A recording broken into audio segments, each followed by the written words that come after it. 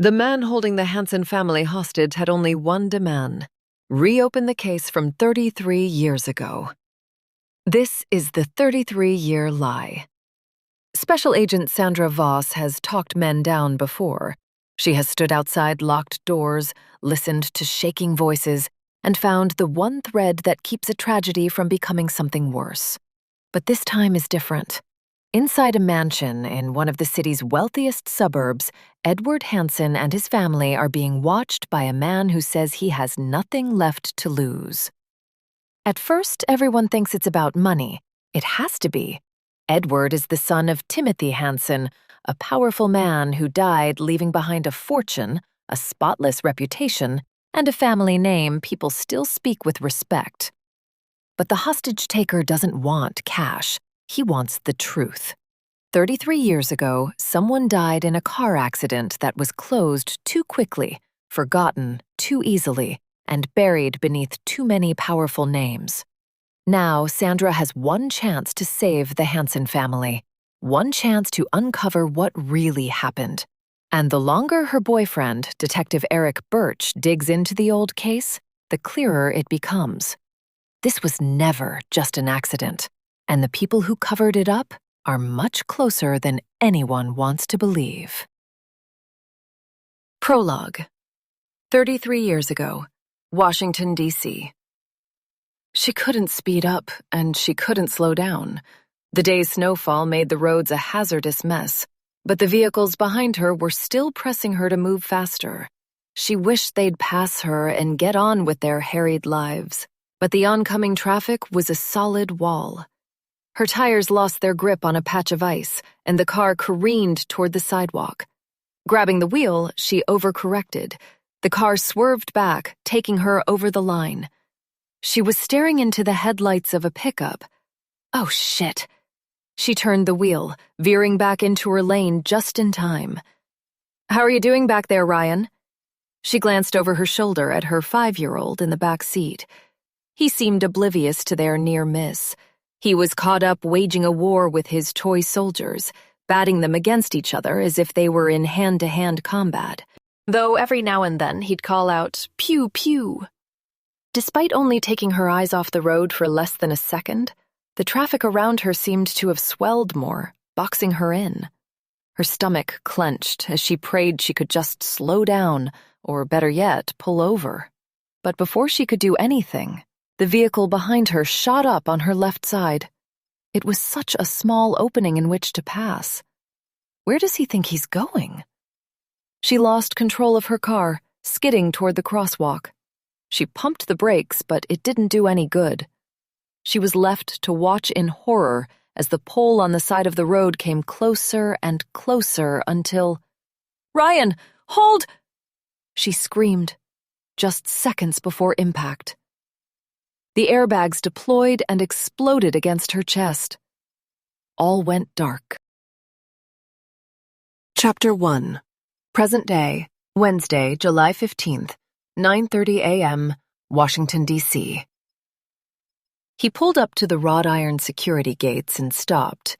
The standalone luxury estate that loomed behind them was rare to find in D.C. proper due to smaller lots and zoning, but the people who called it home were among the top 0.1%.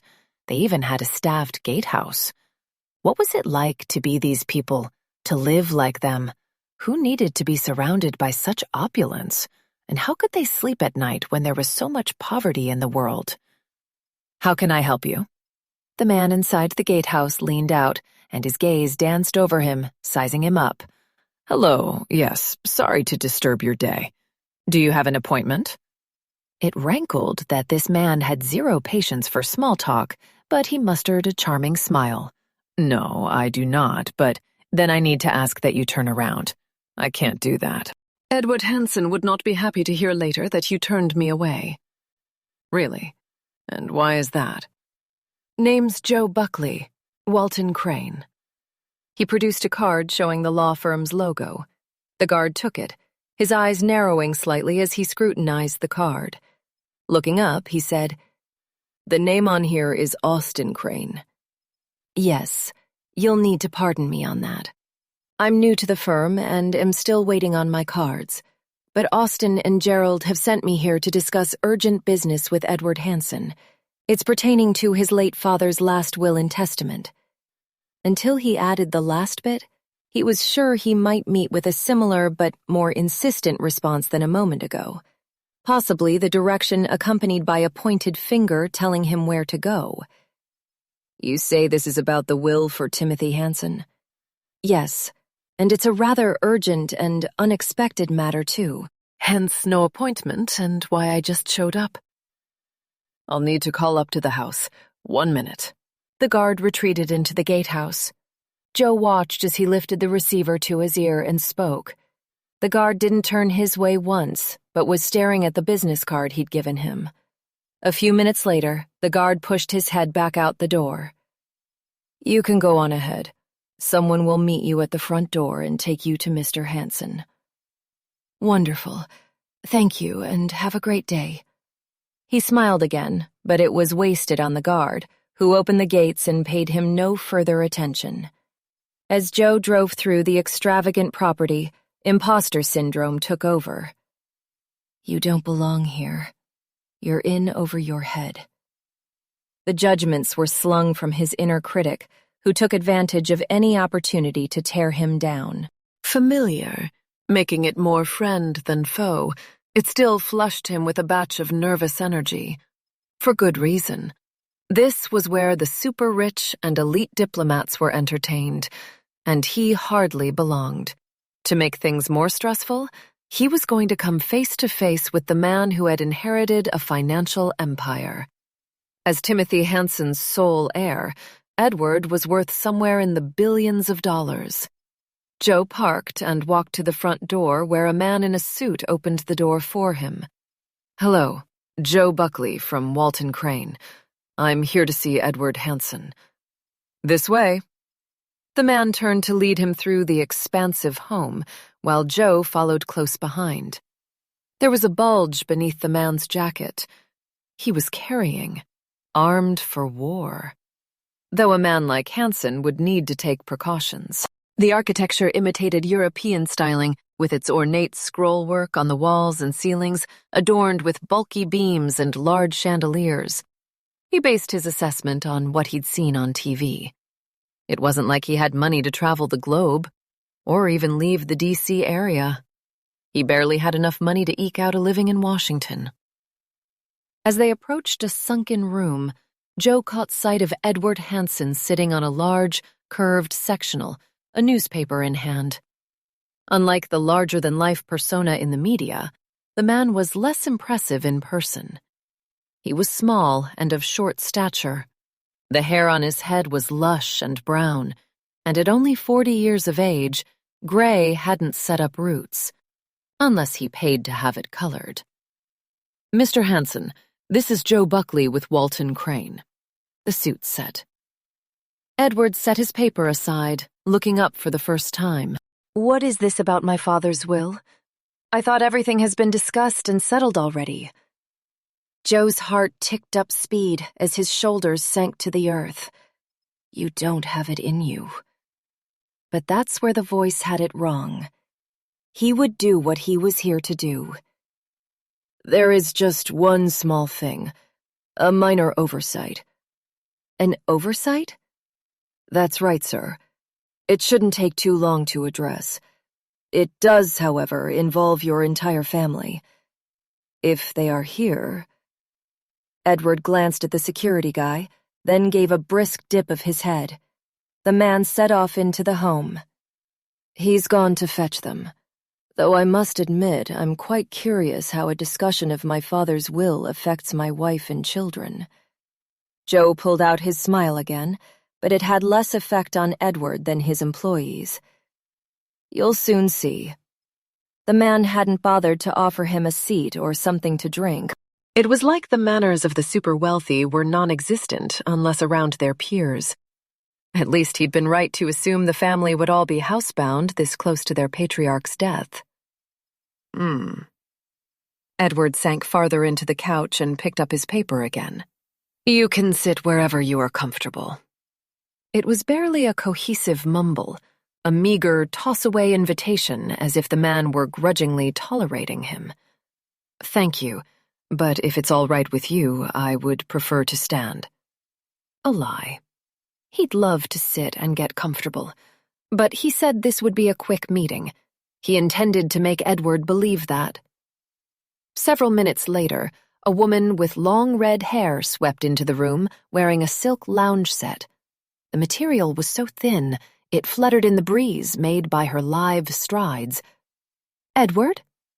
"Just sit. This shouldn't take long." Edward peeked over his paper, doing so obviously, not even worried that his statement and tone would be seen as rude. The woman, who Joe recognized as the Mrs. Ashley Hanson, turned her gaze on him and sized him up. "Joe Buckley, ma'am, with your family's law firm. Nice to meet you." He dipped his head. Ashley turned from him, looking at the back of her husband's paper. "Why didn't Austin or Gerald come?" "Good question." Edward set his paper down again and drilled Joe with a look.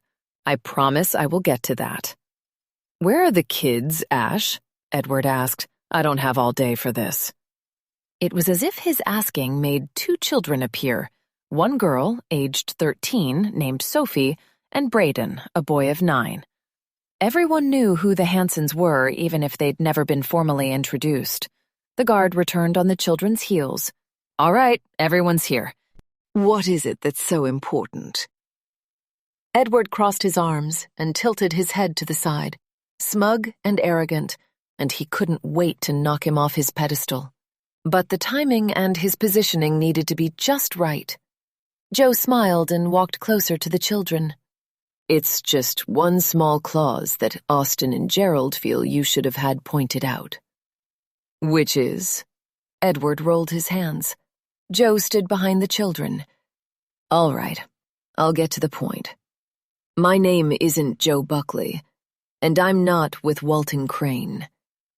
"Edward," Ashley said, as Edward motioned for the security guy to do something.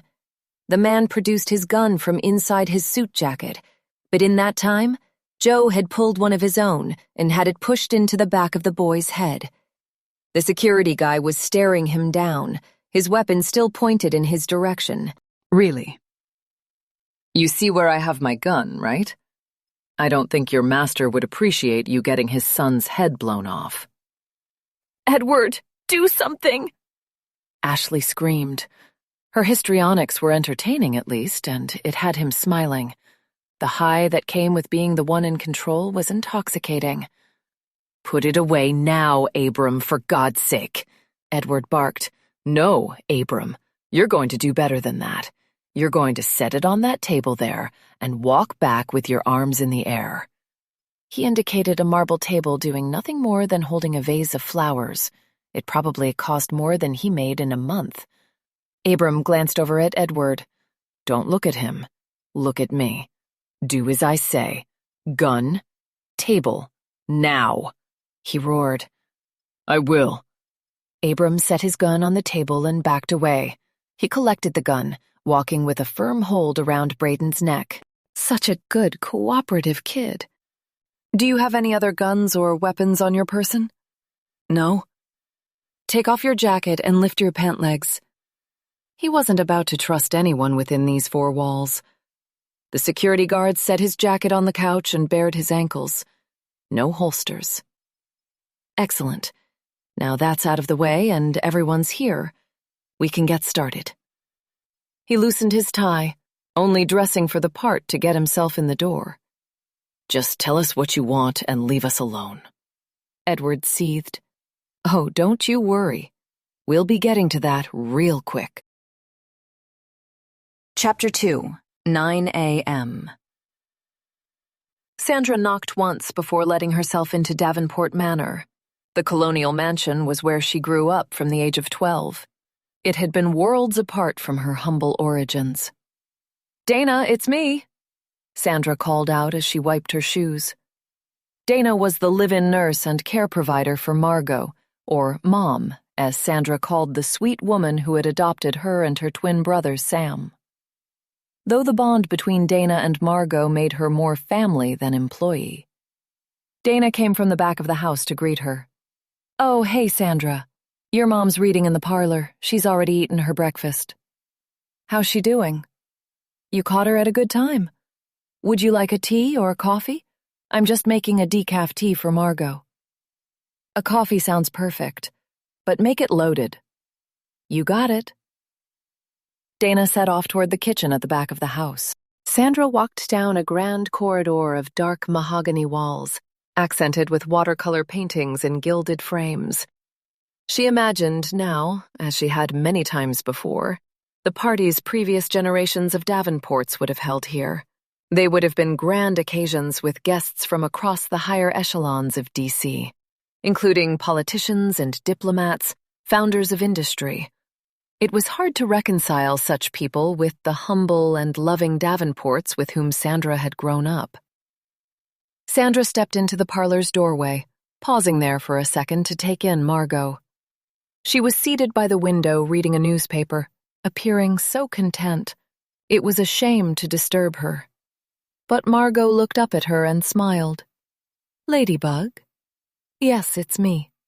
Don't just stand there. Come give me a hug. She set the paper on the side table. Sandra embraced her, feeling her bones through her frail frame. How are you doing today, Mom? It had taken her years to call Margot this, as if by doing so, Sandra was being disloyal to her late mother. But Margot's love and kindness had stripped that fear from her. Margot was her second mother, the one her biological mother had sent to care for Sandra and Sam. Oh, I'm good. She tapped the back of Sandra's hand. Clear eyes and excellent recall in pulling out Ladybug gave Sandra reason to believe her. Margot 1, Alzheimer's 0. For the moment, anyhow. The spell of lucidity wouldn't last, and the brain disorder wasn't all that Margot had to deal with. A fall last month led to the discovery that Margot had anemia caused by a peptic ulcer in her stomach. With adjustments to her medication and blood transfusions to increase her hemoglobin and ferritin stores, surgery to correct the ulcer had taken place a week ago and was a success.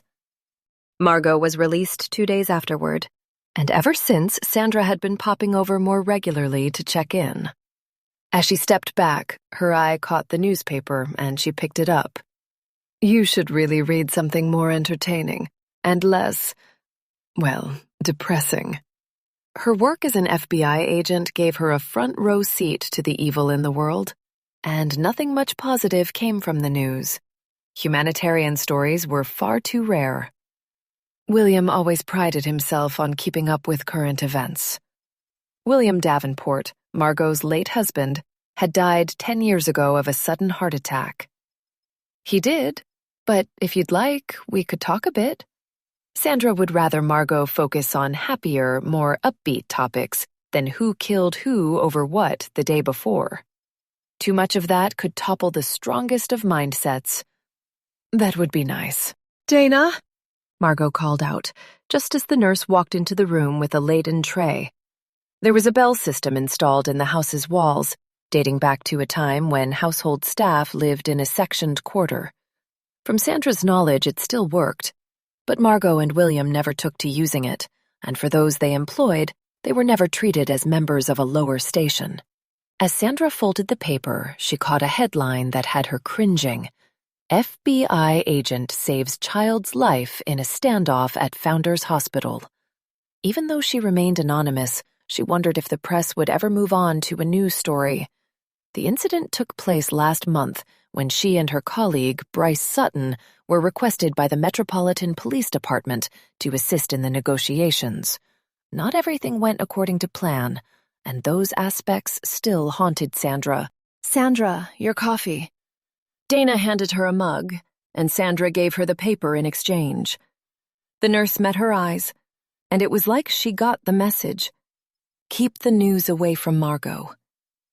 The brew smelled delicious, and Sandra took a slow sip, rich with notes of chocolate and cherry. Sandra settled into a wing-back chair across from where Margot was seated.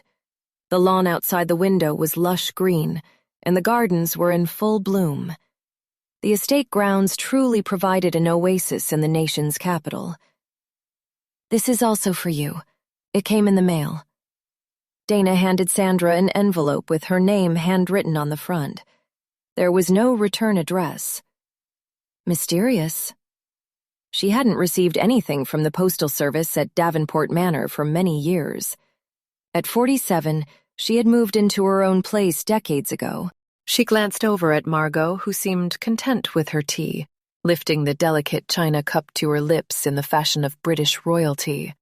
Her eyes were slightly glazed over, and Sandra recognized the sign. Her mind was drifting, likely on a journey to the past, lost to the present. Dana excused herself while Sandra opened the envelope. She wouldn't normally let other things distract her from time with Margot, but she was curious about the contents. She unfolded a handwritten letter and looked right at the signature line. April Clark. The name took a few seconds to register. When it came, Sandra felt like she'd been burned. "What are you doing here?" Margot's question cut through Sandra's panic. "I'm just here for a visit, Mom." "Are you reading my mail?" Margot bit into a sugar biscuit. "Not at all. This one came for me." Sandra refolded the letter, but as she did, she caught one line that explained why April had reached out. "I'd love to catch up in person. It's been so long." Sandra stuffed the paper back into the envelope. It had been a long time, but not long enough. April was her past, a reminder of one of the hardest times in her life. Right after she and Sam were orphaned, they shared a foster home with April. Sandra put the envelope on a side table, wishing it to the extreme ends of the globe. Even out of her hands, it sent out a pulse that twisted her heart in a vice. Why is April reaching out after all these years? "Ladybug," Margot said, cutting through Sandra's thoughts. Margot was back, and Sandra smiled at the dear woman. She initiated small talk, keeping the topics simple yet stimulating. Most of the conversation was about Olivia, Sandra's 16-year-old daughter, or Chickadee, as Margot referred to her, how Olivia was enjoying her summer and getting out on the boat as often as possible. This season brought her daughter to life. Today, she was off doing something with her best friend, Avery. The two girls were inseparable. Later on tonight, both of them were due for dinner at Davenport Manor to celebrate Margot's recovery. That was assuming Margot was feeling up to it when the time came. After the coffee, tea, and biscuits were long gone, Sandra's phone rang. She excused herself from the parlor to answer. The caller ID gave her a few seconds' pause. "Sandra Voss?" she eventually answered, formal, yet dropping her professional title. "Thank goodness I was able to reach you. It's Lieutenant Coleman with the MPD." The Metropolitan Police Lieutenant was yet another reminder of last month's crisis incident. He was the team leader. "How are you, Neil?" "Been better. Listen, there's an incident, and we need you here immediately." Sandra bristled at his demand, but it was also a cause for concern. Neil wasn't the type of man to boss people around, let alone someone who didn't report to him. His calling directly was also highly unusual, not exactly protocol. As a member of the FBI's Crisis Negotiation Unit, when her services were required, it was done through the proper channels. That meant that Sandra's boss, Elwood Rowe, the assistant director of the FBI's Critical Incident Response Group, should be the one on the phone with her right now. But he wouldn't be, because she'd booked this week off, and every Wednesday since Margot's health scare into the foreseeable future. All because Sandra was reminded yet again of how fragile life could be. "You'd have no reason to know this, but I've cut back my hours. The MPD has many capable negotiators who I'm sure can help you." "I realize this isn't how a request like this is typically handled," Neil added. She could sense a but coming and held her breath. "But I didn't see a way around it. The thing is, the hostage-taker requested you, or more specifically, the lead negotiator from the Founders Hospital incident last month. He said he wouldn't talk to anyone else. The lives of 5 people are at stake, including 2 children. His last statement dangled like a baited hook, and Sandra bit. "Tell me where to go." Chapter 3, 10:30 a.m. Sandra was still spinning from what Neil told her. The Hansen family was being held hostage in their home, a place where they should feel safe, where they should be safe. They certainly had enough money to pay for the best protection, as one of the wealthiest families in D.C. Had a weak spot in their security led to this? She stopped in at the Washington field office, or the WFO, where she was assigned, before she made her way to the crisis incident. After she filled in her boss, Elwood leaned forward. "On your week off and you're going? I don't think there's anyone as dedicated as you are. What am I supposed to do? Turn Lieutenant Coleman away? The hostage-taker requested me. And 5 lives are on the line. You're a good one, Sandra." She let her boss's praise wash over her. "If I can help, it's where I'm meant to be." With that, she left his office and pulled out of the parking garage with a government sedan. On the drive to the Hansen house, she decided she'd made the right decision leaving the family name out of her briefing to Elwood. It carried weight, and she didn't want it exerting undue influence. Namely, having Elwood insisting that the FBI take over. She presented her FBI credentials to the MPD officer at the barricade at the end of the street. It was to prevent vehicle and pedestrian traffic. It would also keep the press out, for which Sandra was grateful. They often had a way of complicating crisis incidents. Though when it leaked the Hansens were being held hostage, the news would spread like wildfire. The officer took a long, scrutinizing look at her badge. "Just go to the end of the street. You won't be able to miss everyone." "Thanks." She put the window back up and advanced slowly. Ahead of her, the lights on a few police cruisers flashed in silent testimony to the dire situation underway. What was an ordinary Wednesday morning for most was a living hell for the people inside. Upon spotting the mobile command vehicle, or MCV, on the road in front of a gated driveway, her mind served up memories of spending 12 hours inside it last month. The recollections also resurrected the failings from the day, but she couldn't allow herself to get buried under by them. That was then. This was now. She parked near the curb a couple of houses down and texted Olivia to let her know she was called to a crisis incident and might not make it home for dinner. A reply came quickly. "Thought you were off this week. Man makes plans and..." Funny. Sandra was in the middle of putting her phone away when another text came in. "Be safe, XO." "Will do, XO." She got out and walked to the scene. As she got closer to the property, the view from the road offered little aside from the silhouette of a roofline on a palatial home buried on the grounds. Lieutenant Rick Krieger was smoking a cigarette near the door and holding a coffee in a to-go cup. It gave her an instant flash of déjà vu. "Boss," he said while stamping out his cigarette butt on the pavement with a twist of his shoe. "Krieger." She parroted his greeting. "Everyone inside?" She gestured toward the vehicle. "You know it." When he spoke, his silver mustache bobbed up and down, which was distracting sometimes. She hadn't expected a slew of small talk from the lieutenant. Krieger wasn't the type, and she appreciated that trait given the circumstances. She walked toward the vehicle, with Krieger on her heels. She rapped on the door before letting herself inside. There she met with more familiar faces from last month. They churned the darker aspects from that day to the surface again. "Hello, everyone," she rushed out, trying to nix any regrets from taking hold. Detective Monica Harding spun in her chair to face the doorway, her long brown hair back in a ponytail. "Sandra, it's so nice to see you again. Not that there's a situation, but, well, you know what I mean." "I do." Sandra smiled at Monica. As the scribe, she made concise scripts from any discussions with the HT, or hostage taker. At 32 years of age, she was well along on her career track. Detective Gibson Farmer offered a succinct, "Hey," suiting his personality. In his late 40s, like Sandra, he had fine lines around his eyes that fanned out like starbursts even on his resting face.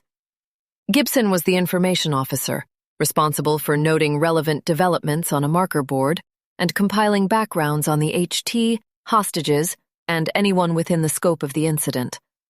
He also interviewed any persons of interest on scene. Lieutenant Neil Coleman, a redhead who didn't show his temper often, was getting himself a coffee from the alcove when Sandra entered, but he abandoned the task and came to her with an extended hand. She took it and shook it firmly. "We're all so happy you could make it," he told her. "Sure." Her gaze drifted to an unfamiliar face sitting at the workstation next to Monica. The man introduced himself. "I'm Sergeant Donnie Mason. Sandra Voss with the FBI." She offered the introduction, though she surmised Donnie would have been told her name in advance of her coming here. "Donnie will assist you today as your second." Neil clarified his role while he swirled a stir stick in his coffee, then popped it into the trash can. Hopefully Donnie wouldn't feel usurped with her stepping up as lead negotiator. The one who had been Donnie's secondary must have already left the scene. "Well, nice to meet you, Donnie. If you could fill me in on where we are before I make contact. That's assuming we have a way to do so." The comment was an insider reference for those who had worked the hospital lockdown. The gunmen had shut down all methods of communication, and they were without a means of contacting the gunmen inside for several hours. "We do. Thankfully, this is nothing like Founders," Neil said. "The HT wants to talk. Only to you, mind you. But he is the one who called 911 using the landline inside the home. Donnie, start us off." Sandra was stuck on the hostage-taker calling 911. There must be a strategic reason for that. Most HTs liked their time undisturbed with their hostages before the police became involved. Donnie pointed at a monitor mounted inside the vehicle. It showed a live feed of the front gates. "Let me welcome you to the Hansen residence, belonging to Edward Hansen, the sole heir of the Hansen fortune. That being the Hansens of Hansen Property Development, Inc. As in, we've been building homes, not houses, since 1941. I'm sure you've heard the slogan." It was hard not to smile at Donnie's colorful overview. "Yes, I'm familiar with the Hansens." "Then you will recognize them." Donnie pointed at a marker board where photographs of 5 people were attached with magnets. Their names and ages were written beneath them. Edward Hansen, 40. Ashley Hansen, 35. Sophie Hansen, 13. Braden Hansen, 9. Abram Duke, 37. Sandra was certain she'd find out who Abram Duke was soon enough. It was the children's faces that arrested her attention, not just because their young lives were at risk, but more the grand picture. The hostage-taker had violated their safe place. What happened today would stay with them for the rest of their lives. On another marker board were a few notes. "First contact with HT at 9:15 a.m. Founder's primary negotiator requested. No reason given. HT is armed, late 30s or thereabouts, per Mario Dorsey. HT disabled control for the gates for the guardhouse. Property breach will result in debts. Video surveillance to remain active. Threatened harm to hostages if disconnected. Add Dorsey to the list of things she wanted to discuss, along with Duke and a few other notations." It didn't settle well the HT had already uttered so many threats. But Sandra viewed them as a blatant attempt at control, which suggested the HT may lack confidence. Not that she'd conclude he was all talk, no action. In fact, the opposite. Hostage-takers with low self-esteem were more dangerous than their confident counterparts. They were less likely to be talked down easily, as they were more fixed on proving themselves and their worth, no matter the cost. "Now the house is 15,000 square feet, while the property is set on an acre. The only way in is what you see," Donnie said. Sandra looked again at the monitor and large gates, also taking note of the tall fence. "He's right," Krieger put in.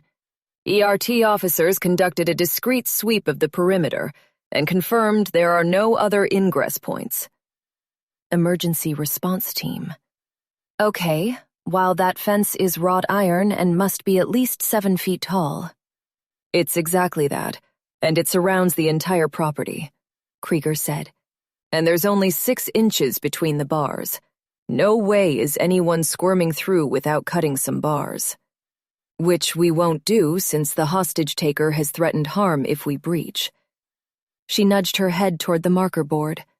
That's the main thing keeping us out. Krieger met her eyes, reminding her his fallback position was the use of force. She wasn't getting into it with Krieger. Not yet, anyhow. When working the Founders incident, Sandra found out through a third party that Krieger had one case that haunted his career. It was one where a family of 4 had lost their lives to a hostage situation in their home. He blamed himself for not getting SWAT to move in sooner. She hoped he had buried the past and wouldn't be pushing for a breach all day, though she wasn't sure she'd be that lucky with this incident mirroring the one that turned sideways for him. All right, given what you told me, the hostage-taker only had one way in. So how did he make it past the gates? I'll get to that. But first, did you hear about the passing of Timothy Hansen last week? I assume you have. The news is still everywhere. Donnie said. Yes, of course. Sandra had glimpsed an article headline about Hansen under the Founders Hospital's One that morning. Hansen's billions pass to sole heir. The title said it all without even needing to read the story. But she had read one last week that covered the mogul's passing. Well, our guy used this knowledge to get in, Gibson began. He told Dorsey, the guard at the gatehouse, he was with the family's law firm there to discuss something urgent about the will. He told them he was Joe Buckley. I called the attorney's office. No employee by that name, and there wasn't anything further that needed discussing about the will. Dorsey described the man as being in his late 30s, possible 40s, but wasn't very helpful otherwise. He didn't make a note of the man's appearance? Sandra found that questionable. Gibson shook his head. Says that's not what he's paid for. His job is to verify appointments, collect names, and if all checks out, let them pass. Then asking for a license plate number would be expecting too much. Guy couldn't even tell me the make and model of the car. Dorsey claims cars aren't his thing. Officers tried to get a better look through the fence, but there's no clear line of sight to make out body shape of the vehicle or its plates. Hedges. Gibson shrugged. Sandra understood Gibson's skepticism. Dorsey's entire job was admitting vehicles onto the property. One would think makes and models, if not people, would leave an impression, if for no reason other than to offset boredom. So that's all it took to admit this guy. He sold some story about having important business to discuss with the Hansens? He gave him a business card from the law firm, but yeah, Gibson confirmed. If the hostage-taker was acting solo, he had taken a risk. What would he have done if his ruse hadn't worked? His approach was opportunistic and wouldn't have taken too much effort to devise. The news article Sandra had read stated the name of the law firm as Walton Crane. The HT would have just needed to go by their offices for a card. Finding the Hansen estate would have taken a simple internet search. But was he working alone? Have we taken a good look at this security guard, Dorsey? Maybe he's in on this. You can bet I did, Gibson piped up. Mario Dorsey. Clean record, and I talked with him at length. Nothing flags about the guy. He doesn't seem to be guilty of anything but incompetence. No criminal record on the security guard working on the inside either. Though, of course, I haven't had an opportunity to talk with him. He's the 5th hostage? Sandra pointed at the photograph of Abram Duke. That's right.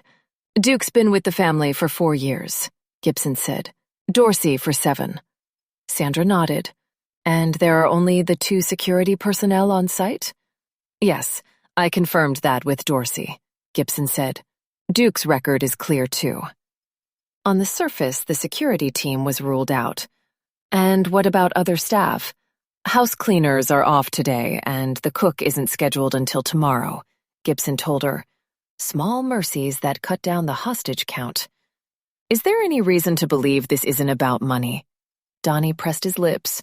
Nothing that's come up about that so far, though it seems likely considering where we are. Sandra had to agree. Let's see if I can find out his demands. She picked the workstation next to Donnie, set her messenger bag at her feet, and put on her headset. Chapter 4, 11:01 a.m. Sandra had run into similar hostage-takers before, the type who spoke bold from the start and took the initiative. It was a play to position themselves as the shot caller, or one in control. The good news was, they often had a clear goal in mind. The bad news was, their agenda could be illogical, and while the ruse the HT had adopted to gain entry seemed opportunistic, it could be a grave mistake to assume that's all it was. The HT had at least followed the news to request her. Did that show forethought and planning? Or did the HT simply follow the news? I see you don't miss a beat, Donnie said, turning to her. You remember how everything works? I do. She glanced down at the numeric keypad on the desk. Whenever she made a call or received one over the system, the others patched in through their headsets with muted mics. Great. That's the number there. Donnie pointed at a handwritten scribble on a notepad, which he pushed toward her. You can just take that if you want, and here's a pen. He grabbed one from a cup on his desk. Sandra gave a quick glance at Krieger. The only way to douse his instinct to rush ahead was to give him reason not to. She took a few seconds to collect her breath, her thoughts, her emotions. When she put the call through, this was no longer about her, or any tensions out here. It wasn't even about the hostages. It was about immersing herself in the hostage-taker's mindset. It wasn't enough to simply see his side. She had to take on his concerns as if they were her own. Here goes. Sandra nodded at the team, punched in the digits, and waited. And waited. The line rang 6 times before it was answered. This better be who I asked for. That is one way of answering the phone. It was the move of someone who wanted control and lacked confidence, which supported her earlier thinking. With the video still working for him, he would have seen her arrive. Unless he was distracted. I was the lead negotiator for the Founders Hospital incident. My name is Special Agent Sandra Voss with the FBI. She offered her given name to insert some humanity and the title to establish her authority. It was best he viewed her as an equal, and got the sense that's how she saw him. Who am I talking to? We'll get to that, Sandra. But there are more important things to cover first. Screams erupted in the background from a woman and teenage girl. Ashley and Sophie. Shut up! Just shut up! The hostage-taker yelled. A few seconds later, he spoke to Sandra, calm and composed. I need you to listen closely. It was best she ignore the cries for help, as well as overlook the shift in his temperament. Yes, of course. I'm listening. But if, for any reason, we get disconnected, you can always call me at this number. Do you see the caller ID on your phone? I do. Good. I'm here to help. You can talk to me. She left space for his name just in case he changed his mind. You will reopen the Susan Crawford case. Gibson's fingers started clacking on his keyboard. Is Susan Crawford someone close to you? Sandra asked the HT. We're about to find out how good you are. Just reopen that case, and you can tell me who I am. But the truth must come out. All right. I heard your request, and I'll go to my boss about this for you. But I'll need you to do something for me. No, that's not how this works. You reopen it, or I will shoot one of the Hansons, starting with the youngest. More screams. Donnie wrote in a fresh notepad and pushed it under Sandra's nose. Inclined to utter threats. Follow through? Okay. I'll do everything within my power. Will you at least confirm that everyone in there is okay? That no one is hurt? Everyone is fine. She wanted to ask to speak with each of the hostages, but negotiating was also about reading what wasn't being said. Making such a request this early in their relationship would be pushing things too far. That's great to hear. I'll talk to my boss, as I said. You have my word. After a few beats of silence, he said, Thanks. And then the line cut out. Thanks? Donnie parroted while taking off his headset. That's a new one. It doesn't happen often, but when it does, it's a clear sign the HT isn't a criminal mastermind. In her 14-year career as a negotiator with the Crisis Negotiation Unit, she found the split was down the middle between violent offenders and desperate people without a record. Yet he found a way inside Fort Knox. Guards inside and out, Krieger said. Not by force, though. He talked his way in. She wanted to emphasize that point for Krieger. Let him see the power words could have. Also that the HT hadn't used violence yet. Though she wanted to touch on Donnie's note, despite fearing it might incite Krieger. We need to assume he has the capability of carrying through on his threats, though. Failing to do so would be reckless. I agree. And that doesn't exactly put me at ease here, Voss. You heard the guy. All those screams and nothing. He acts like he doesn't even care about what he's putting them through. I'm going to follow up on the blueprints and chat with ERT. Krieger heaved himself up from where he had been sitting at the table and left. She understood Krieger's position. His job was tactical, and he needed to be prepared for several contingencies. What concerned her was whether she could trust him not to let his personal feelings interfere. They hadn't worked together long enough to support such faith in him. Turning to the team, she said, Anyone else notice the change in the HT's temperament? Oh, yeah, Monica said, pausing from typing up her notes. His mood swung back and forth, yelling at the hostages like a madman, and then talking to you like he was having a light-hearted conversation. It was unsettling. Sandra nodded. Then there was the thank you. Hostage takers are more prone to thank a negotiator when they feel heard, but also when the stakes are personal. If that's the case, this might have nothing to do with money, Donnie said. Sandra shook her head. It's early yet to go there, but one would think if it was, that would have been his first demand. Donnie leaned back in his chair and clasped his hands over his flat stomach. So who is Susan Crawford? And what is her connection to him and the Hansons? It must be something powerful for him to go to these extremes to get an investigation reopened. He wants our compliance, and he knows this will get our attention. He's shown his hand, though. If we figure out the inner workings here, we'll get his identity. Just like he expects. Sandra pulled her laptop from her bag and logged onto the system, prepared to pull a background check on Susan Crawford, though it seemed Gibson was already all over this. Gibson? Neil prompted. I have Crawford's background coming up. Okay, so I'm not sure what everyone expected. A murder or someone who was wrongfully convicted and rotting in prison. But there's only one report attached to that name in the system. Susan Crawford, 32, died on scene in a fatal car crash 33 years ago. Neil's brow pinched. Are we sure we heard the name right? We all heard it, Monica put in. Give me a second and I'll play the audio recording. Gibson gestured to his computer. And I can only go by what the records say. Not that this makes any sense. Dorsey described our HT as being in his late 30s. That would make him 5 or 6 years old that many years ago. Why would he care about Susan? The pieces weren't clicking together yet, but Sandra was confident they would before this was over. It would be ideal if that was sooner than later. Monica stopped typing at her computer, the summarized script finished, and removed her headset. Here's the audio. The playback poured through the speakers in the vehicle.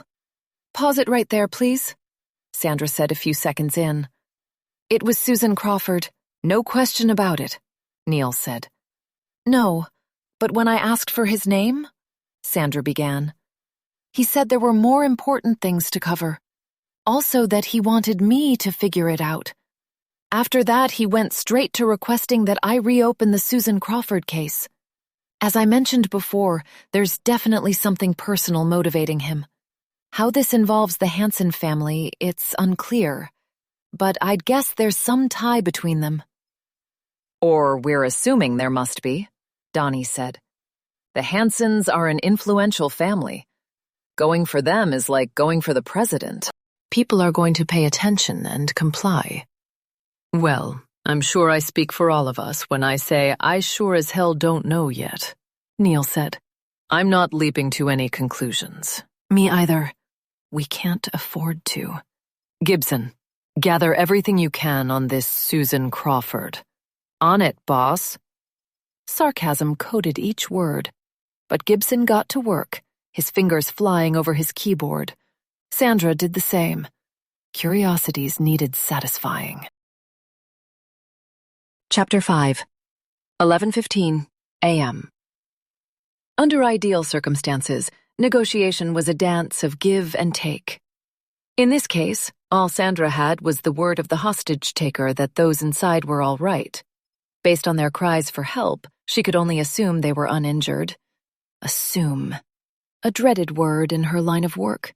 There was too much gray area, room for interpretation, which could wind up completely false and deadly.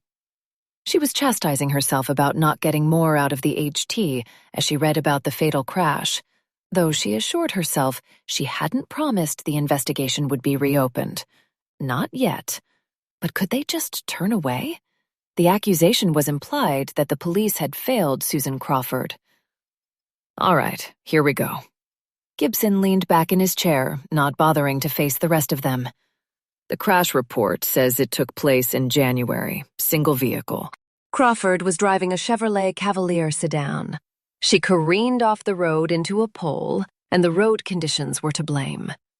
That's it? The HT must think there's more to it, Neil said. He's not going to be happy if we hold our arms up and surrender. Did you spot any connections between Susan Crawford and the Hansons? Gibson shook his head, still not bothering to turn around. Nope.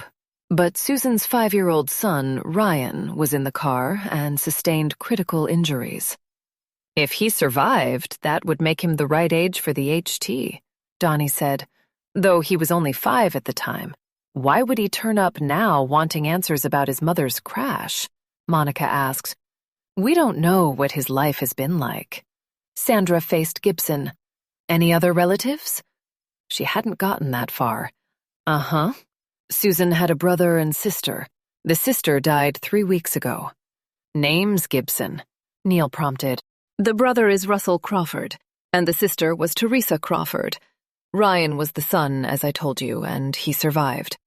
He's 38, but this is Susan's brother. Gibson wheeled to the side. On his screen was a handsome man who certainly didn't look his age, with blonde hair and green eyes. He's 68, if you can believe it. Monica puffed out a breath. He's 68? Wow, he could pass for late 30s, early 40s.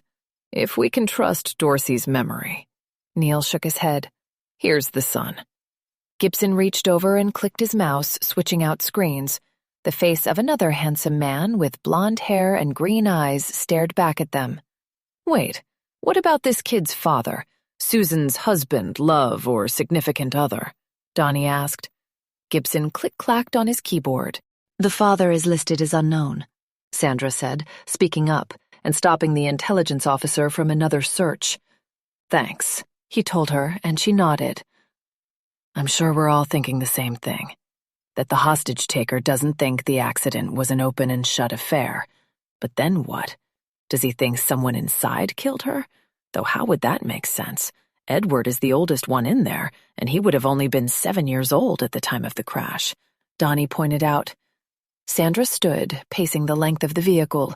Getting the blood going, the oxygen pumping, always helped her mind work better. Thoughts surfaced about the ruse the hostage-taker used to access the house. It was connected to Timothy Hanson's death. She dropped back into her chair and did a search on the man. Timothy Hanson was 73 when he died, so he would have been 40 years old when Susan died in her accident. All right, but where does that get us? The man is dead, Gibson pointed out.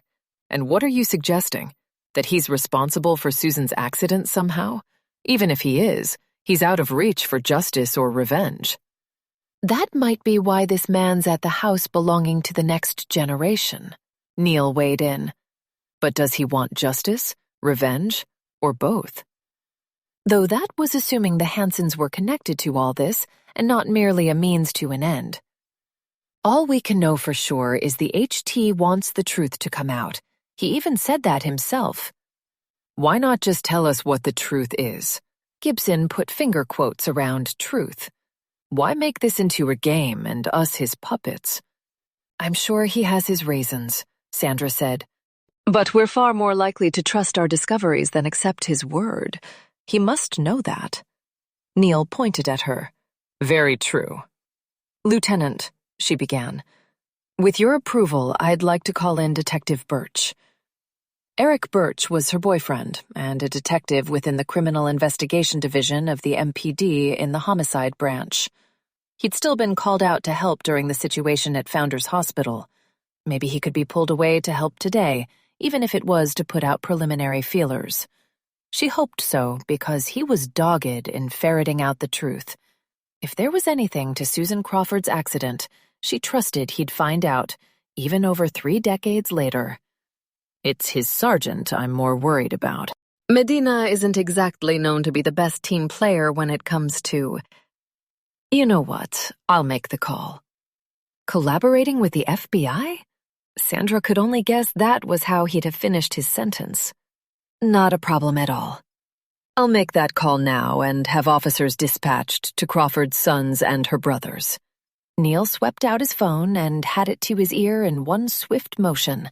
Sandra listened while Neil gave Medina the breakdown on the situation, the stakes involved, and how the answers were needed yesterday.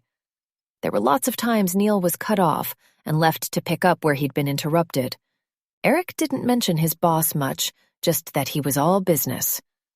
Yes, the Hansons. I realize the optics. Neil rolled his eyes for Sandra's benefit.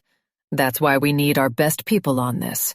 It's not just flattery, and no one is saying the Hansons did anything wrong. We just need to...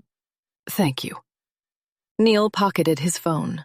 He's going to assign Detective Birch to look into this, with his reservations. In other words, don't get our hopes up, she said. You got it. Neil made his second call. As she listened to him, she was having a hard time shaking one of his earlier words. Optics. She appreciated that playing well with others required diplomacy, but if it came down to it, there was no way she'd let justice be perverted or twisted, no matter what names were thrown around. Not on her watch. Chapter 6, 11:40 a.m. PD Officer Cindy Moore pulled her cruiser to a stop in front of the Blue Row House. The place was well-maintained and registered to Russell Crawford. On the way there, she couldn't shake the feeling this was her chance to really prove herself. She had been riding on her own for 7 years now, but at 30, she was ready for the next step in her career. Her eyes were set on becoming a detective in the Criminal Investigation Division, ideally for the Homicide Branch. She knew it was a long shot she'd be selected. Most third-grade detectives started in property crimes or robberies, and she hadn't made it there yet. Even after she'd jumped through all the hoops, including passing the detective selection exam a few months ago, she was still here on the streets. With hard work and dogged perseverance, she was going to use today to change that. Make the department see what they were losing out on by keeping her as a patrol cop. She had almost dropped her phone when Lieutenant Coleman called. When he told her the situation, he used the words, "This is pertaining to an active, high-profile incident." Then he told her what he needed her to do and added, "Can I trust you won't let me down?" "You can trust me. To not let you down." She shook her head at herself for the slip. "I already put this past your sergeant, so see that you don't." With that, Coleman had clicked off. So Levine knows. He was well aware of her aspiration to become a detective, Not that anything remained secret for long around First District, and her passing the exam circled like wildfire. She ran a quick plate check on the truck in the driveway and confirmed it was registered to Russell. Coleman had already told her that Crawford's background was clean. "You can trust me." She reiterated her promise to Coleman and called in her location. After receiving acknowledgement from dispatch, she got out of the car, smoothed her uniform, and walked briskly to the front door. There she rang the bell. After no answer, she tried knocking. Just when she thought no one was home, footsteps padded toward the door. The deadbolt thunked, and soon after, Cindy was looking at a handsome man, Russell Crawford. While his license told her he was 68, he'd certainly aged well. One could shave 30 years off that if they didn't know his age. He was in excellent shape, possessing a lean runner's body. His piercing green eyes assessed hers. "Can I help you, officer?" Russell wasn't the man inside the Hanson residence, but he could still prove useful. Coleman had told her there was another person of interest related to Russell. "I have a few questions about your nephew, Ryan Crawford." "Ryan? You've come to the wrong place. I haven't seen that kid, well, since he was a kid. I guess he must be, near 40 by now?" Cindy's heart sank at Russell's response, but she was never one to back down or give up. Her parents taught her that by their example. "He's 38, but you still might be able to help me." After all, he could know more than he realized about his nephew. Even if not, he could have something to say about his sister's accident all those years ago. From her phone call with Lieutenant Coleman, she deduced that Susan Crawford's accident may have been the initial trigger for today's events. "Not sure about that, sweetheart, but it's Officer Moore." Never one to tolerate any man calling her things like sweetheart or darling, she always swept in with an immediate correction. "Well, officer, as I told you, I'm out of touch with my nephew, so if you have questions about him, I can't help you." Russell started to close the door. Cindy stepped forward. "With respect, I'll need to be the judge of that. Just a few minutes of your time, sir." Russell sighed, but stepped back to let her inside. As she entered, she sized up her surroundings. Staying alive while in uniform required living with one's head on a swivel. "Is anyone else with you?" Even if there wasn't, she had to weigh the risks. "Nope, just little ol' me." He smiled, and she cringed. It didn't matter how handsome he was older than her father. But she wasn't reading sex offender vibes from him. "If you could show me to a room where we can sit down?" "This way, officer." He led her to the living room. Cindy took in the house's layout from what she could see. The row house was boxy and far from open concept. There was one way in and out of the room, and 2 decent-sized windows overlooking the street. She sat in a chair that faced the doorway, perched on the front part of the cushion, ready to act if it became necessary. She pulled out her notepad and clicked her pen. She noted the date and time and Russell's name, date of birth, and address. "You said you haven't seen your nephew since he was a kid. When was that exactly?" To hell if she wasn't going to be extremely thorough. Not when assisting today could make her dream come true. Russell sat on the couch, rested his right arm on the top of it, and crossed his legs at his ankles. "It was at Suze's funeral." Cindy scribbled that down. "And that was the last time?" "It was." "Not even at your sister Teresa's funeral?" "I never made it." "Not long after Suze passed, I started volunteering for relief work around the world. I was in Haiti when T died, and her funeral was put together rather fast by one of her friends. I just got back to the States yesterday." While all that sounded honorable, his charitable efforts only accounted for so much. "All right, but how could you walk away from your nephew after his mother's death?" "He was never alone. His grandparents were long gone by then, but T swept in and took care of him. It worked. I mean, T never got married or had kids. This was her shot." Cindy took offense, not being a mother herself. For now, her focus was on her career, but she figured one day she'd find the right man and have a kid or two. Or she might go modern, skip the relationship, go in vitro fertilization, and become a single mother. Nothing wrong with that either. But that was assuming she physically could have children. Some women couldn't, no fault of their own. That might have been the case for Teresa. I'm sure she still would have appreciated some help. You don't understand my family. We were never what you'd call close. I'm 6 years older than T. I was out of the house when she was a teenager. We lived in different worlds. Why are you so interested in Ryan anyhow?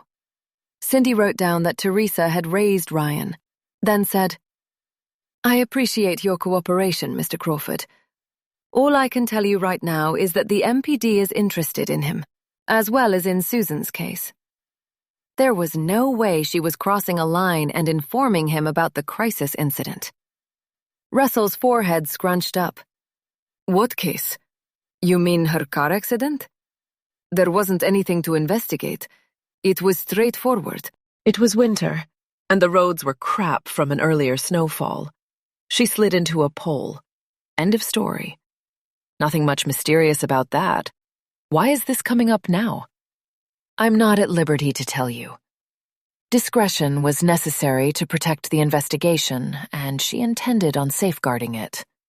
Uh-huh. And why do I feel that Ryan and a request to reopen the case are connected?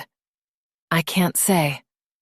She'd mostly tapped out this resource, except for one remote possibility. It was a tidbit that Coleman had shared about Ryan, or more like one enigma about him. Do you know the situation with Ryan's father, who he was? Her mind ran wild with another theory. Had that man resurfaced after all these years wanting to avenge Susan's death? Some people can't shake grief and move forward. The easiest path some see is to lay blame on others. And the way she saw it, whoever was inside the Hanson home must hold the family responsible for the crash. No clue. I'm telling you, I wasn't around much.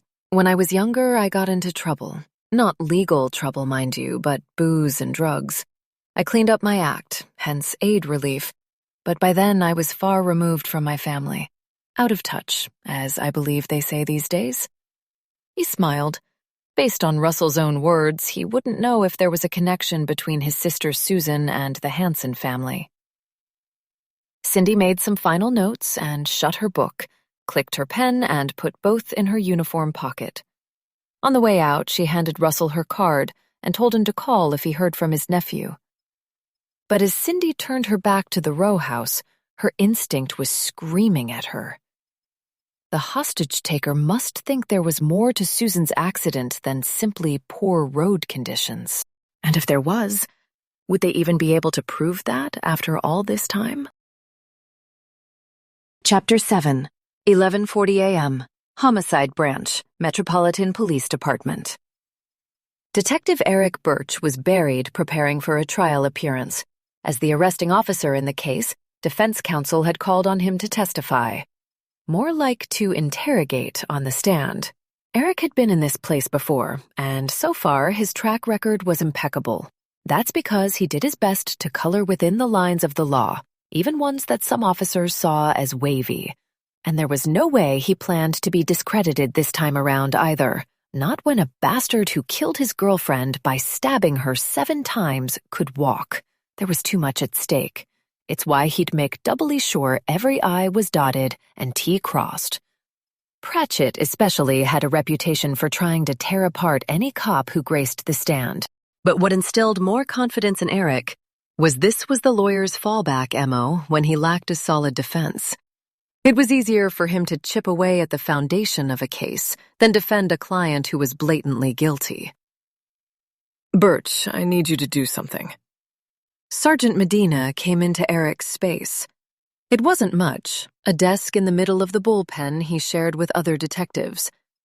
Eric could argue he was already doing something, but that line wouldn't work on Medina. Whatever you like, boss. Don't be cute. Got a call from Lieutenant Coleman. Eric listened while Medina laid it all out. Another assist on a hostage situation. the second one in as many months. On the scale of founders? No. But I guess Coleman figures you're the best man for the job. I didn't get into why he thought that. Eric would never expect his boss to butter him up. If he ever did, then he'd worry. I'll get on it right now. Good man. And keep me in the loop as you go along. We don't want any of this blowing up in our faces. I understand. Though Eric treated every case that crossed his desk without bias, the Hansen name or not, Eric was less concerned about public perception and more interested in justice. Medina walked away, leaving Eric only vaguely clear on why he was being called on to dig into a 3-decade-old car accident. Even more unclear was why Lieutenant Coleman had requested him specifically. His instinct served up one reason. Was Sandra involved? She was limiting her work for the FBI's Crisis Negotiation Unit to incidents within the DMV area, that being D.C., Maryland, and Virginia. Though she had this week booked off, so maybe he had it all wrong. He closed the folder he'd been working on, and remembered he'd heard his phone ping with a text a while ago. He checked the message now, and found it was from Sandra. I had Coleman request you. I'm working the Hansen incident. Please look at that Crawford accident closely. There must be more to this than is in the system.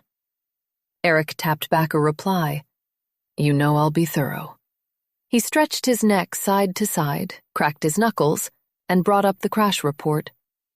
It took place Tuesday, January 10th, 3:20 p.m. The road conditions were snowy and slushy. Type of crash was single vehicle, fatal. Involved parties were Susan Crawford, 32, and Ryan Crawford, her son, 5 years old. Vehicle was a red Chevrolet Cavalier sedan. Damage was limited to the front end, which was crushed. Airbags deployed. Seatbelt worn. Injuries were fatal for Susan, declared at scene by a D.C. medical examiner. Ryan was alive, but in critical condition. The sketch at the bottom of the report looked straightforward, and there was a list of 3 eyewitnesses with their phone numbers and statement summary. All reported seeing the vehicle lose control and slide into the pole. Under evidence collected, there was a note that the vehicle was towed to the MPD impound lot, airbag modules tagged and stored, debris from the scene photographed and logged. Blood samples were also collected and taken to the MPD Forensic Science Laboratory. Photos were to be attached to the report, but there were none. What surprised Eric was there was no supplemental digital report from the Major Crash Investigation Unit. When accidents involved fatalities, they were called in to take over. Also, a reconstruction specialist from there should have photographed the entire scene, as well as documented where the vehicle came to rest and points of impact. There was a brief summary from the medical examiner confirming Susan Crawford was DOA, dead on arrival. But it still didn't settle that so much documentation was missing from the electronic file. Todd Levine was the responding officer who had filled out the report. The sergeant who reviewed and signed off was Dean Finley. Eric knew Levine. He was his training officer and mentor coming up in the force, a solid cop, above reproach, a current, respected, and decorated sergeant in the Patrol Services Bureau. Eric attributed a lot of his strong qualities as a detective to learning under the man. He'd never mentioned Finley. Eric searched the system. Finley was currently 73, making him 40 at the time of the accident. He took retirement 25 years ago after the same number of years in service, so he was gone for 1 year before Eric joined the department. The file told him that Finley still lived in D.C. If Finley was anything like Levine, he was a respectable cop, and looking into this accident would just be a waste of time. It was possible the hostage-taker had brought it up as some warped delay tactic until he made his real demand. But was Eric's respect for the Brotherhood holding him back from accepting what his gut was screaming at him? That something was going on here. But was he overreacting? The circumstances that had him looking at this, skewing his view to see the worst. The documents and photographs could have been missed from being scanned, or they could have gotten attached to another file. There was one way to smooth this all out. Eric called MPD headquarters where original investigation files and crash reports were kept. Since this one involved an unresolved fatality, it should still be there. But Eric was hanging up a few minutes later with more bad feelings. Crawford's hard file was gone. The other physical evidence might be at the lab, but a look at the airbag modules wouldn't get him anywhere. Next, he called the MPD impound lot and asked them to search their records for Crawford's Chevrolet Cavalier sedan. The vehicle would be long gone, but they should have a record of it being there. They didn't. What the hell? The report said it had been taken to the MPD lot, so where had it gone? Not to mention there was no record of a forensic examination. In today's world, investigators would meticulously comb every inch, though things could have been done differently back then. After all, the field of forensics was just getting started, but still. Icy conditions careened into a pole. On the surface, there wasn't anything suspicious about the crash. It was everything else that had the skin tightening on the back of his neck. Chapter 8, 12 p.m. There was no chance Sandra would risk contacting the hostage-taker until she received official confirmation the Susan Crawford accident was being reopened. Though reopened might be a generous term. Eric had texted a moment ago and confirmed what they already knew. The accident was treated as if it were open and shut, but he said there were aspects he had to follow up. What they were, he must not have felt comfortable sharing yet. She still provided the meager update to those in the vehicle.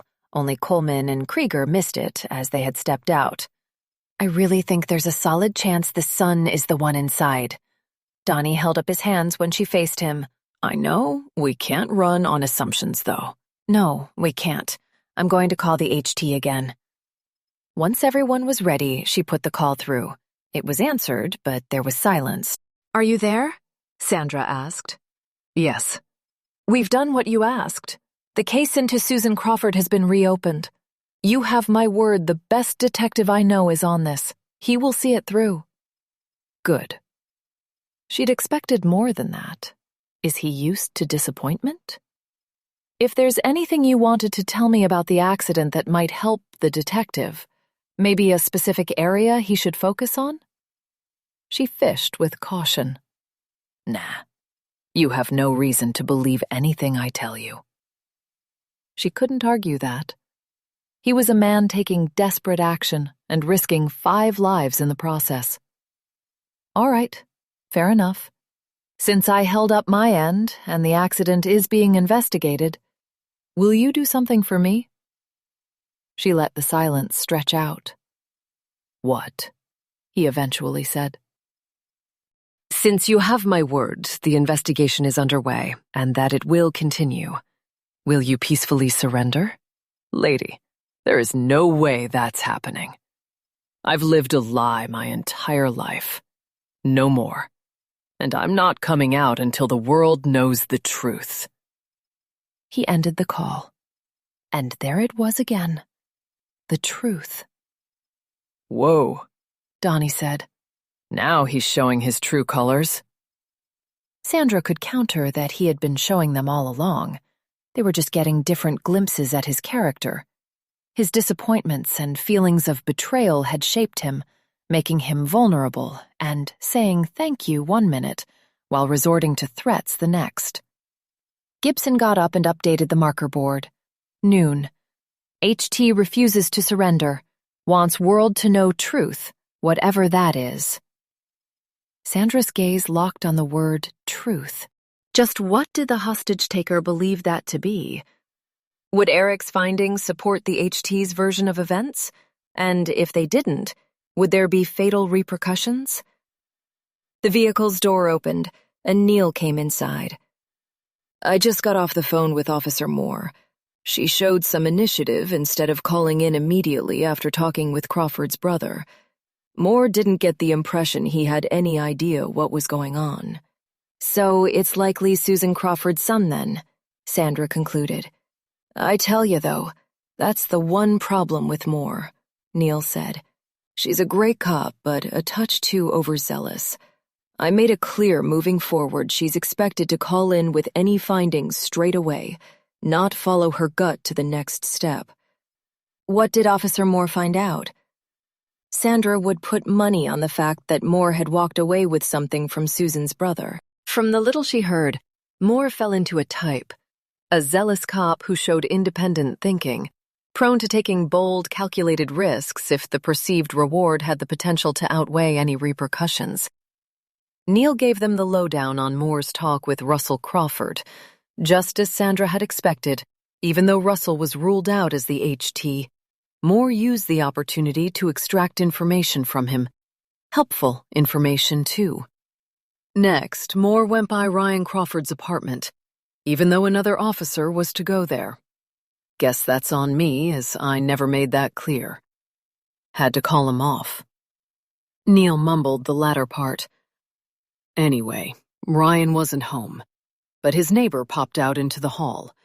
He told Moore that Ryan works nights at Bottoms Up Pub and didn't know why he wasn't around. I guess this guy binges television with Ryan sometimes. But that aside, I got a search warrant rolling for his apartment that I'll have Moore execute. She'll keep us posted if she finds anything that might help us make more sense of today's mystery and bring it to an end. She filled Neil in on the call she just had with Ryan and confirmed Eric was digging into Susan's crash. I'll guess we'll need to wait and see, he said. Gibson, who had gone back to madly clicking on his keyboard, stopped. Yep, there it is in black and white. He gestured toward his screen, as if expecting everyone to read it from where they were. Teresa assumed legal guardianship of Ryan when he was 5 years old. Gibson drifted off, caught up in something on his computer. Their shared loss would have created a strong bond between them. Her recent death could have brought back the loss of his mother and served as a trigger for today. People say kids are resilient, but there's no way facing the loss of a loved one early in life doesn't leave a scar. Sandra spoke from experience, having lived the nightmare herself at 10 years old, and then again at 14. First, her father died in the line of duty, followed soon after by her mother, who succumbed to a broken heart. At least that's how Sandra summed up the overdose of sleeping pills she'd taken. Then her twin brother Sam was taken away 2 years after they were adopted by the Davenports. She was familiar with feeling like she was lost, living in a world of strangers. At least Ryan had family to take him in. Sandra's mind skipped to the letter from April Clark sitting in her messenger bag at her feet. I'd love to catch up in person. It's been so long. Gibson popped up from his computer again. Ryan has a clean record. No phones registered to him. Sandra did her own search on her laptop. A moment later, she shared her findings with the group. I pulled Ryan's credit score. It's not good. So if he has a phone, it's likely a prepaid one, Monica suggested. Sandra nodded. Ryan's employment history doesn't look good either. All of them minimum wage jobs like tending bar or pizza delivery. He's been working at Bottoms Up Pub for a while now, the longest he's worked in one place. There was no ignoring Ryan's dire financial picture. Money just might surface as a contributing factor yet, though it didn't seem like it to her. She couldn't shake his vehemence when he made his demand clear. He wanted truth and justice, and both of those things seemed connected to his mother's death. Just what were they missing? And would they be able to figure it out before anyone got hurt?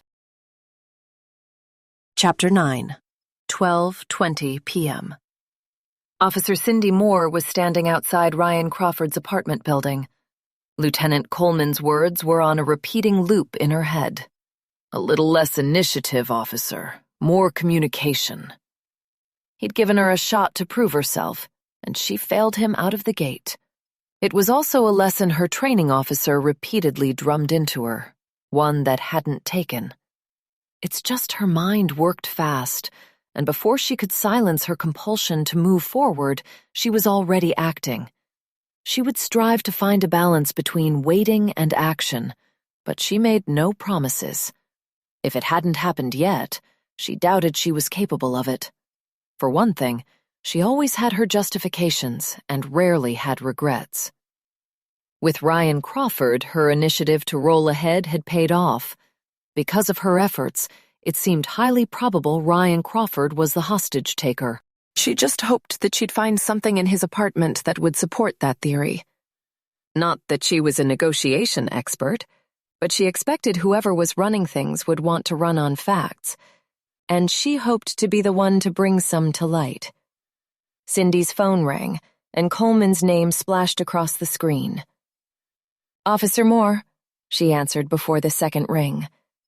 "The warrant is cleared. You're authorized to proceed. A copy was sent to your email." "Thank you, Lieutenant." "If you find anything that might help us out, notify me." "Immediately." She recoiled at having interrupted him. "I will do, sir." Coleman grumbled incoherently and was gone before she could say goodbye. She'd messed up again, but she shook it off and entered the building. She headed for apartment 103, tagged as the building manager's residence. A burly man answered the door, with more hair on his arms than was on the top of his head. "Officer Moore, I have a search warrant for Ryan Crawford's apartment, number 308. I assume you have a copy of the key?" She could see a pegboard just inside the door with keys dangling from several hooks, like an old-fashioned hotel. He turned to see what she was looking at. Facing her again, he said, "You assume correctly. Let me see the warrant." She pulled her phone but kept her eyes on the man as she brought up the document. Once it was loaded, she held the screen toward him. He gave it an obligatory glance and shrugged. Without a word, he turned and snatched a key. "This is it." She held out her palm, but he slipped his feet into slippers and stepped into the hall. "Sir, I don't need you to accompany me. The key alone will be fine." She peacocked her posture. At only 5'4", she wasn't formidable in stature, but what she lacked in physical presence she made up for in confidence. The man looked her up and down. "Very well." He passed over the key. "Just bring it back when you're finished." She dipped her head and left. Her heart sped up as she got closer to Ryan Crawford's apartment. What lay behind the door could help save 5 people's lives. No pressure. The key turned easily in the lock, and she stepped inside, flicking on the lights. The place smelled funky, a horrid cacophony of odors that competed for dominance. Garlic, onion, bacon, sweaty gym socks. Dirty plates and bowls were stacked on the counters of the compact kitchen, which was only a small L shape tucked into a corner. The living room, also visible from the door, showed pizza boxes and Chinese takeout containers. Cindy snapped on a pair of gloves and moved deeper into the apartment. Her target was Ryan's bedroom and home office. He didn't have the latter, though, and she retraced her steps back to the living room after a quick search of the bedroom didn't give up any secrets. The coffee table had storage beneath flip-back lids. She set the garbage from its surface onto the carpet and opened the top to access the storage within it. Facing up was last week's newspaper, and the headline, "Business Mogul Timothy Hansen Dead at 73. Cindy reached in and pulled it out.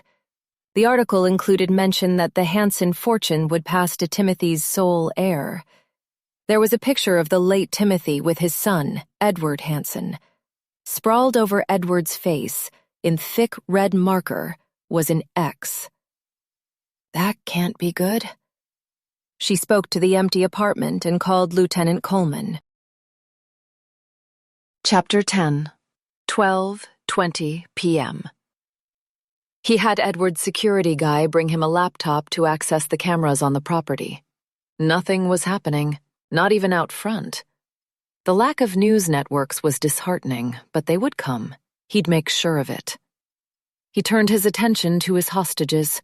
They watched him back, all except for the boy, who was breathing heavily and staring at the floor.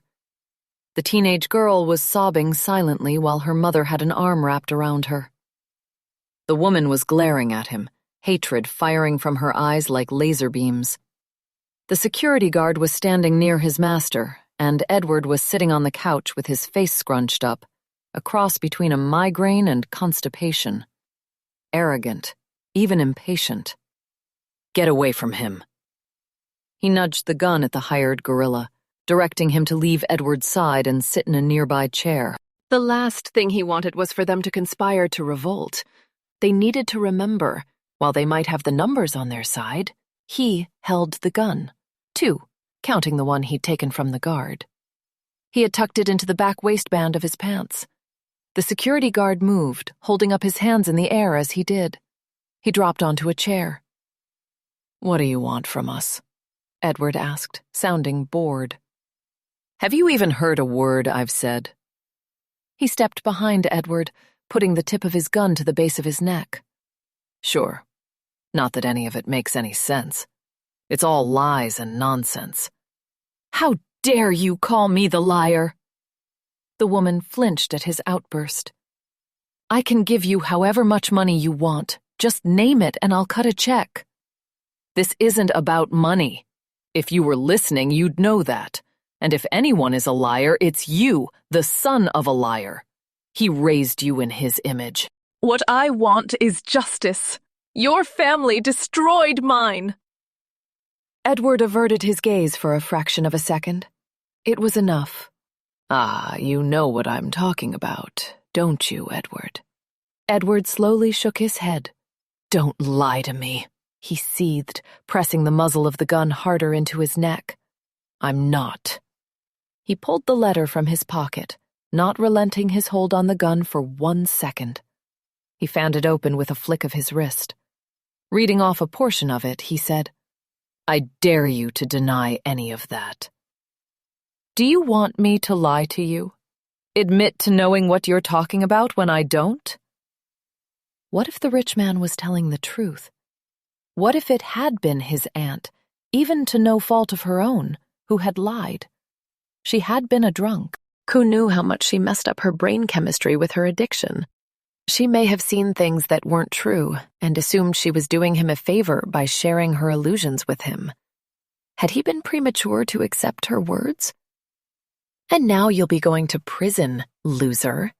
"Shut up," directed at the voice in his head. "Did you hear what I said?" Edward prompted. "None of what you're saying makes any sense to me. Do you think I'd deny it if it were true? You have a gun on me." He studied Edward, scanning his eyes, his face, trying to read his mind. A foolish endeavor. All he saw was an arrogant man who would say anything to get out of this situation. "I don't have the patience for lying. I suggest you stop right now and own up to your legacy." It had to be this stranger who was lying. "Aunt Teresa would never." "Yet she lied to you by omission for most of your life." The voice in his head was driving him to madness. "I'm not owning up to anything," Edward hissed. "You've got a gun to your neck. That's really how you want to continue to play this? Ignorance and denial?" "I'm not—" "He can't breathe!" the girl cried out. He turned to see the boy clutching his chest as he leaned forward, mouth open and wheezing. "What's going on with him?" "He has asthma and needs his puffer. You're scaring him." The mother bit back. No, no, no. This was all falling apart, and if he wasn't careful, he'd lose it altogether. "Because you're a loser who can't handle this." His gaze drifted across the room to the bar cart and the amber liquid in the crystal decanter. It called out to him, beckoned him to take just a sip or two, let the alcohol warm and comfort him like it had in the past. The phone rang, cutting through his thoughts. "No one move an inch." He swept the gun around the room, prepared to pull the trigger and kill all of them if it came down to it. "Just give me a reason. I'll prove I can handle this." He lifted the receiver to his ear, the letter crinkling as he used the same hand. He answered without saying a word. "I just wanted to assure you again that the detective is working hard on your mother's case, Ryan." Repetitive information except for his name. It was obvious the point of this call was for her to get across that she'd figured out his identity. Not a surprise. The top negotiator for the Founders Hospital standoff had shown intelligence and emotional control. When others might rush in, guns blazing, he saw this negotiator as the one who held them off. So you know who I am. Susan Crawford's son. You want answers about her death. Losing a loved one, you know nothing. It's time the rest of the world found out. He closed the distance between himself and Edward and dropped the letter in his lap. Pick it up. There was silence on Sandra's end. Get us out of here, the teenage girl yelled. Quiet, he snapped, and she shrunk farther into her mother's embrace. Read it, Edward. The first paragraph. Now. Ryan pushed the gun into the back of his skull. Edward hissed but picked up the piece of paper. First paragraph, Ryan repeated. No, I'm not reading this. Oh, you will. And since you don't seem to value your life, I'll shoot your wife if you don't. Is that what you want, Edward? Ryan moved along the couch to where the woman was seated with the children. He leveled the gun on her head now, while the boy continued to heave for breath.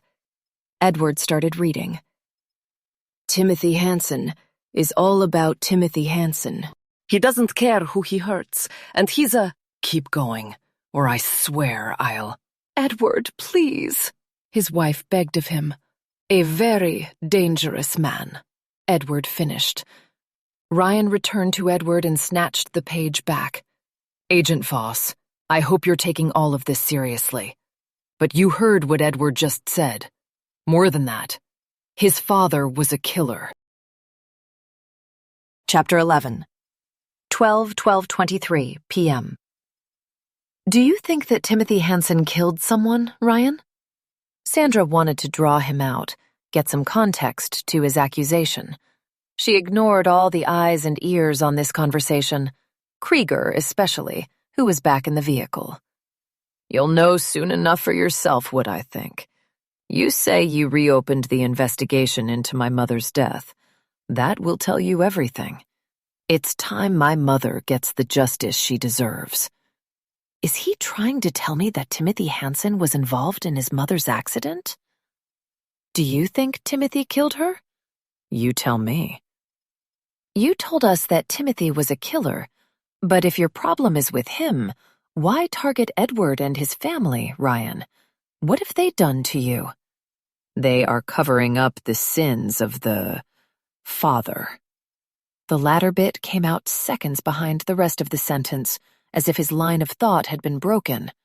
Ryan? But he was gone. I wish to hell we had eyes on the inside to see what was going on in there, Krieger griped. Sandra tried calling back, but there was no answer. I don't like this one bit, Voss, Krieger said. I don't think any of us do, but we need to show some patience here. Since we can't see what's going on inside, we can't make any assumptions. Going in blind is even more dangerous. At least that's how she saw it. The grimace on Krieger's face showed he didn't agree. He's being so vague, like this is a game to him. Gibson shook his head. I don't think there was anything vague about him, and it's certainly not a game to him. She witnessed the opposite, a burning passion stoked by fury. Why bring Timothy Hansen up? Tell us he's a killer unless he blames him for his mother's death. Even if he does, it's his word against a dead man's. The file shows it was an unfortunate accident, Krieger said. He's grasping to accept her death. Sandra could argue things weren't always as they first appeared. She didn't think it was worth getting into it with Krieger. The fact there wasn't an initial investigation into a fatal crash flags for me. Like maybe there was more to it. I'm with Sandra, Monica said, and shrugged when Krieger narrowed his eyes at her. Ryan's terminology has also changed. It went from truth to justice. Others might see it as a fine variance, but it was vast to her. The latter resulted in consequences. He doesn't just want people to know what happened. He wants there to be a reckoning for it. Or, as he sees it, revenge. Krieger spat. And not even on the man he holds responsible. Ask me, Ryan doesn't plan to let the Hansens live. He might not even care if he walks away. At this point, they couldn't know how committed Ryan was to his cause, how far he would go. Yet he hadn't given her anything to indicate he was suicidal or geared toward self-harm. I don't see any reason to leap there. For all we know, Edward might be guilty of something we still need to discover, Donnie suggested. I'm with Sandra. There is too much uncertainty to make an informed conclusion. Gibson stood and updated the board. Wants justice, someone to be accountable for SC's accident. Revenge at his hand or arrests. Just from the little I've observed, I don't think what we're seeing today is typical of his character. He may even feel a compulsion to be here, possibly to appease the memory of his mother, set things right. But he showed a softer nature earlier. A man bent on violence, who is comfortable with it, would never say thank you. Sandra felt the need to circle back, to soften Ryan in Krieger's eyes, help him see that Ryan wasn't the hostage-taker from the case that haunted him. Krieger flashed her a tight smile. Yet he makes demands and expects them to be met, which, may I point out, you did while not receiving anything in return. Do you not think he's capable of pulling the trigger? Sometimes it's part of the dance. I think everyone is capable of murder, given the right circumstances and provocation. We also can't ignore how he breached a family's home while carrying. That shows some intent. She wasn't about to sugarcoat Ryan's actions. Her job wasn't to paint a rosy picture, but to share the truth as she interpreted it from the evidence. Monica cleared her throat, drawing everyone's attention. Am I the only one who's curious what Mr. Hansen was reading from? The shift in topic was welcome. Before Sandra could speak, Krieger did. For all we know, it's just something this lunatic drafted up, he said.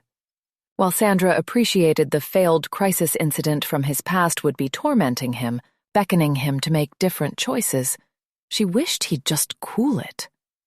I don't think it was anything he wrote. Now, this is just a theory, but the statement Edward read was in present tense. Donnie nodded and picked up Sandra's thought.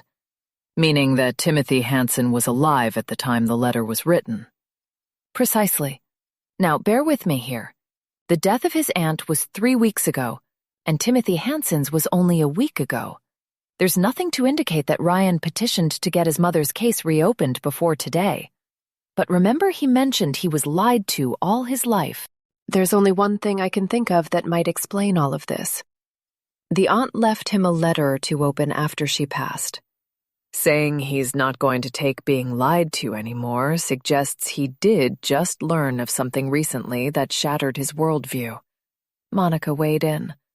So maybe it's this letter he had Edward read from, Donnie said. If that's the case, did Teresa Crawford suggest that Timothy Hansen orchestrated the accident that killed her sister? And if that's what she thought, why did she stay silent all these years? Neil said. And why did Ryan wait a couple of weeks to act on his newfound knowledge? Monica volleyed back. He needed time to process what she told him and decide how he wanted to respond. Then seeing the news of Timothy's death could have triggered him. The latter seemed likely to Sandra. The fact he used the estate lawyer ruse to gain access confirmed Ryan knew Timothy was dead. Krieger puffed out a deep breath. We're just talking out our asses here. There's nothing to prove any of this. You're right, Sandra agreed. But as I said a moment ago, the strong possibility exists that there is a letter from the aunt, possibly a deathbed confessional of sorts that laid everything out. I'd say our next step is seeing if we can even connect Susan Crawford to Timothy Hansen. Neil snapped his fingers. Gibson, dig into that specifically. See what you can find out. Also, see if you can track down any friends of Teresa Crawford's. While she might have kept things from Ryan, she could have mentioned something to them. They might even be able to tell us if there was a letter. Gibson spun to face his computer again. I can look into the friends, Sandra offered. Gibson held up a thumb to acknowledge her. Neil's phone rang, and he informed the team it was Officer Moore. He didn't put her on speaker, but his face blanched while he listened. After a few seconds, he hung up and filled them in about the red X through Edward Hansen's face. Krieger turned to Sandra. You still think you can get him to surrender before there's a bloodbath in there? Chapter 12. 12:30 p.m. Eric's stomach was unsettled as he knocked on Sergeant Levine's doorframe. His old mentor was seated behind his desk, buried beneath a mound of folders. Todd looked up, smiled, and waved him in. Eric's nausea gripped him tighter. There was no way the man he'd idolized was corrupt. There must be some mistake or oversight with the file, some innocent explanation that would clear up everything. Really, it was ludicrous to consider that some hopped-up hostage-taker was getting into his head so much.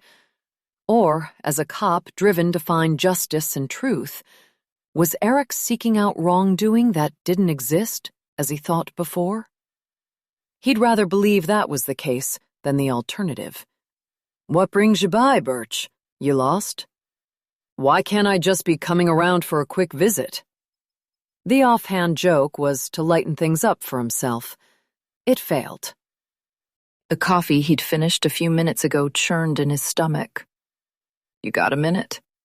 Sure. Come in. Sit. Todd pointed at the visitor chair across from his desk with the tip of a pen.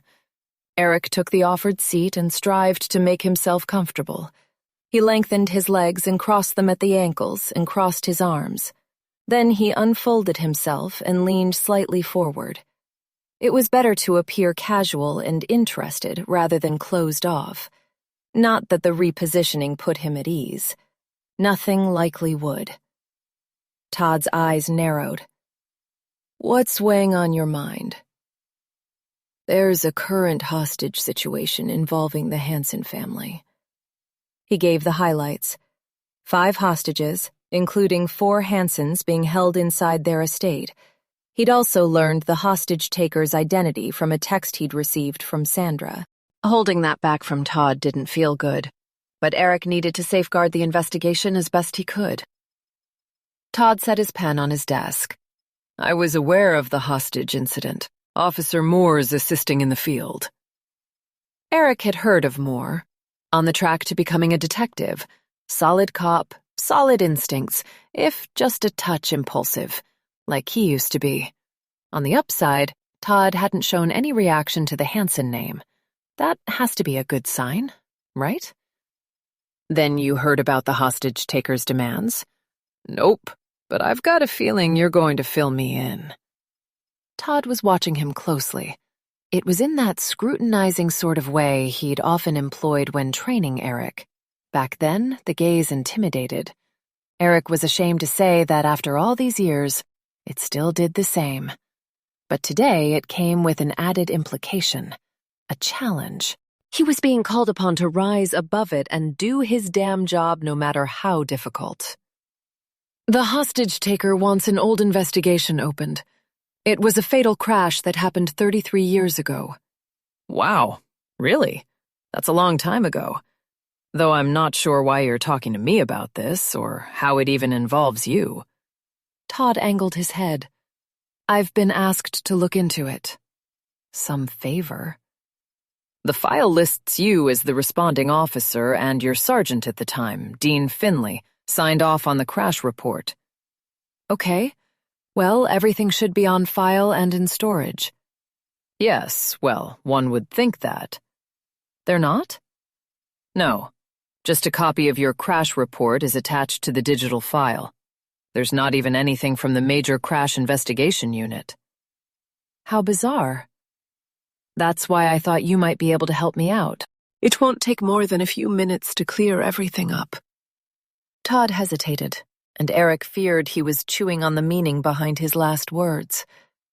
From 33 years ago? I'll do my best, but it seems absurd this is coming up now. Eric found it unsettling Todd reiterated the age of the case. Extending the benefit of the doubt, it might simply be shock at the request. After all, a lot of time had passed. But Eric feared it might be something else. Something he didn't care for. Was Todd working to lay a defense for himself? Only the guilty needed to worry about that. In a handful of words, Todd had also diminished the validity of the HT's request. I hear ya, but we're here nonetheless. Anything you might remember could be helpful. Huh. I don't know, Eric. I mean, I'll do what I can, of course, but no guarantee. I've seen a lot of things during that time.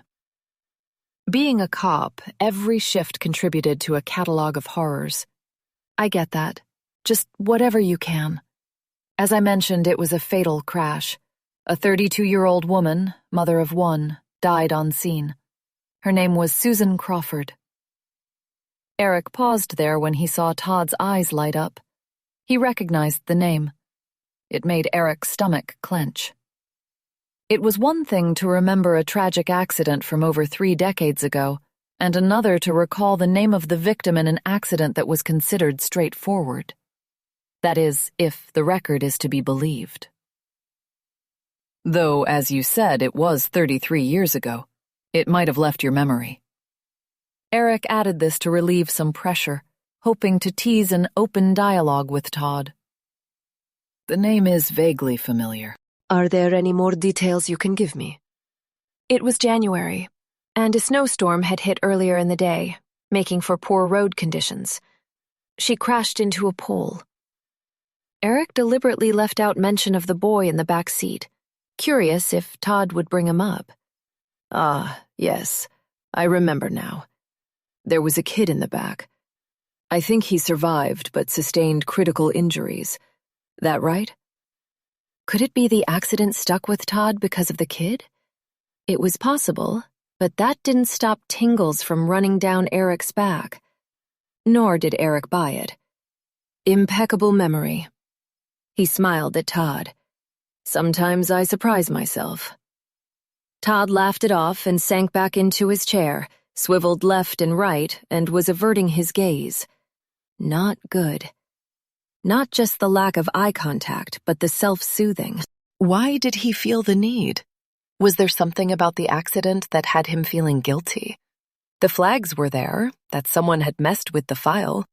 Eric had come here wanting to be mistaken, for Todd to say something that would obliterate his concerns, provide some explanation for the missing attachments and hard records, anything.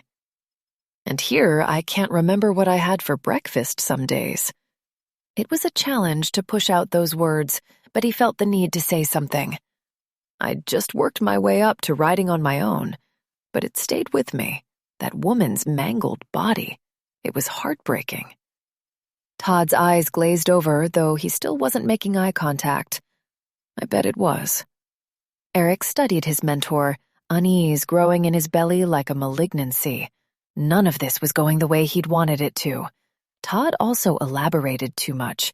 Oversharing was another mark of a guilty conscience.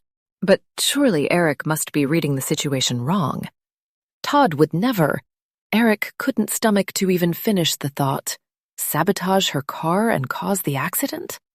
Or was his role limited to covering up the truth of what happened? Though that was just as heinous. But what would make a good cop do that? So who asked for the file to be looked at? It's the kid, isn't it? He's the hostage taker? Todd raised his eyebrows, his question striking Eric out of left field.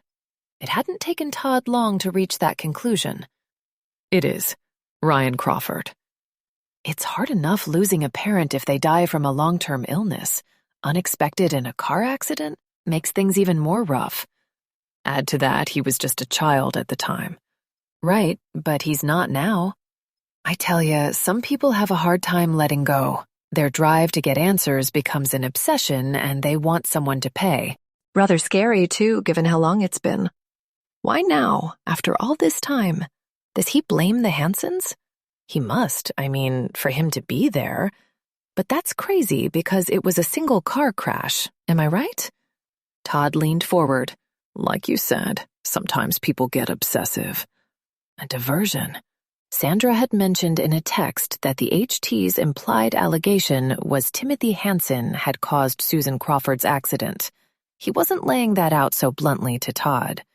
Yeah, well, he's wasting his time, and so are you. I'm surprised Medina approved one of his homicide detectives to work on this. I'm sure your skills could be put to better use on a case where there's something to actually investigate. Well, you know me. I don't question directions and do as I'm asked. Todd chuckled. Then you've changed. One thing I suspect hasn't, though, is your tenacity. You'll get to the truth. That's my intention. Eric met Todd's gaze and chased it away. Pain shot through Eric's gut. It always reacted strongly to deception. As I said, I'm having a hard time compiling details. There aren't even photographs. Your report references them. The photos weren't even scanned in? The response came fast, too fast for Eric. He shook his head, not about to repeat himself again that the digital file contained one thing and the hard copies were missing. Well, there should have been photos. Roger Sims, from the Major Crash Investigation Unit, was the photographer for that accident. He must have misallocated them. Or it was a computer glitch. Like they were simply missing. You remember Sims? It was unsettling that Todd had pulled out the man's name so quickly. He was the go-to back then. Eric hadn't heard of him. Maybe he retired. Either way, he'd track him down. I'll talk with Sims. Good luck doing that. He died 30-some years ago. Oh, 30-some. His gut picked that apart. Can that be a coincidence? Todd pointed at him. That right there. I don't like what I'm reading off you. You're not that good at hiding your thoughts. You never have been.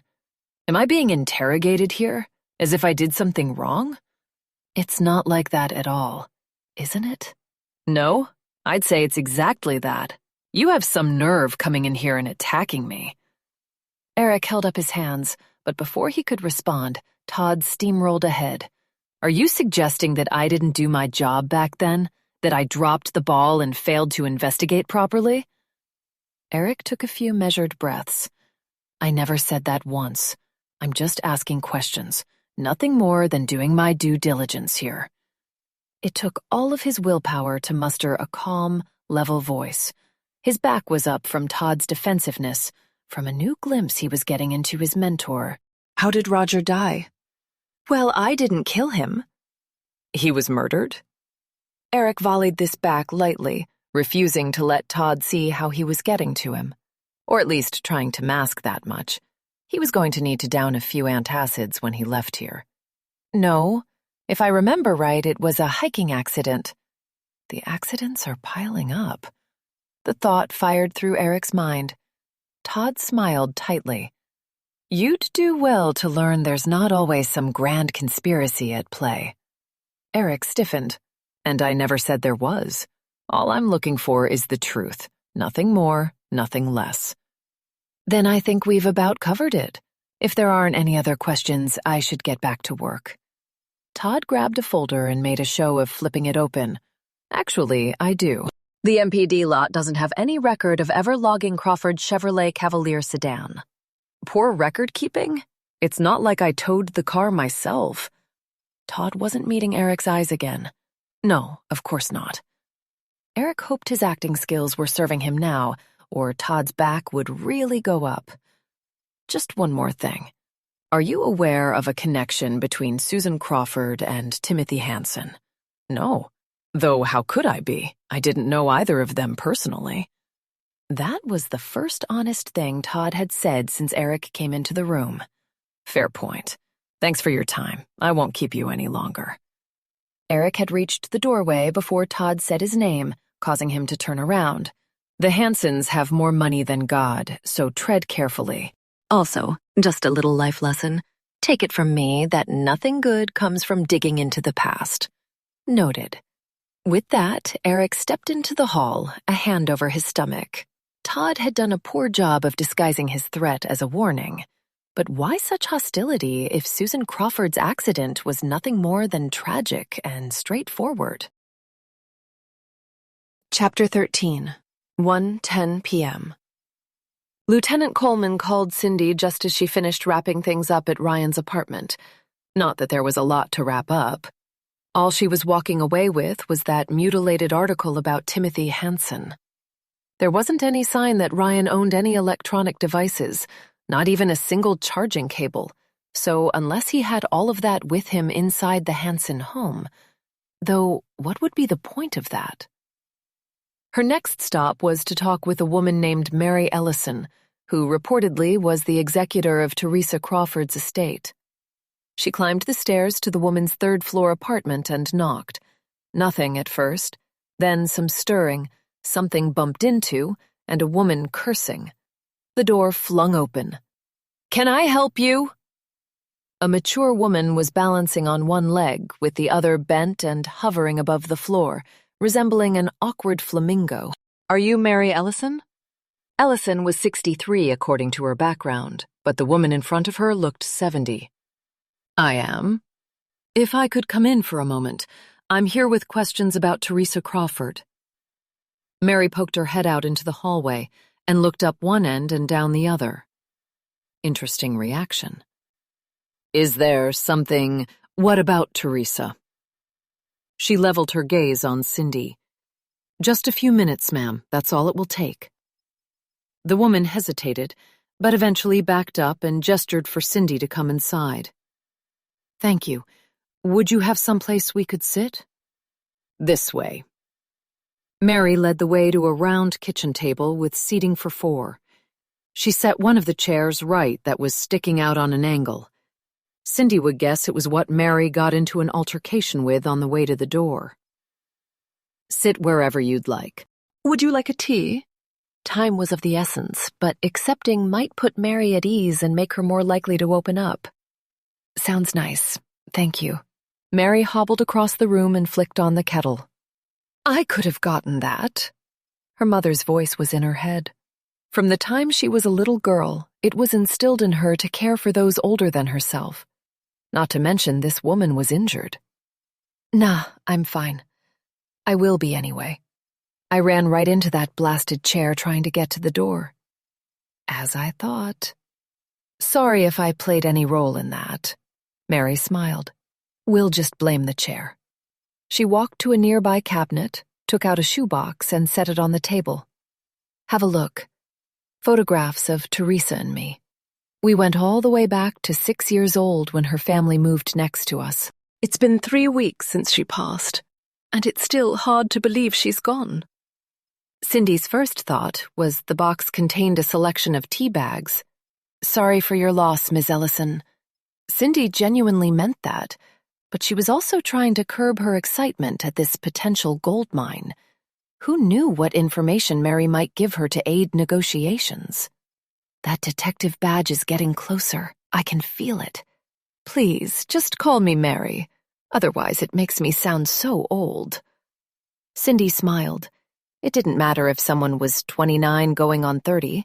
Most people didn't like to think about aging, regardless of it being better than the alternative. She took the lid off the box. A memorial card sat on top with a photograph of Teresa front and center. It made Cindy's heart pinch. As Cindy dug into the box, she found it contained a lifetime of memories captured in several hundred photographs. The 2 girls at different ages, different poses, different places. She shuffled through and plucked out one of them as teenagers and held it up to face Mary. The image was faded and the edges were creased. God, we were so young. The kettle clicked, and Mary dropped a tea bag into 2 mugs and poured water over them. Then she set the timer on the microwave for 3 minutes and sat at the table with Cindy. "I suspect you're fine with Earl Grey." "Sounds lovely." It had been her grandmother's favorite, and the smell wafting over from its steeping swept her back in time. Peace, security, contentment, love. All those feelings rushed over her with a memory. She was seated at her grandmother's kitchen table, eating orange cake while her grandmother sat across from her, drawing in her sketchbook and drinking the tea. "What is it you want to discuss about Teresa? Did she talk much about her sister?" Cindy would start there and work her way to talking about Ryan. "Susan? Enough, I suppose. They were rather close, though more so as adults. As kids, the 3-year age difference seemed like far more than that. Teresa was the older of the two. She took in her boy after she passed, felt that was the right thing to do. She really took her sister's death hard. Obviously, growing up next door to Teresa, you got to know Susan too?" "A bit." "She died in a tragic car accident," Cindy said, laying out the groundwork for the direction she wanted to steer the conversation. "That's right." "Did Teresa think there was more to it than it just being an accident?" Mary narrowed her eyes. "I think Teresa was having a hard time accepting her sister was here one day and gone the next. Honestly, it was a miracle in her state she was approved to care for Ryan." Cindy took out her notepad and pen. A hard time. That was the second time Mary parted with the adjective. Was there more buried in that statement than Teresa struggling to come to grips with her sister's loss? Had she suspected Susan was helped along to the grave? Before pressing the subject, Cindy probed the latter part of Mary's comment. Why was it a miracle she was approved as Ryan's guardian? "I don't like speaking ill of the—" The microwave beeped, and Mary saw to the tea.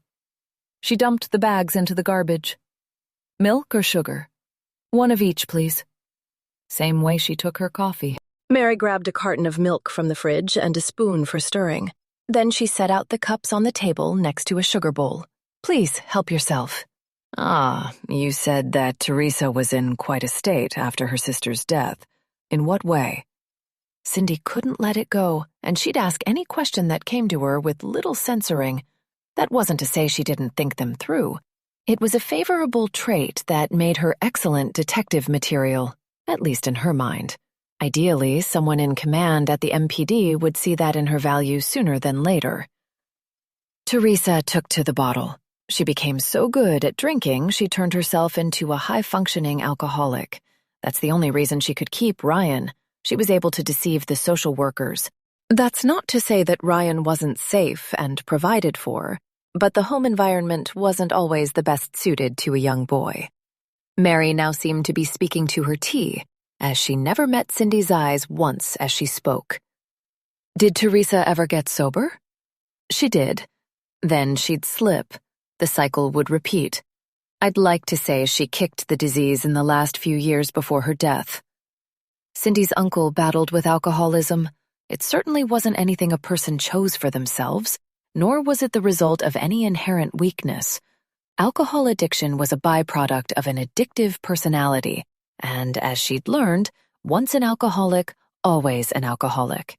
She'd seen him struggle for years, unsuccessfully, before cirrhosis of the liver took him at 49. Far too young to leave this world. That's good news.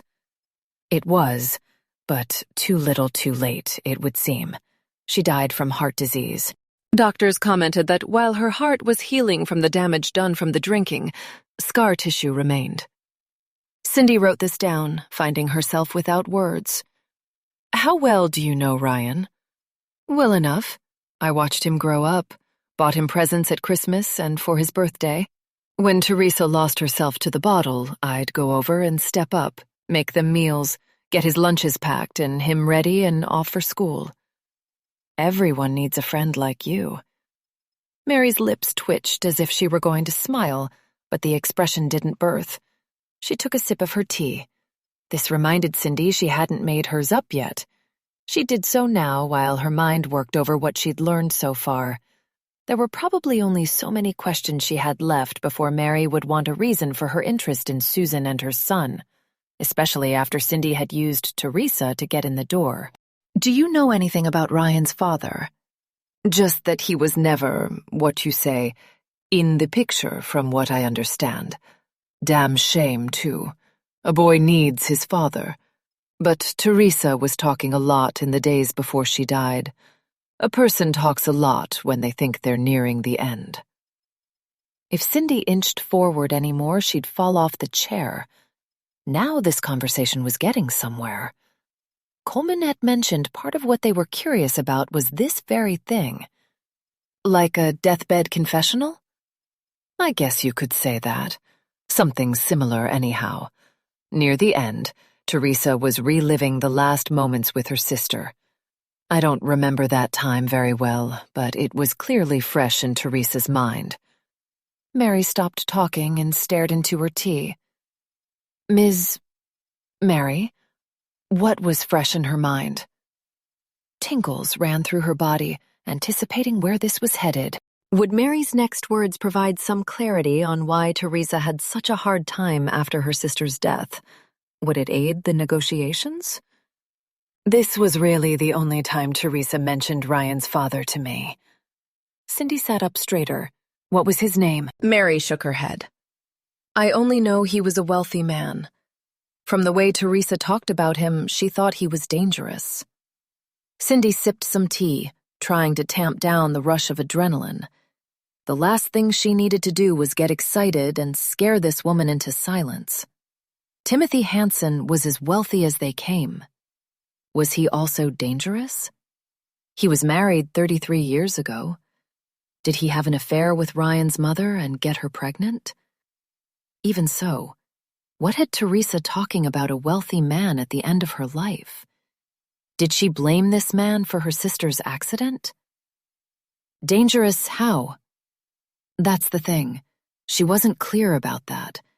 She bemoaned the fact he wouldn't give Susan a few bucks to tide her through. I got the impression Susan went looking for financial help from the dad not long before her death. If this man was Timothy, had he felt threatened by this request? Had he seen it as blackmail? Cindy scribbled furiously in her book. Officer, it hasn't escaped my notice that you said you wanted to talk about Teresa, but you seem more interested in her sister and her nephew. Is there something I should know? Mary sat back, a white-knuckle grip on the handle of her mug. Coleman had cleared her to divulge basic amounts of information. She feared crossing that line and letting him down. There is an open investigation. That's all I can say. Into Susan's accident? I'm not at liberty to say, ma'am. May I ask, though, did you ever hear Teresa mention Timothy Hansen in any capacity? Maybe that is crossing a line. She shoved the concern aside, not wanting to start second-guessing herself. You go down that path, you'll lose your sanity right quick. That was something her training officer had told her. Besides, taking the initiative wasn't always a bad thing. In her experience, it often paid off.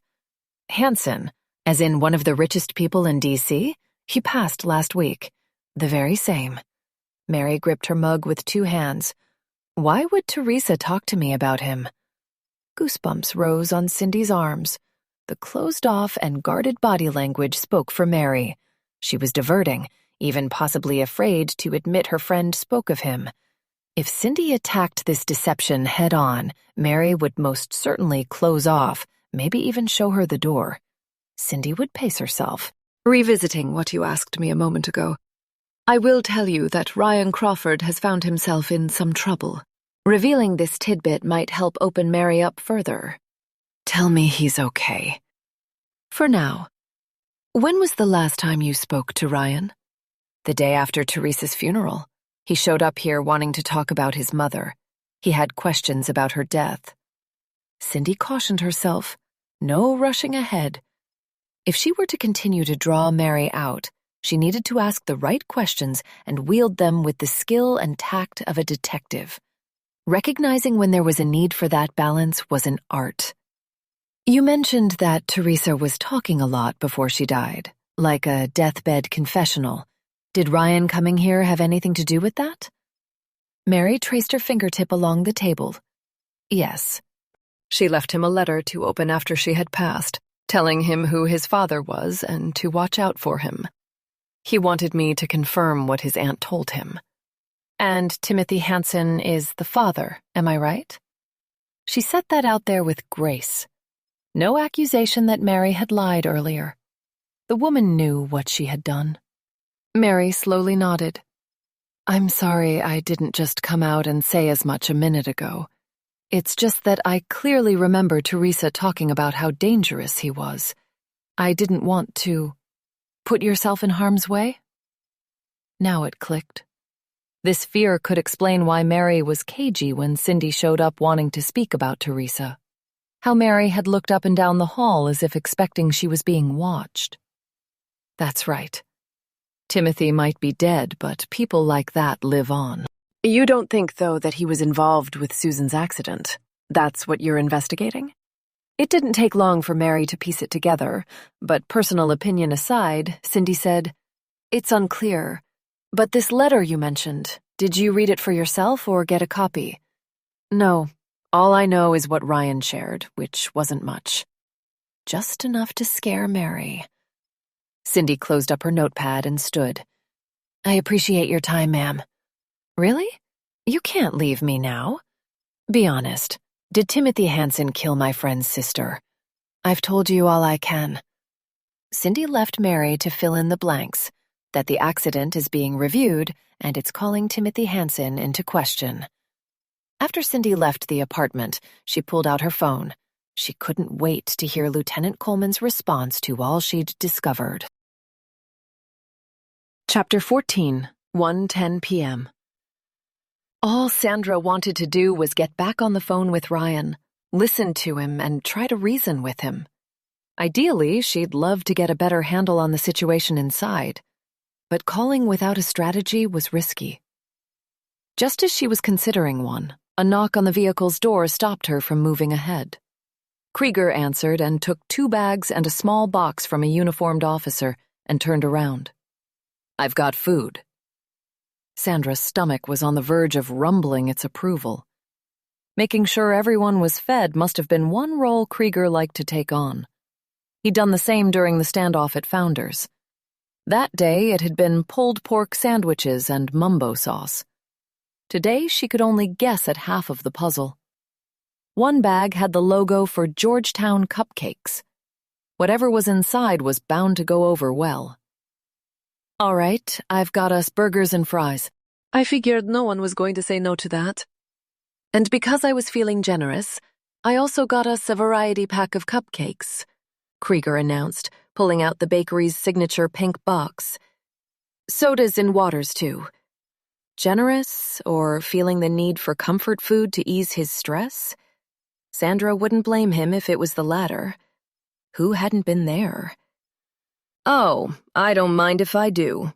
Donnie stood and beelined straight for the sweets. He pulled out a peanut butter chocolate chip twist and bit into it. Mouth still slightly full, he spoke around the food. I'll never turn sugar down. Krieger laughed, and so did Neil and Monica. Gibson was too absorbed in his work to even acknowledge the arrival of food. All right, so I've got a thread to tug. He spoke while facing his computer.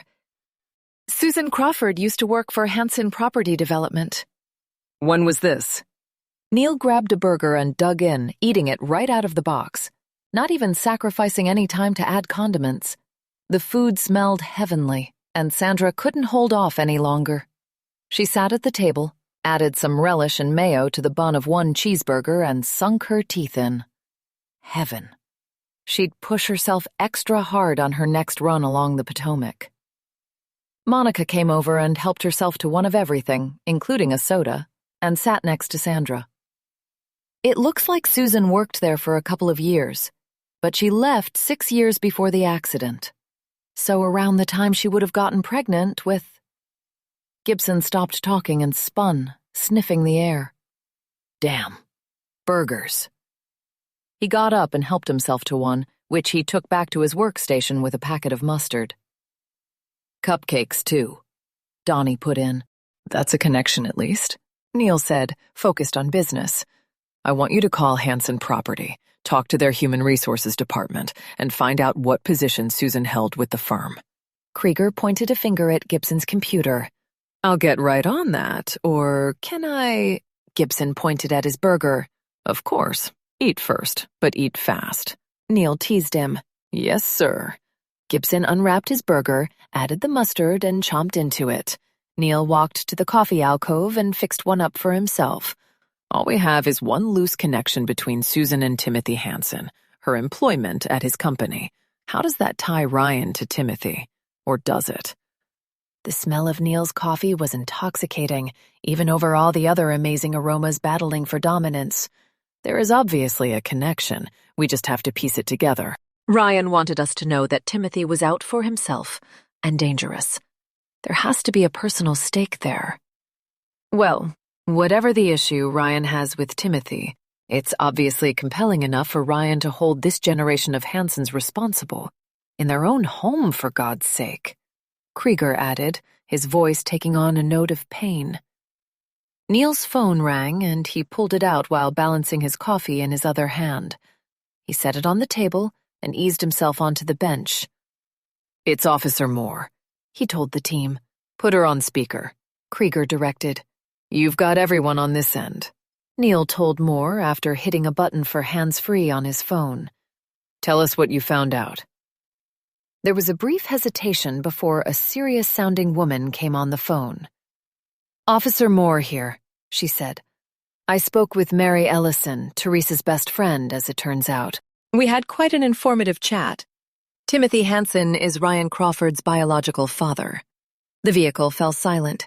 A lump of burger and bun slid down Krieger's throat, making him look like a snake that had swallowed a rat. Come again? Ryan was left a letter from his aunt. He went to Mary Ellison to get her take. The letter didn't surprise Sandra, but Timothy Hansen actually being Ryan's father, that sent a fresh dose of adrenaline through her veins. Moore filled them in on her entire conversation with Ellison. If there's anything else I can do to be of help, please name it, sir. Excellent job, Officer Moore. Just a second. Neil looked around the vehicle and landed on Sandra. She had one idea. Special Agent Sandra Voss here. The more we can find out about Ryan Crawford, the better. I understand that, ma'am. Earlier you told Lieutenant Coleman that Ryan worked at Bottoms Up Pub. You could talk to the people there and see if Ryan was close to any of them. We need to find out as much about his character as we can. He may even have confided his plans for today in someone, possibly how far he intends to take things, his motive. Lieutenant, Officer Moore prompted Coleman. Do it. Keep me posted on what you find out. You got it, sir. I won't let you down. With that, Moore was gone. Wow. Donnie bunched up the paper liner from his cupcake and tossed it into the recycle bin in the alcove, then claimed a burger. Timothy Hansen being Ryan's father? I, for one, never saw that coming, Krieger put in. I don't think any of us did. Sandra felt confident in saying that much. So he had an affair with Susan Crawford, got her pregnant, then she stops working for him. Neil theorized. I can understand why he'd want to keep an affair under wraps. That would be quite a scandal for a generational company that prides itself on family values. More than that. I'm quite sure Timothy was married to a wealthy socialite 33 years ago, Monica said. And those types are going to insist on nasty prenups, Krieger put in. Exactly. Monica popped a fry into her mouth. Neil waved his hand. Okay, all that aside for now. Let's say that Timothy is somehow behind Susan's accident. Why would he bother to come for her 6 years after she left his company? Was it really all triggered because she'd asked him for money? I mean, he had a lot of it. It's the principle of the thing. Who knows how many affairs he had? Also, he could have just found out about the kid, Donnie suggested. That could have sent him into a tailspin. Sure, maybe. But unless or until we have actual proof Hansen orchestrated the crash that killed Susan, we need to focus on actionable steps. Krieger wiped his hands on a napkin, bunched it up in his empty burger wrapper, and left it all on the table. Typical Krieger. When Sandra first met him, he'd tossed his empty coffee cup on the ground. He was always leaving his messes for others to clean up. If we could find out what was going on in Susan's life at the time, we might find motive for Timothy Hansen, Monica said. I say we track down her friends and co-workers at Hansen Property, see what they have to tell us. Krieger pulled a sour face. We're talking about 38 to 40 years ago. I think it's worth a try, Sandra said, stepping in and earning a smile from Monica. All we can do is ask questions. Talking. Your favorite thing. Krieger shot her a side glance. She might take offense if she wasn't proud to wield words as her weapon, though it hadn't taken long for his good mood to evaporate. Clearly, he'd taken her agreement with Monica as her siding against him. Neil bit into a cupcake and sipped on his coffee. He weighed in with, I think we stand a better chance tracking down Susan's co-workers from back in the day. Donnie was bobbing his head. They could have been her friends, too. Once Gibson finds out Susan's position at the company, we'll track down who she worked with and go from there. Hey, can't a guy take 5 minutes to eat? Gibson whined. Nope, get back to it. Donnie pretended to crack a whip. I'm all for this, even if it's a long shot, Neil said. Gibson, keep us posted. Gibson's mouth was full of food, but he gave Neil a thumbs up. While many of them might be waiting impatiently on Gibson, Sandra had her own reasons for wanting everyone to finish eating. Thanks to Officer Moore, she had information she could use with Ryan and wanted to get on the phone with him. Chapter 15, 1:10 p.m. A car honked behind Eric, alerting him to the fact the light had turned green. He waved a hand and hit the gas. His mind was just preoccupied, replaying his conversation with Todd. He'd assumed Todd would ease his suspicions, but he'd only strengthened them. This motivated him to look into Roger Sims, the photographer, who had died 30-some years ago. A quick peek at his file had Eric going cold. Sims had died within a week of Susan's accident. Sure, it could have been a coincidence, but the conspiracy theorist in him was waking up. What were the chances the photographs he took of Susan's crash were missing by happenstance? Meanwhile, he ends up dead? Eric wasn't any statistical mathematician, but he didn't care for the odds. He pulled into the parking lot for Ralph's Auto Wreckers. Another call to the MPD impound lot provided Eric with their name. They had held the contract with the department 33 years ago. Once vehicles were examined and ready to be destroyed, they were towed to Ralph's. Eric reasoned if he couldn't get further within the department, a visit to the Auto Wreckers was his next logical step. Another option was having a chat with Dean Finley, Todd's sergeant from that time. But given how talking with Todd had gone, a man Eric knew well, he preferred to be armed with more information before facing a complete stranger. A bell chimed overhead when he walked into the office. The smells of metal, oil, and grease hung heavily in the air, but the space was tidy and clean, not what one would expect of a typical Auto Wreckers. No one was at the front desk, and Eric tapped the call bell. It was yellow with a grinning emoji on it. Someone has a sense of humor. After a few seconds, he hit it again. Alice? A man called out.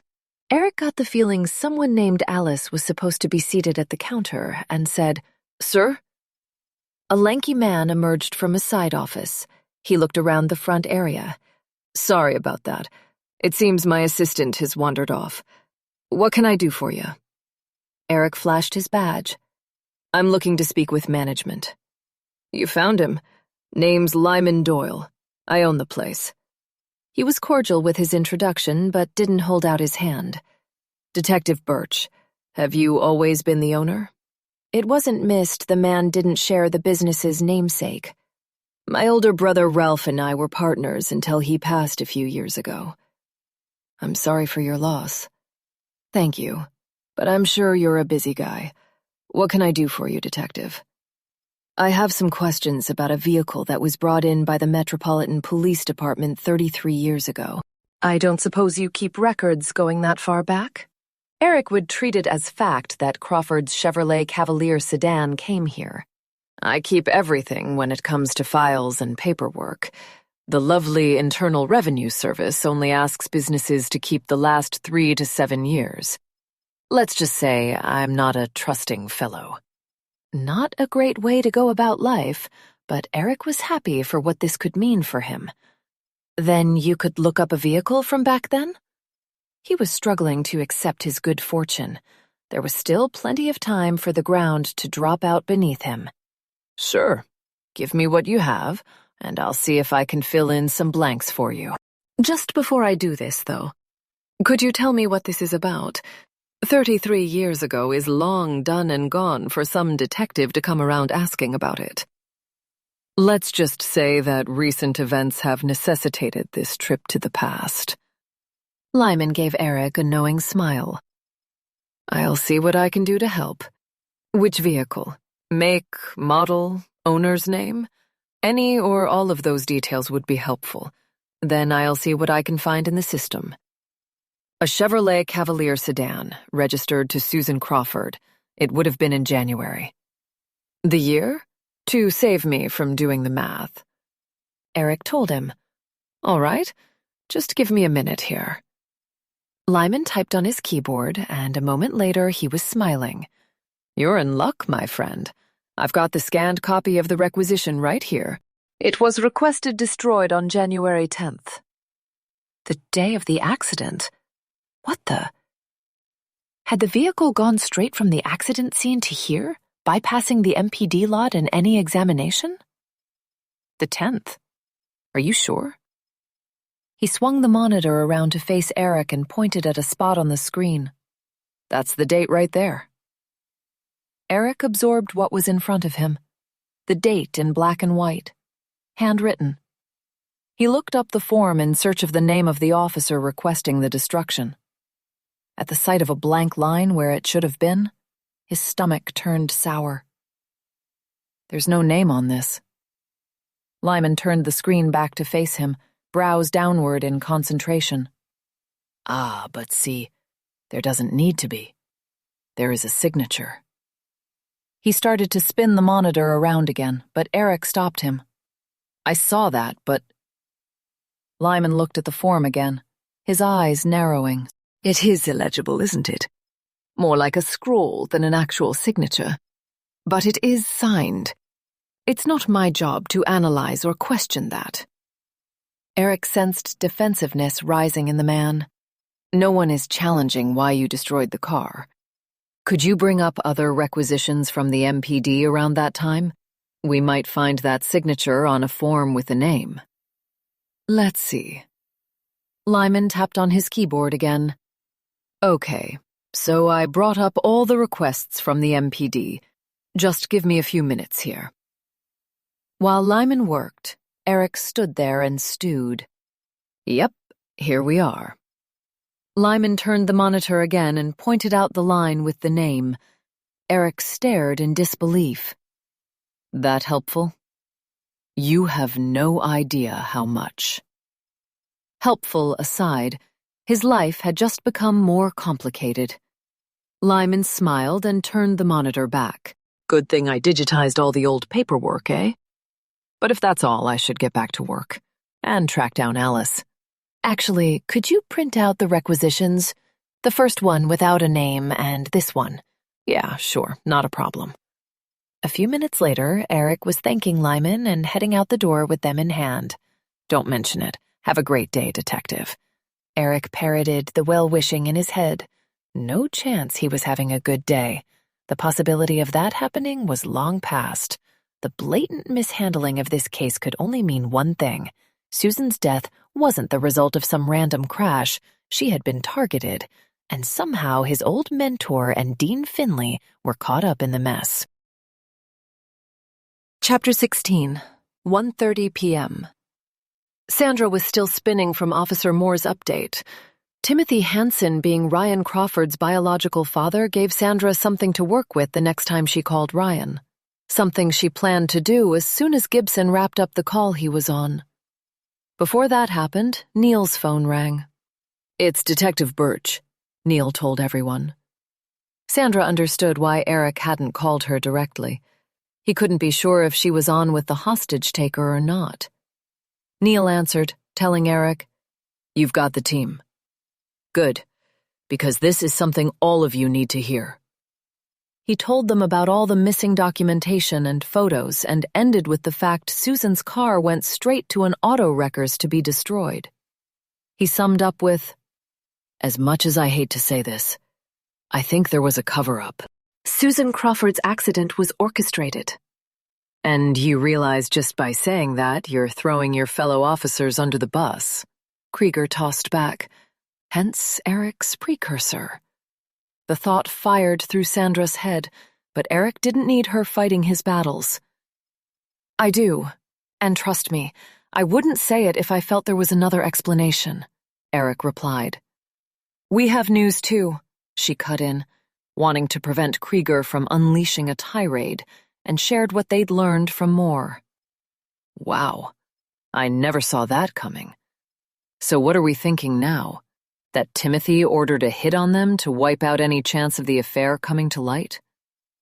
"That's the working theory," Sandra said. "It's just the timing that has us stumped." "I'm sure you'll figure it out. But if there's not anything else for me, I need to get back to things." "Sounds good, Detective Birch. Keep us posted." Neil ended the call and pocketed his phone. Sandra noted how melancholy Eric had sounded. Also that he needed to get back to things. He was as true blue as they came. Thinking negative things about his fellow officers would be eating away at him. Gibson spun around. "Okay, so I just finished talking with Human Resources over at Hanson Property. Susan Crawford quit, no reason given in the file.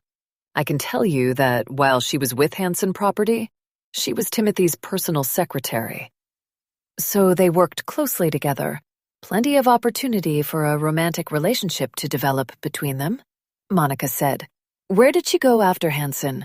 Did she get a better-paying job?" Sandra considered checking for herself, but Gibson was finished before she got her fingers over the keyboard of her laptop.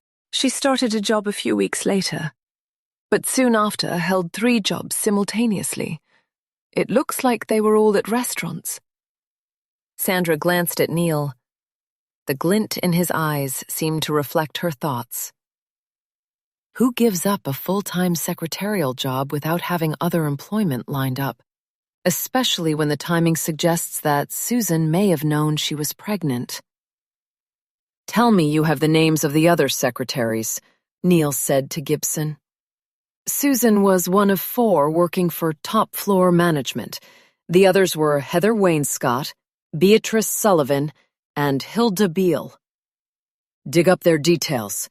With any luck, a chat with them will shed some light on Susan's last days with the company. It might even give us something useful to sort out this mess," Neil said. "That is the primary hope." "I don't think it would be a bad idea to speak to the woman who followed Susan either, and the woman who was working with Timothy up until his death last week." "Well, I've got their names," Gibson said, spinning back to face his computer, bringing up a window to the forefront. "Susan's immediate successor is dead, so unfortunately unavailable for comment. Timothy's last secretary is still with the company. Now she's assigned as a secondary assistant to the general manager."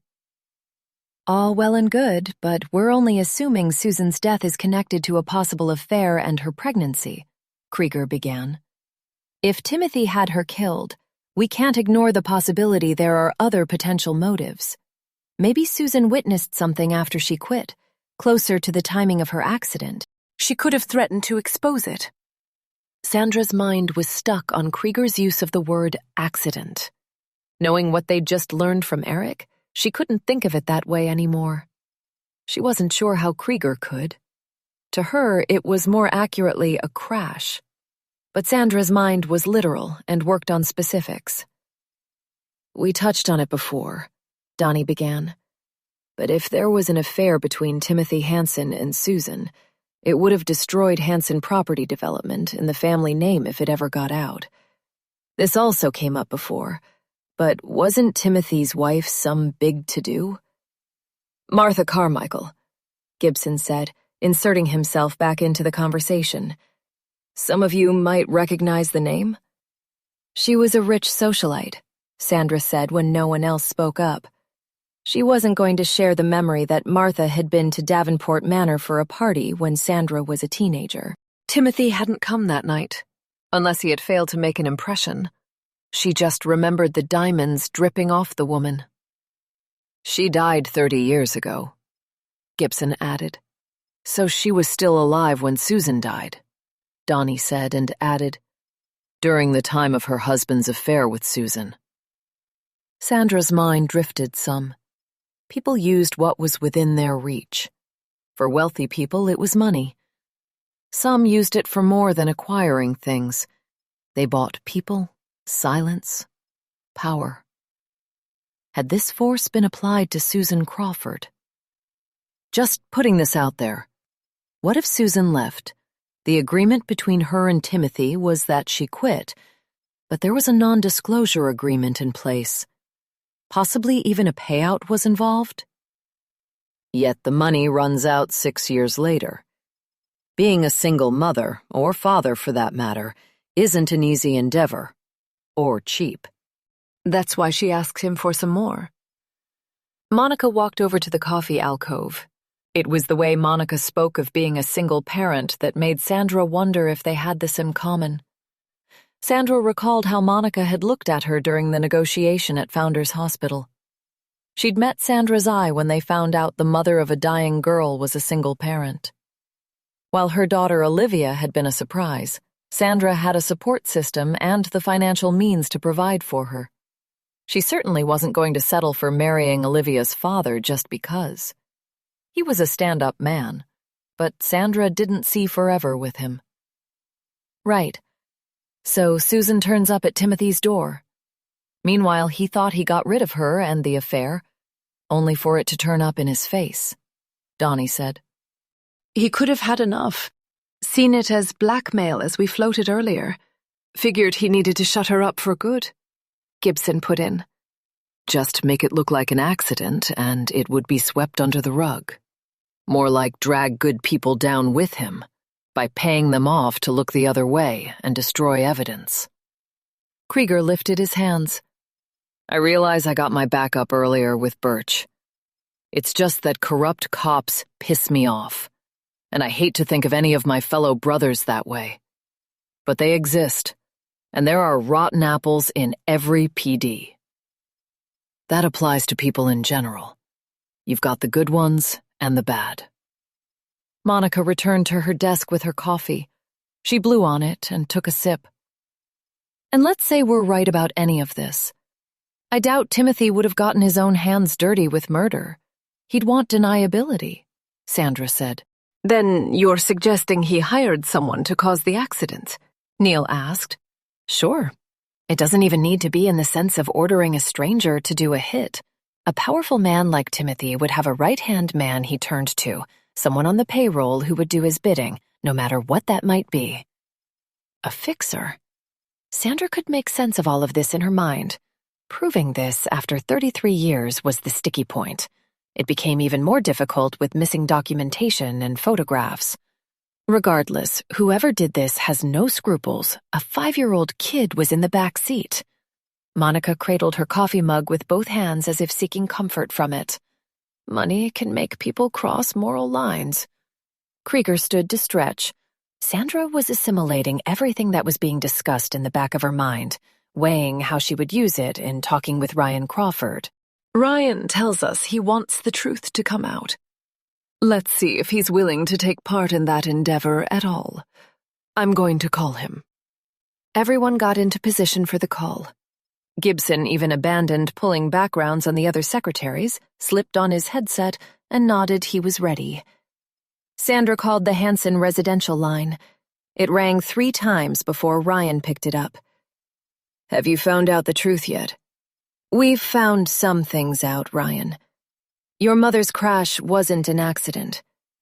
She didn't want to lead with his father being Timothy Hanson. There were a few seconds of silence then. You know that now? Did you find the evidence to back that up?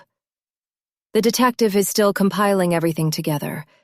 To be honest with you, he has found things that flag in the file. But please, no, there are no promises here. Well, if he's any good at his job, he'll learn that the Hansons have built their lives on lies. Ryan's voice was full of loathing. Was some of it directed at himself? Due to his aunt's letter, he'd know Timothy was his father, a man he clearly detested. What lies? She had asked this to show she was listening and to draw him out. You tell me, Special Agent. I can only tell you what we believe to be true. You'll need to tell me if we're right, Ryan. She wanted to add this disclaimer before she said more. I will. Your mother used to work for Timothy Hansen. She was his secretary? She voiced it as a question, starting with a simple fact, neutral territory.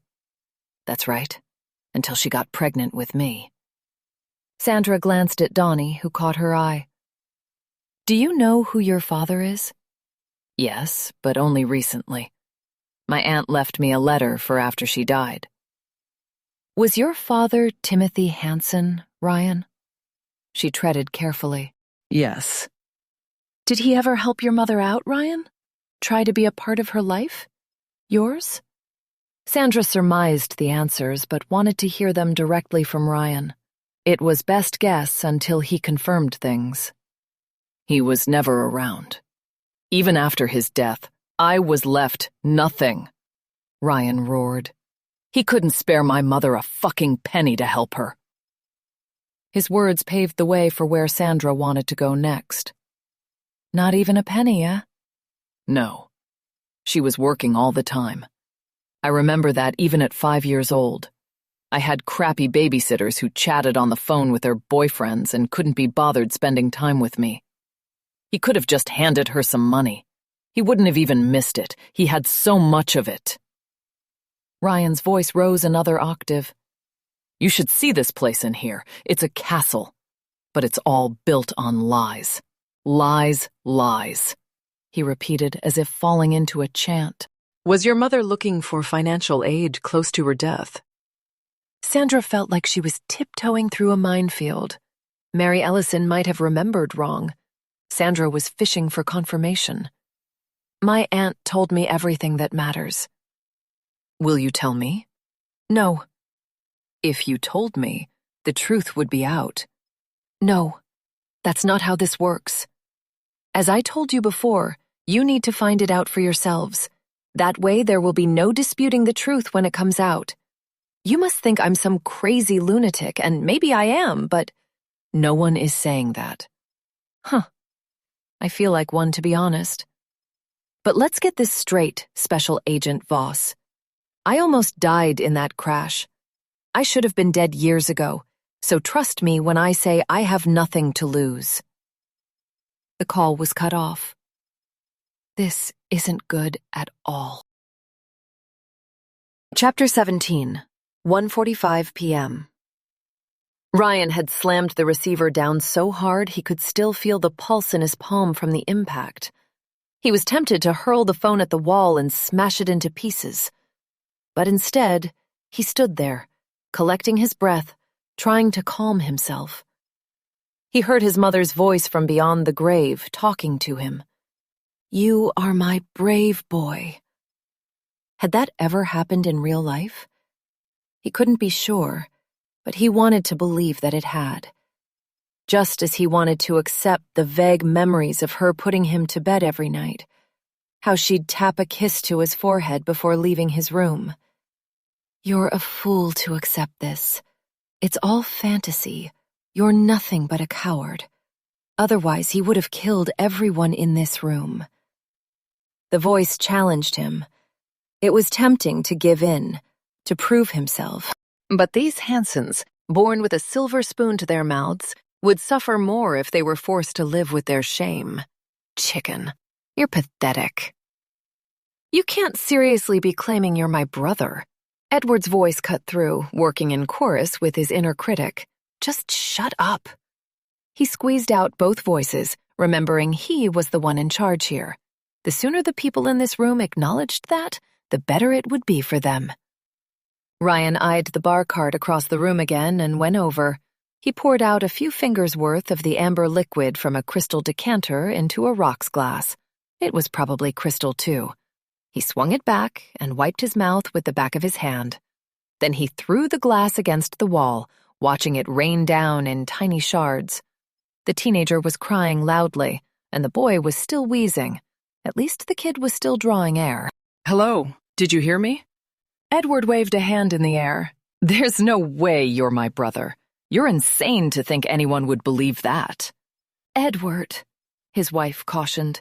No, it's all right. Edward here is as delusional as the rest of you. All of you sit up here in your gilded cage, looking down on everyone else. But worse than that, you put on the show of being beyond reproach, role models the world should emulate. Well, I call bullshit on that. Ryan walked over and put the gun on the back of Edward's head. He flicked the letter from his aunt on the man's lap. Read it all the way through. Ryan caught a silent exchange, a furtive glance between Edward and his wife. But it had Edward lifting the letter. Silence filled the room while Edward read, like a collective inhale that was yet to be released. What would the crazy man do next? What did he want? How would they get rid of him? His thoughts made Ryan smile. This really was the most powerful he'd ever felt in his life, and the whiskey was acting as a friend, moving in to warm him and calm his mind. Edward tossed the letter to the floor. Rubbish. This Teresa woman is full of lies. We're not brothers. How dare you say her name and make such an accusation? It didn't matter that Ryan had briefly entertained that exact thing. He flew around to the front of the couch and hauled Edward to his feet. I should shoot you right in the head. You shoot me, and you'll never see a dime. Edward, Ashley yelled, this isn't about money. Ryan gripped his hair. It was hard to focus. The whiskey was quickly turning to faux and muddying things. He shouldn't have given in. He had been 5 years sober until his aunt's bombshell. The letter. The tell-all. How was he ever supposed to forgive her for keeping the truth from him all these years? What hurt the most about Edward's accusations was he was right about her on one level. His aunt was a liar from the day she took him in until the day she died. By omission or blatantly, it didn't matter. Right. Well, I don't believe you. You invade my home, wave a gun around, and give us some sob story. You're just like everyone else in the world looking for a payday off the Hansons. Enough is enough. My father just died. Ryan lunged toward Edward when he was tackled from behind, the security guard. His arm still holding the gun was raised high above his head, but he couldn't bring it down. The damn security guy had him locked in a vice-like grip around the torso. Still, Ryan tried to free himself, gain some distance. Abram clawed at Ryan's waistband, trying to get his gun back. He twisted against the man, but the guard's strength and positioning provided him with the upper hand. Next thing, Ryan was flung face down onto the floor. He quickly writhed over onto his back. He held the gun on the man's face. Back off or I will shoot you between the eyes.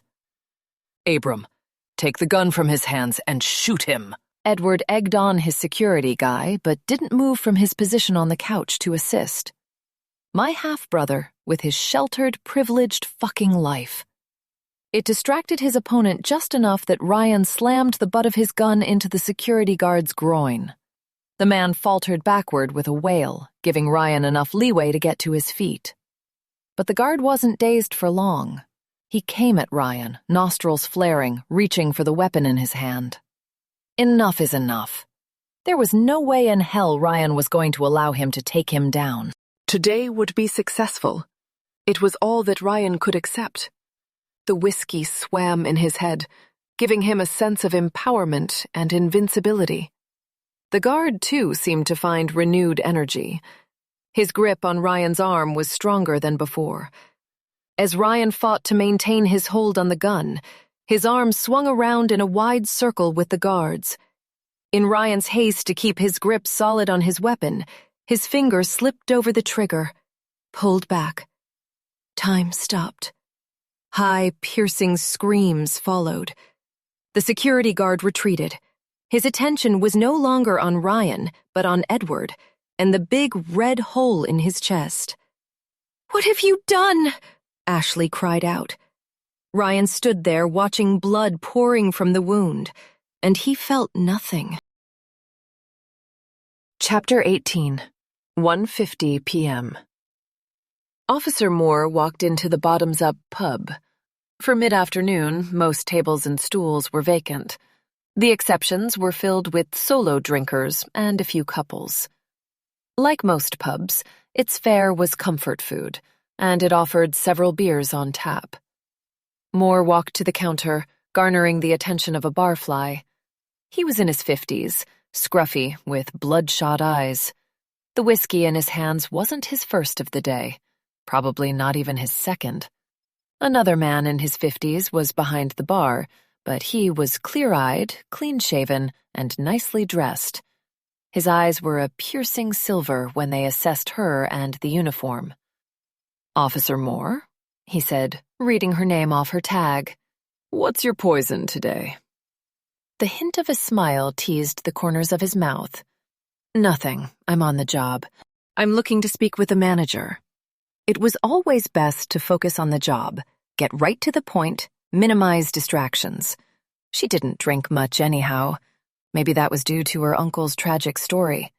"You've got him. Name's Curtis. Could we talk somewhere private?" "Ooh, the pretty young copper wants you to take her someplace private, Curtis." The man smirked and raised his glass. Setting this man straight could cause more damage than it could accomplish. Curtis might ask her to leave. Count to 3. 1, 2. There wasn't time for that. "If I could have a few minutes of your time," she said, deciding that ignoring the drinker's inappropriate comment was the wise course.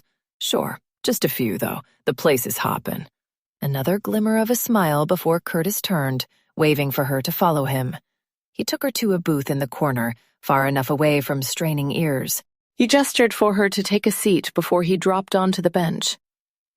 "So what is it, officer?" "I understand that Ryan Crawford works here." "He does." "What can you tell me about him?" Curtis narrowed his eyes. "What do you want to know?" "He's a reliable employee, shows up for work on time. The customers like him. Is he all right?" That's a loaded question. Cindy took out her notepad and pen and put to paper what Curtis had told her. "I'll get to that. He suffered a personal loss recently, the aunt who raised him. Sometimes that changes people. Was Ryan any different in the last few weeks?" Curtis took a few seconds to reply. "A bit, yeah. Still a good employee, mind you. But his heart didn't seem into his work as much. Though I probably shouldn't say anything." "Whatever you have to say might help things." "What things?" She cursed herself for the slip. Her vagueness had roused his curiosity, though it seemed unavoidable that she'd need to explain the reason for her interest in Ryan at some point. "All I'm at liberty to say is that Ryan has gotten himself into a situation, and we're trying to get him out of it." "Huh. Can you offer a touch more specifics?" "Losing his aunt is causing him to face a bit of an existential crisis, but unfortunately, he's dragged other people into the mix." Cindy talked slowly, carefully measuring her words. She wasn't about to go around talking freely about the situation at the Hanson estate. "He's threatening harm to others?" "Yes, but really that's all I dare say. Or Coleman will have my badge before I make detective." "If you can tell me anything that might provide more insight into his state of mind recently, that could go a long way. A moment ago you started to share something with me about him." What was that going to be? She hadn't forgotten that he'd shied away, hiding behind, "I probably shouldn't say." Curtis leaned back in the booth and rubbed his jaw. "I already told you he's been different, but honestly, I think he's been drinking." "And that's a problem for him?" Curtis's stiffened body language suggested it was a big one. "He's an alcoholic, like me. We've both worked the program." "You're certainly both testing your resolve with you running a pub and him working in one. That seemed like insane temptation." "Sounds strange, I'm sure, but somehow it works. You have a front row seat every shift of how crazy and irrational booze makes people act. Or obnoxious, like the man on the bar stool. I can see that.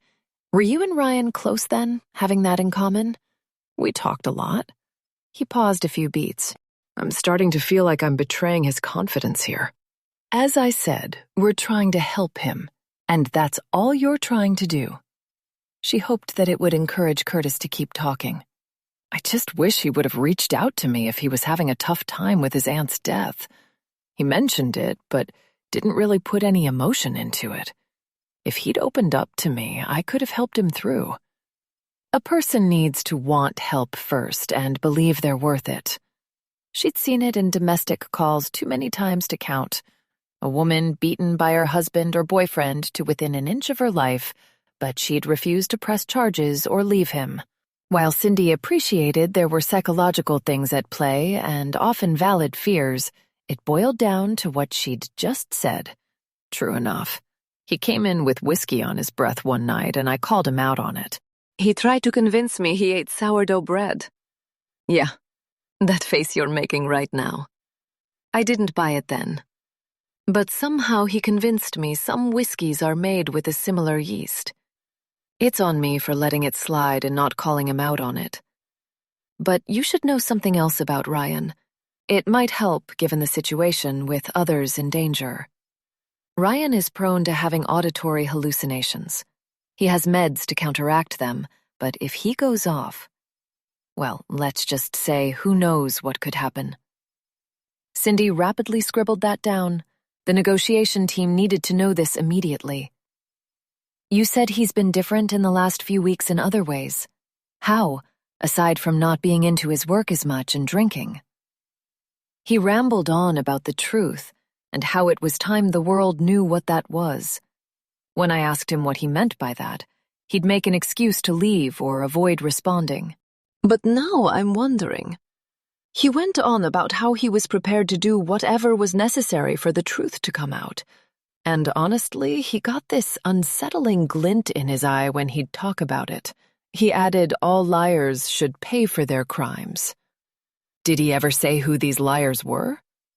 Curtis shook his head. I suspect it's probably who he has with him right now.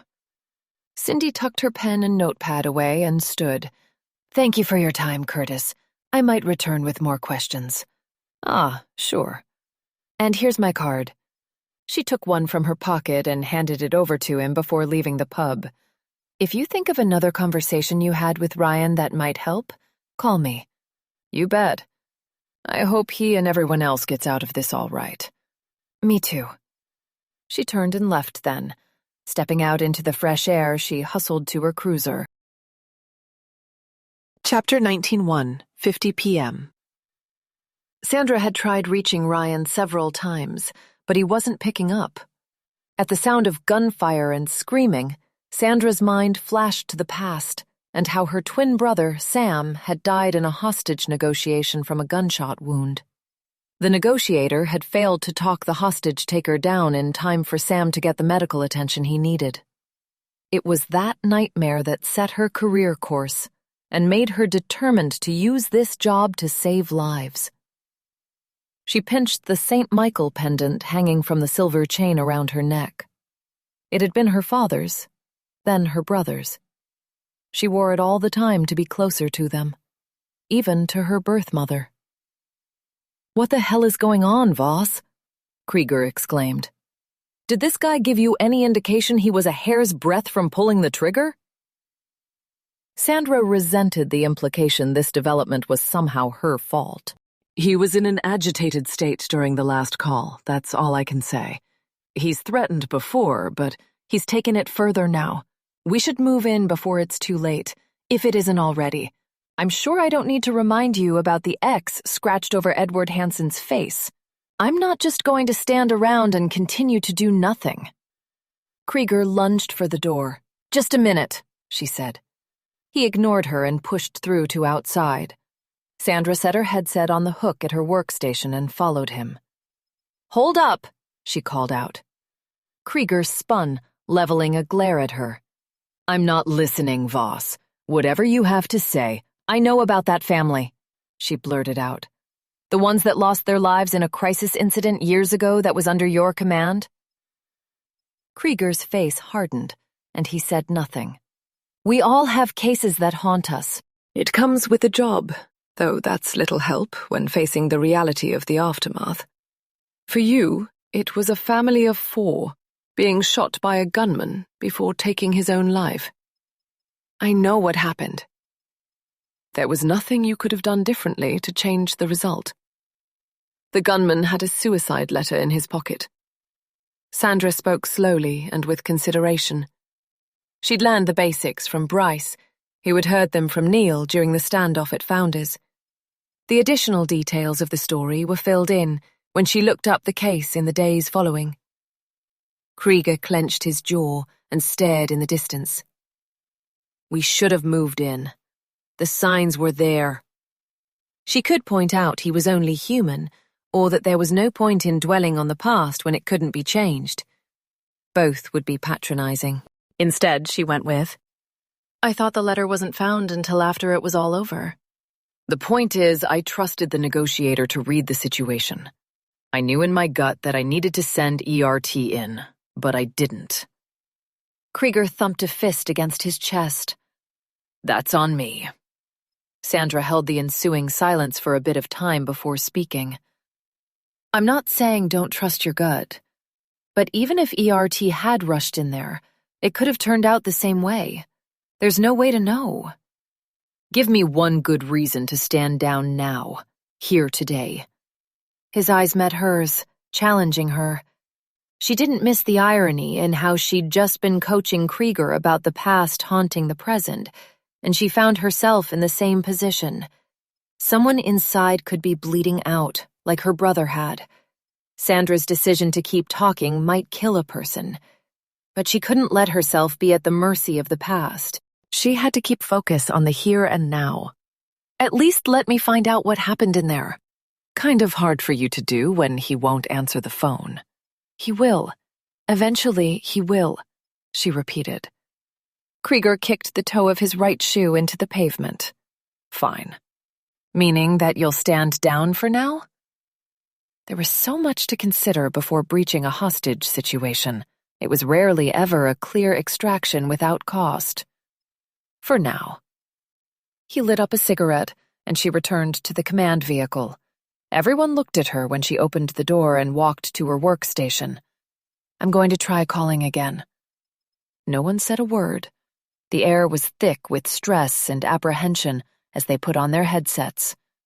The line rang several times before Ryan's voice came on the line. What do you want? Snapping and curt. This isn't about what I want, Ryan. She needed to ground him, recenter things so that he saw her as being there for him, not out for her own agenda. There was silence on the other end, except for some crying and sniffling in the background. We heard gunfire out here, she said, proceeding cautiously. Is everyone... Everyone is fine. He's lying, a woman cried out. Sandra guessed it was Ashley Hansen. Don't listen to her, Ryan hissed. You can't kill the devil. Sandra made brief eye contact with Donnie. And who is the devil? The Hansens. Sandra took her time responding, hoping the pause might dampen his rage. While the seconds ticked off, she analyzed what he'd told her between the lines. Is one of the Hansens injured? She used a calm tone, removed all judgment, phrasing it as if the injury wasn't his fault. He'll be fine. Donnie wrote on the page, either the boy or Edward. Who will be fine, Ryan? Sandra looked up at the ceiling of the vehicle and held her breath for his reply. My dear half-brother. A man's voice said, I'm not your shut up, or I swear to God I'll shoot you again. Why can't you just show me some respect? Ryan asked, clearly not talking to her but to Edward. If Edward was shot, Ryan, this doesn't need to get any worse. Send him out so he can get the help he needs. The span of following silence had Sandra's ears ringing. Eventually she broke it. Ryan, we are doing what you asked. We're looking into your mother's crash. We started on that without anything in return, but now my boss... No. He's not going anywhere. Whatever happens here today, he deserves it for keeping his father's secrets. Donnie wrote, "Is there more we don't know about?" Sandra shrugged. What secrets, Ryan? Will you tell me? Where the news networks? I don't see any out there. His question took her somewhat off guard, but before she could respond, he spoke again. I'm ready to go to the world. Do it myself. It's the only way things get done anyway. He was losing the thread. How could he just dismiss what happened in there and circle back to his game plan, all while a man's life hung in the balance? I've done everything you've asked, Ryan. Keep looking. That's your job out there. Do what wasn't done all those years ago. But I also want a press conference right here inside the house. How am I supposed to make that happen? Flipping the problem back to him to solve might help him realize the absurdity of his request. You get news reporters here, and I'm going to make my statement to the world. I'm familiar with what a press conference is, Ryan, but no buts. You're going to make it happen. Sandra glanced at those in the vehicle. There was no way they could send people inside to become additional hostages. I just don't see how All you need to do is call the networks. Mention the beloved Hansen name, and they'll come running. Sandra admitted it would be a strong lure. It was a miracle the uniformed officers were keeping them at bay as it was. Ryan, I can go to my boss about this, but I already know what he's going to say. What? It was encouraging that he'd asked and hadn't made another threat of violence. You'll need to do something for us first. I'm not letting Edward go. I hear you, Ryan, I do. But there are people out here making arguments for moving in and bringing this to an end with force. I've stood up for you, fought for you. Trust me, I'm on your side. She had learned to talk convincingly over the years while sinking into the HT's shoes as if she were them. I'm even willing to go to my boss about organizing the press conference. Good. With Ryan assured and calmer again, it felt like a suitable time to revisit her ask. Would you just do one thing for me? She paced her response, endeavored to make what she was going to request seem like it would be of small consequence. What? He asked eventually. Ideally, Edward would be released for medical attention, but Ryan had made it clear that wasn't going to happen. To bring that up again would not only offend him, he wouldn't feel heard. That was even worse. All the effort she had put into building up trust between them would be wiped out in an instant. She'd also risk shutting down communication altogether. There's no way around this, Ryan. You need to release a hostage. That's the only way my boss will go for it. The only way, she emphasized.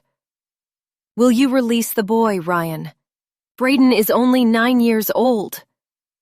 She used his name and age to humanize him.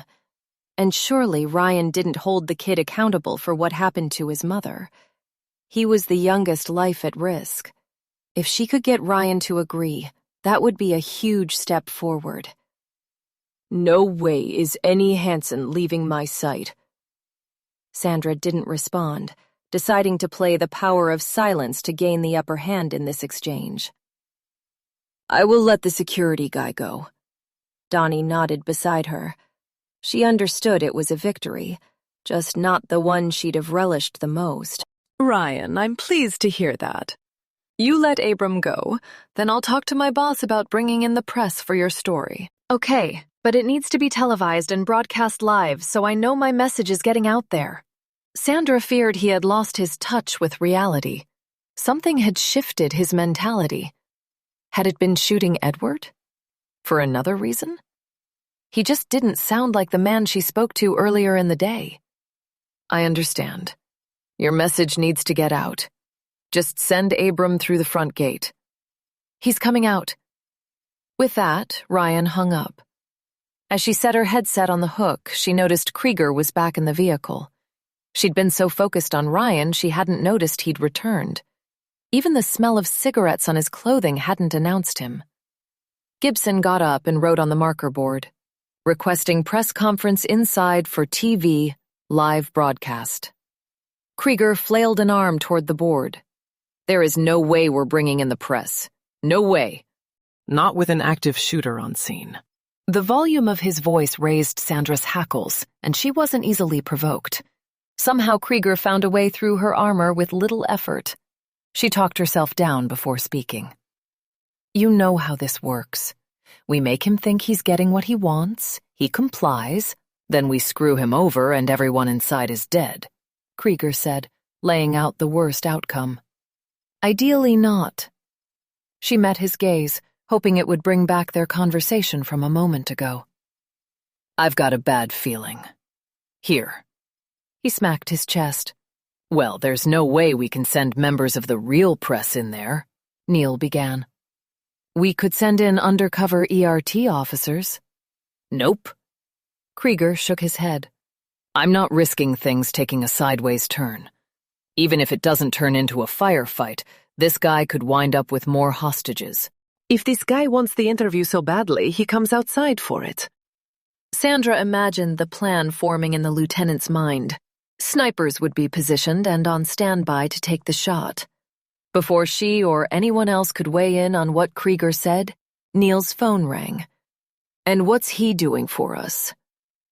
Krieger countered, just as Gibson finished writing another note. "Agreed to release Abram Duke." "Lieutenant Coleman," Neil answered. "Ah, Officer Moore. Putting you on speaker. Hello, everyone. I just spoke with Ryan's boss at the pub. There are some things you should know." As she laid them out, the team looked at each other. Moore's update confirmed Sandra's recent observations about Ryan. He was out of touch. Now she could speculate more easily as to why things had changed. Was he drinking? Possibly dealing with auditory hallucinations?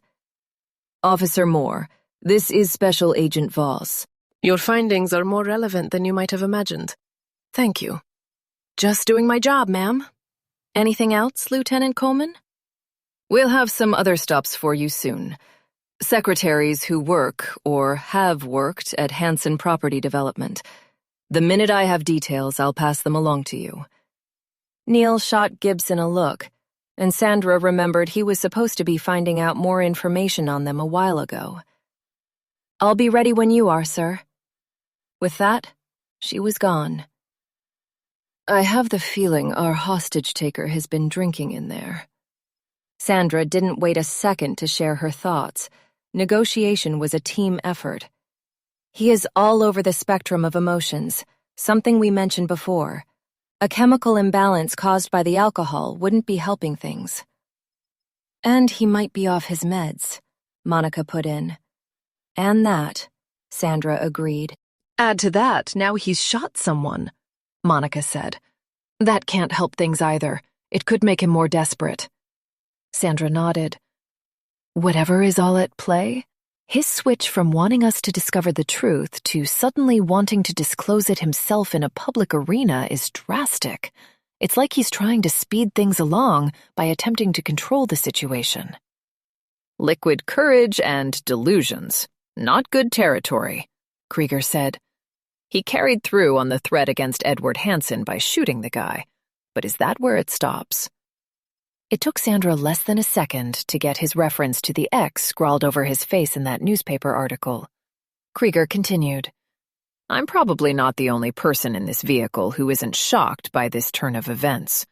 I know you want more time to talk him down, Voss, but I'm not so confident this ends well. I'm going to get a jump on things, make sure snipers are lined up, see if I can get some ERT officers to volunteer to go undercover as reporters. If he actually follows through and releases the security guard, you tell him what the arrangements will be. Outside, on our turf." With that, Krieger stormed out of the vehicle, slamming the door behind him so hard it rocked the vehicle. No one said anything in his wake. They probably all saw his side. Sandra did. But she also had compassion for Ryan Crawford. His life had been one hardship after another, only to find out how he'd been lied to all his life. Anyone in his position would struggle to keep their sanity and sobriety.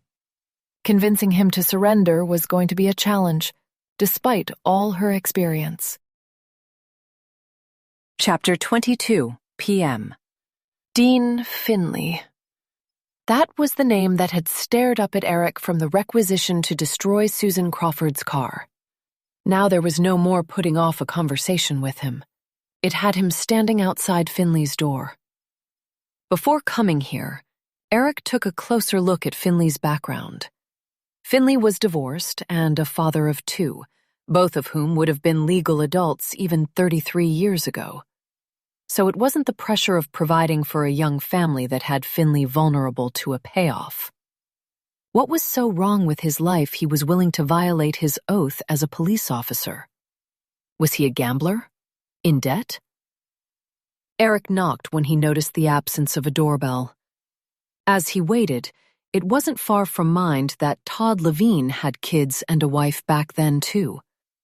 Though his were younger, giving Todd a potential weak spot to bribery. Though whatever the reasons were, Eric couldn't excuse Todd if he'd covered up a murder.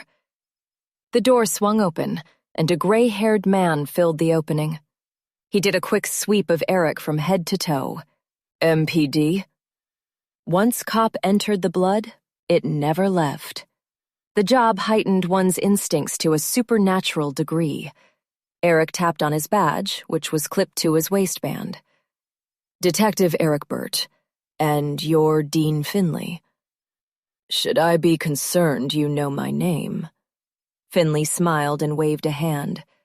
Never mind me. I've never had a good sense of humor. Detective Eric Birch, you said. The name sounds familiar. Ah, yes. Todd Levine might have mentioned you were one of his rookies over beers and barbecue. I was. Well, what brings you to my door? Eric gestured forward, an unspoken request to be permitted entry. Finley backed up to let Eric inside. I'm going to guess from your somber face this conversation is one best suited to sitting down. You haven't lost your touch, Sergeant. While Eric addressed him by rank, it roiled sour in his gut. Based on what he'd found already, the man before him didn't deserve any respect. Finley took Eric to the living room and told him to sit wherever he liked as he sat down on a well-worn chair in the corner of the room. It had a direct sightline to the doorway. The television was mounted on the wall next to it, providing a flipped layout to most people's living rooms. Finley clearly liked to see whatever was coming at him. Another trait that came from being a cop and the need to be vigilant. In Finley's case, Eric wondered if there wasn't even more to it. If he helped cover up a murder, what other things, other people, had he gotten himself mixed up with? Eric settled onto the couch and turned to face Finley. There's an active hostage incident taking place inside a residential home. 5 lives are at stake. Is this your way of telling me one of my kids is caught up in this? Eric had just been so focused on how he was going to approach this, it hadn't occurred to him Finley might have thought this was a notification. No, I apologize. As far as I know, your family is fine. But this hostage taker has asked that an old investigation be reopened. When I looked up the file, your name and Todd Levine's were attached. I was hoping you might answer some questions I have. I can try, but I've been retired for over 25 years, haven't worked with Toddy for longer than that. What's the investigation? A fatal crash. A woman died on scene, and her 5-year-old son landed in critical condition. He ended up pulling through and surviving. It's not coming to me. When did this happen? You happen to have a name? I mean, I worked and oversaw a lot of crashes during my time in uniform, and later as a sergeant. This happened 33 years ago. Susan Crawford veered straight into a pole. The crash report said that the road conditions were poor. Any of this ring any bells for you, by chance? I suppose it's vaguely familiar. Actually, if I'm remembering right, the accident was straightforward, just unfortunate. Eric stiffened at how he went from providing the defense of a cluttered mind and the passage of time to restored memory. Even more noteworthy was the reoccurrence of that word, vaguely. Todd had used the same one.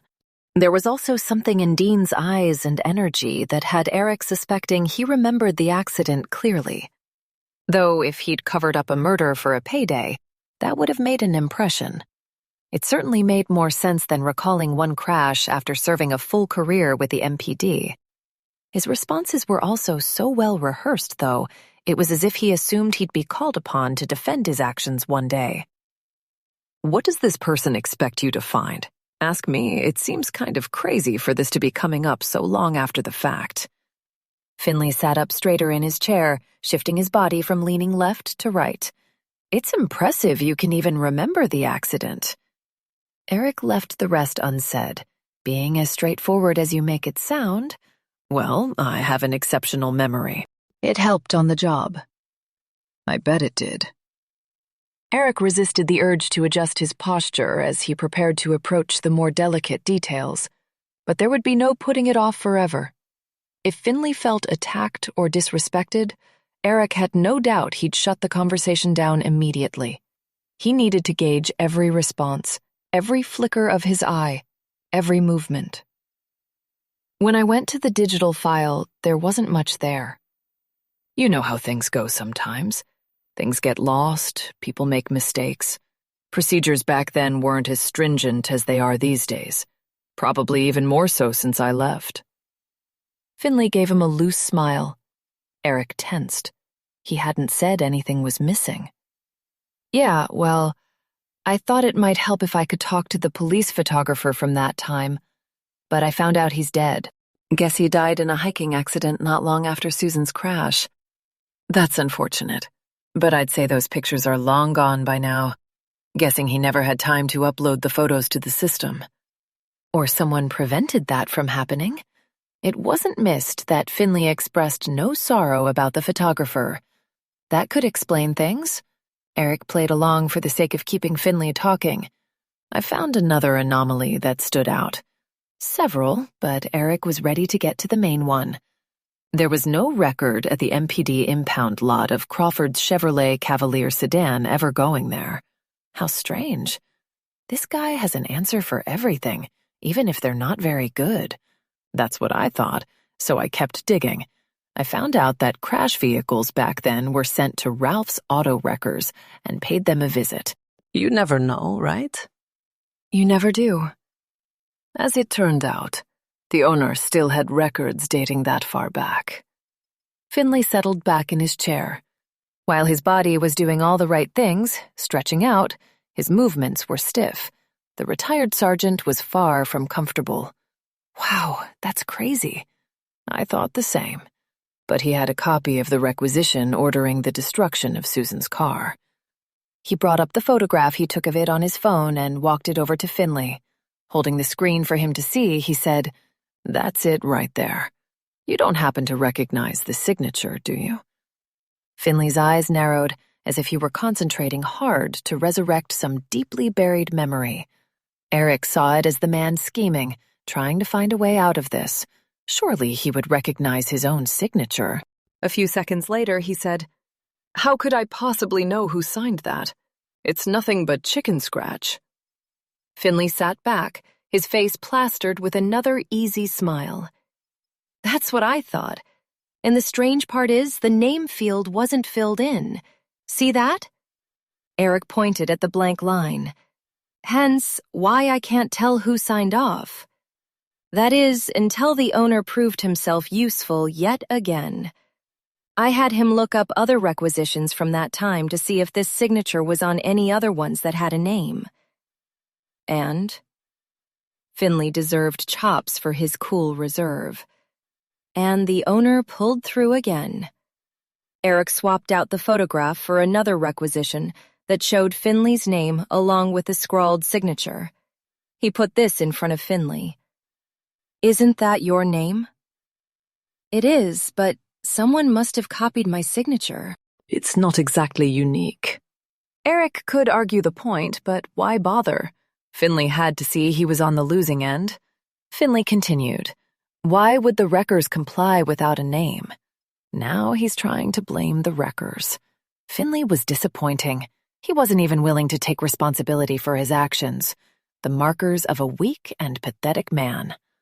I think they were more concerned with a signature, but the point remains, only you and Todd worked this investigation. At least the two of you who are still alive. Possibly the medical examiner was too, but by all accounts they performed their job and that was all. As for whoever else but Sims touched the investigation from the Major Crash Investigation Unit, it was unknown. That's if someone even had. Maybe Todd did this then, but even if he did, what's really the big deal here? First, it was the fault of the auto wreckers. Now it was all on Todd. Eric was getting tired of being diplomatic. He only had so much reserve. It's just that inconsistencies are stacking up. Eric returned to the initial photograph and pointed out the date. That was the day of the fatal crash. Again, I'm not sure what you expect me to say. Eric pocketed his phone, disgusted by this man's lack of loyalty and disregard for his badge. You signed the acquisition. I told you, someone must have forged it. Finley locked eye contact when he asked, "What are you insinuating?" Eric remained silent.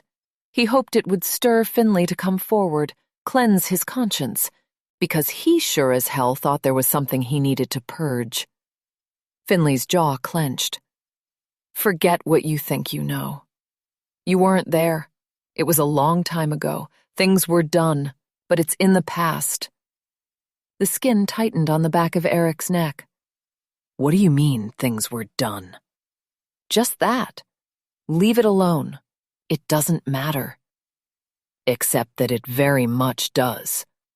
Right, because of some hostage taker. Who is this person anyway? What is their connection to the dead woman? Finley must have dehumanized her to live with what he did. The HT is Susan Crawford's son, the one that almost died that day along with her. He's holding the Hanson family hostage in their home, along with one of their security guards. Finley blanched. The Hansons? Yes. Eric paused for a few seconds.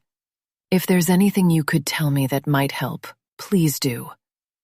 Finley shook his head. It's time for you to go, Detective. I'll see myself out. Eric left feeling much the same as he did after every step he took in this investigation. Beaten up and broken down.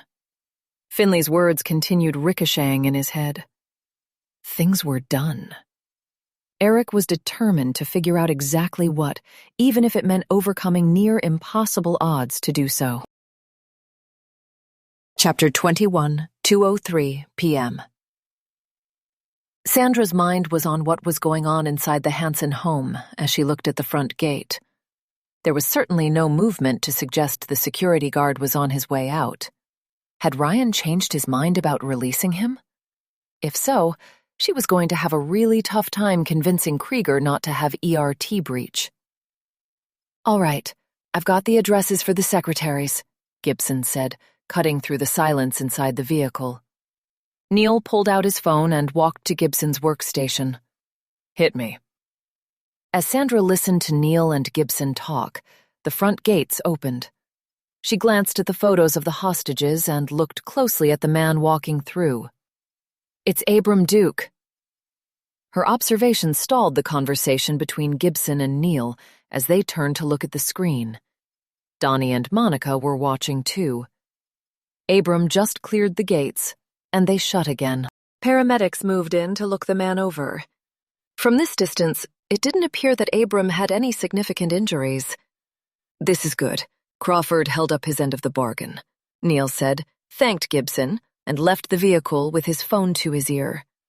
Gibson wasn't far behind. His target was the released security guard. "I'm going to call Ryan," Sandra said while putting on her headset. Donnie and Monica followed her lead. The timing wasn't ideal with Gibson out of the vehicle, but she had to acknowledge that Ryan had released the security guard, something that was best done immediately. But the line rang before she could place the call. As soon as she answered, Ryan spoke. "I sent him out. Your turn. When should I expect the news stations?" "I see you held up your end, Ryan, and I'm working on—" "Never mind working on it. I may have released a hostage, but I have 4 more. You did a good thing letting Abram go, Ryan. She wasn't going to react to his implied threat. Rather, she wanted to help him see he wasn't a horrible person despite everything. If she could get that across, there might be a better chance of peaceful resolution. We'll see, I guess, he slurred. Sandra glanced at Donnie. He was looking right back at her. He'd picked up on the impaired speech, too. Was Ryan intoxicated? Mixed with being armed and prone to auditory hallucinations with nothing to lose, that made for one volatile cocktail. It was, she assured him, and I'm working on arranging what you've asked for. How hard can it be to get the press here? They should be out there now, lining up on the street out front. These are the Hansons. Instead of sounding egotistical with this statement, he came across wounded by the lack of their presence. It was buried in his tone. Still, it wouldn't be advantageous to point out the media was blocked from making their way down here. But she could give a reason that wouldn't reflect badly on anyone. People are scared, Ryan. Can you understand that? She figured he would. He wasn't a hardened criminal, but he'd felt pushed into taking the action he had. I won't hurt the reporters. I just want the truth to come out. Yes, I hear you, Ryan. I really do. And please, trust me. I don't trust anyone anymore. Not after being lied to all my life. Sandra took a couple of beats before replying. And I can understand that. I really can. Just get the reporters here. The line went dead. Sandra sat still, staring at the video monitor, where Gibson was talking with Abram Duke at the back of an ambulance. While she didn't agree with Krieger, there might not be a way around inserting undercover officers to pose as reporters. It might need to come down to that. But the last time she was face-to-face with a hostage-taker? She pinched her St. Michael pendant. "Voss," Donnie said, slicing through her thoughts. "I don't think he's going to be cooperative until we at least meet him halfway." "I was just thinking that. I'll counter that the press conference needs to happen outside." It would be tricky changing the deal after Abram's release, possibly even deadly if she didn't handle it right. Monica was updating the marker board after completing her notes when the door swung open. It was Gibson, back from talking with Abram Duke. The situation inside really isn't good. Ryan stripped Duke of his gun, bringing his tally up to 2 weapons. Duke's was a Sig Sauer P320, and from what he can tell, Ryan's is a straight-up run-of-the-mill Glock 19. The latter was one of the most common handguns. It was the exact weapon Sandra was carrying. The same brand of gun most in this vehicle had in their holsters. No one said anything for a few beats. Gibson continued. Duke's relatively unscathed, just a little bruised and beaten from a brief altercation with the HT. The major injury is Edward. He was shot in the chest. Near the heart? Sandra rushed out. Thoughts of her twin brother surfaced again, and she wondered if they'd ever stop. Upper left side. Duke thinks it missed his heart, but he admits to only having some medical training. Before he came out, Ryan allowed him to patch up the wound as best he could. There's that at least, Donnie said. Still, we are talking about a chest wound. Gibson didn't say more since everyone could fill in the blank. It could prove fatal. The clock was working against them. As if that's not enough, Ryan's drinking whiskey, and Duke is quite sure he's drunk. He was slurring when we spoke, so I believe that, Sandra said. Guess he's really coming undone. He's losing his temper trying to get Edward to admit to knowing he's his half-brother. I wonder why that much is so important to him. He talks about how horrible the Hansons are. Sandra pointed out, why the desire to connect with them? Can't tell you, but Ryan's raving in there that Timothy killed his mother and tried to kill him too. There is a letter from the aunt that he made Edward read. Duke never read it for himself, but Ryan made Edward read it in full. Gibson said, The teenage girl's emotional, and the boy's struggling to breathe. He has asthma. That could be why Ryan cut one of our earlier calls short. He was concerned about the boy. Sandra needed to shut this down, help Ryan see this wasn't the most effective way of getting heard. If only they could find someone close enough to him that might exert some influence over him. The neighbor, who was a casual friend, wouldn't work. And bringing in Ryan's boss from the pub would have Ryan feeling shame about his broken sobriety. Gibson continued. "He got Duke to assemble the family in one room," Gibson said. "Guess it's in a central part of the home. I'll let Krieger know so he can update ERT." "Let Krieger know what?" Krieger entered the vehicle. His timing was both impeccable and unfortunate. Gibson gave him a quick recap and specified, "It's the reception room on the main floor, center of the home." Krieger nodded. "Well, we're still waiting on the blueprints for the home. They must be coming from some dusty storage room in a municipal building." That wasn't the response Sandra had expected. She thought Ryan having 2 guns might have had the lieutenant wanting to storm in all the more. Caution to the wind and all that. "Then Duke's direction should be helpful," Gibson said.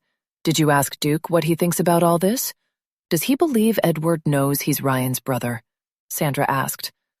"Duke said if Edward knows about it, he's doing a good job of hiding it." Though a man like Edward Hansen would be skilled at shielding his emotions, which can't be going over well. It's not. If Sandra could convince Ryan to put Edward on the phone, she might get him to admit to what he knew. But that approach was double-edged. It could smooth things out or make them worse.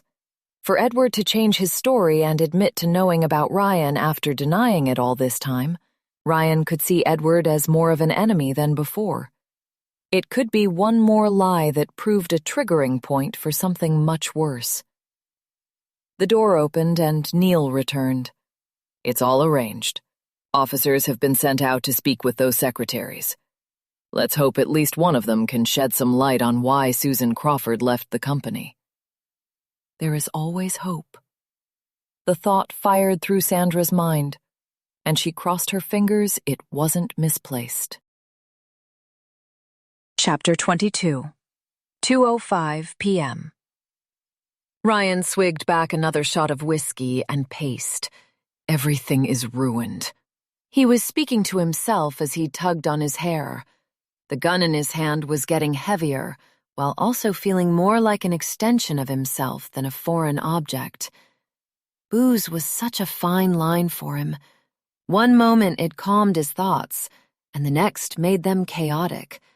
Right now, they were firing off in rapid succession, all of them loud and threatening. "You're an idiot.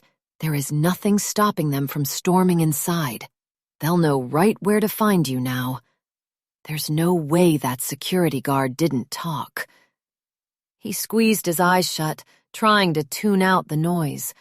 But the voice was right. The cops would have heard all about what was going on in here, including where they were holed up. The men out there who were armed for war were likely planning their approach right this minute. Maybe he should have everyone move somewhere else in the home. It was then he noted the sunshine pouring through the windows. If the cops breached the property, they'd easily be able to put a red dot on him. "Get up." He nudged the wife's foot. "Close all the curtains."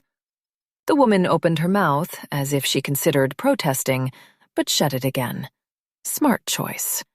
Ryan kept his eyes on her as she worked around the room. The sun wasn't missed due to the light blasting down from the grotesque chandeliers overhead. "Now, back on the couch. Go." He gestured with his gun, drawing the woman back to her offspring. What is taking so long? The FBI agent must be stalling in getting the reporters here. She was going to get them, though, right? She sounded trustworthy. So did Aunt Teresa. You can't trust anyone. The agent just says the things she knows you want to hear. He pivoted, changing direction, facing the back of Edward's head. It was tilted forward, and the man was panting with one of his hands laid over his wound. Ryan walked around to look at him. Edward's face was devoid of color, pale. While Ryan was no doctor, it was clear Edward wasn't doing well. "Gah!" he roared. This was all crumbling apart and fast. He didn't mean to shoot anyone. It was that damn security guard's fault, the way he'd rushed him. if he'd just stayed put. The sounds of the boy struggling to breathe became louder. Unlike his father, he was turning slightly blue. "Please," the woman pleaded while squeezing her son's shoulder. "He needs help." "What's going on? What's happening with him?" "What do you think?" the teen sassed. "Don't get smart with me." Ryan closed the distance between them and put the gun in her face. She recoiled, and the mother shot Ryan a scathing look.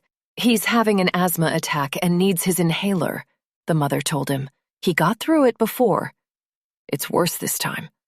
Ryan's head swam. The gun going off was an accident, and he'd let the security guard patch Edward up, a mercy he'd extended. And now the boy was going to... "Where is it?" "The inhaler." "In his bedroom. Please, let me get it for him. He'll die without it. Please." At least the woman was talking to him calmly and with measured respect. She recognized he was the one in charge here, no one else, and she knew the drill from before when he let her get the first aid kit from the bathroom. "Fine, go. But if you run off or try anything, know that I will kill your entire family. Do you understand?" "I do." The woman hopped up from the couch, and her footsteps pounded on the staircase as she climbed them to the second floor. The remaining members of the Hansen family were staring at him. Even the boy, between desperate gasps for oxygen.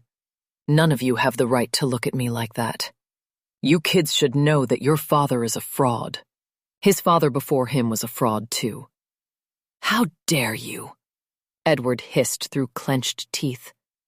Ryan rushed at him, putting their noses mere inches apart. As he looked at Edward, he wondered how in hell they could share the same blood. Edward here in his castle, surrounded by opulence, while Ryan lived in a squalid apartment and set traps for cockroaches under his kitchen sink. He worked hard, flinging drinks at the pub, barely scraping enough money together for rent. "Leave him alone," the girl cried out. "I'll leave when I'm good and ready, and it won't be until everyone knows the truth and I get what's mine." Edward's eyes rolled back. "Money. No surprise there. Well, you're not getting a single red cent," he said between gasps for breath. "Dad, please, stop provoking him." The girl was huddled with her brother, and tears were streaming down her face. "She's a smart girl. You should listen to her." Ryan put the muzzle of his gun to the bottom of Edward's chin. Edward's eyes rolled back again, and his head lolled to the side. Ryan slapped his face, and Edward's eyes shot open. The girl cried out while the boy's wheezing grew worse. Yet, amid all the chaos, a moment of calmness settled over Ryan. The warmth of the whiskey was moving in again, doing its job, wrapping around him like a soothing blanket. He was going to be heard. All the Hansen family secrets were about to come out, and in the aftermath of this storm, there would be a rainbow of truth and justice. He poured another shot of whiskey and lifted it high. "For you, Mom." Chapter 23. 2:30 p.m. Cindy Moore knocked on the door for Heather Wainscott. She lived in a beautiful row house with her husband Merv. As she stood on the front step, Cindy appreciated the vivid blue sky. Not a cloud in sight, and the temperature was warm with little to no humidity. The summer day was about as perfect as it could get. Footsteps padded toward the door, and it cracked open soon after. A man stood there, deep smile lines around his eyes and mouth. His eyes were a pale crystalline blue and sparkled. "Mr. Wainscott?" she said, taking a guess. "That's me. And you are, sweetheart?" "Officer Moore. I'm looking to speak with your wife, Heather, if she's home." "She is. Can I say what this is regarding?" He puffed out his chest and squared his shoulders, putting on the show of formality, but it was betrayed by the mischievous glint in his eyes. "It's regarding her time working with Hansen Property Development." "Hoo-wee." Merv let out a whistle. "That was many, many moons ago, back before our babies. We met there." He grinned at her, but impatience was seeding in her gut. "Your wife, sir. If you could please get her for me," she prompted. Sure. All right then. He stepped back and waved an arm, inviting her inside. Come on now.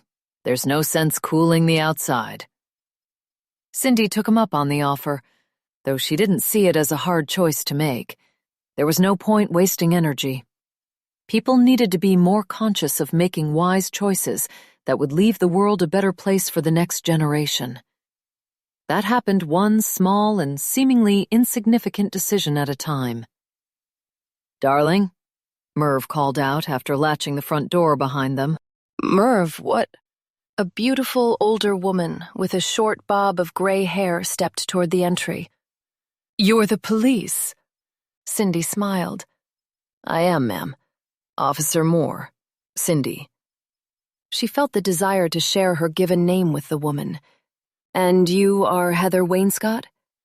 It wasn't really a question, though she framed it as one. She looked just like her driver's license photo. That's me. Are the boys okay?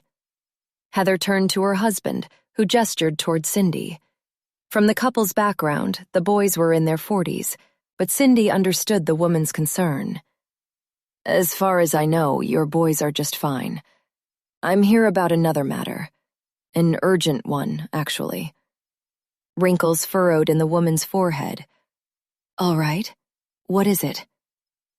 She told me it had something to do with when you worked for Hanson Property Development, Merv said, speaking up.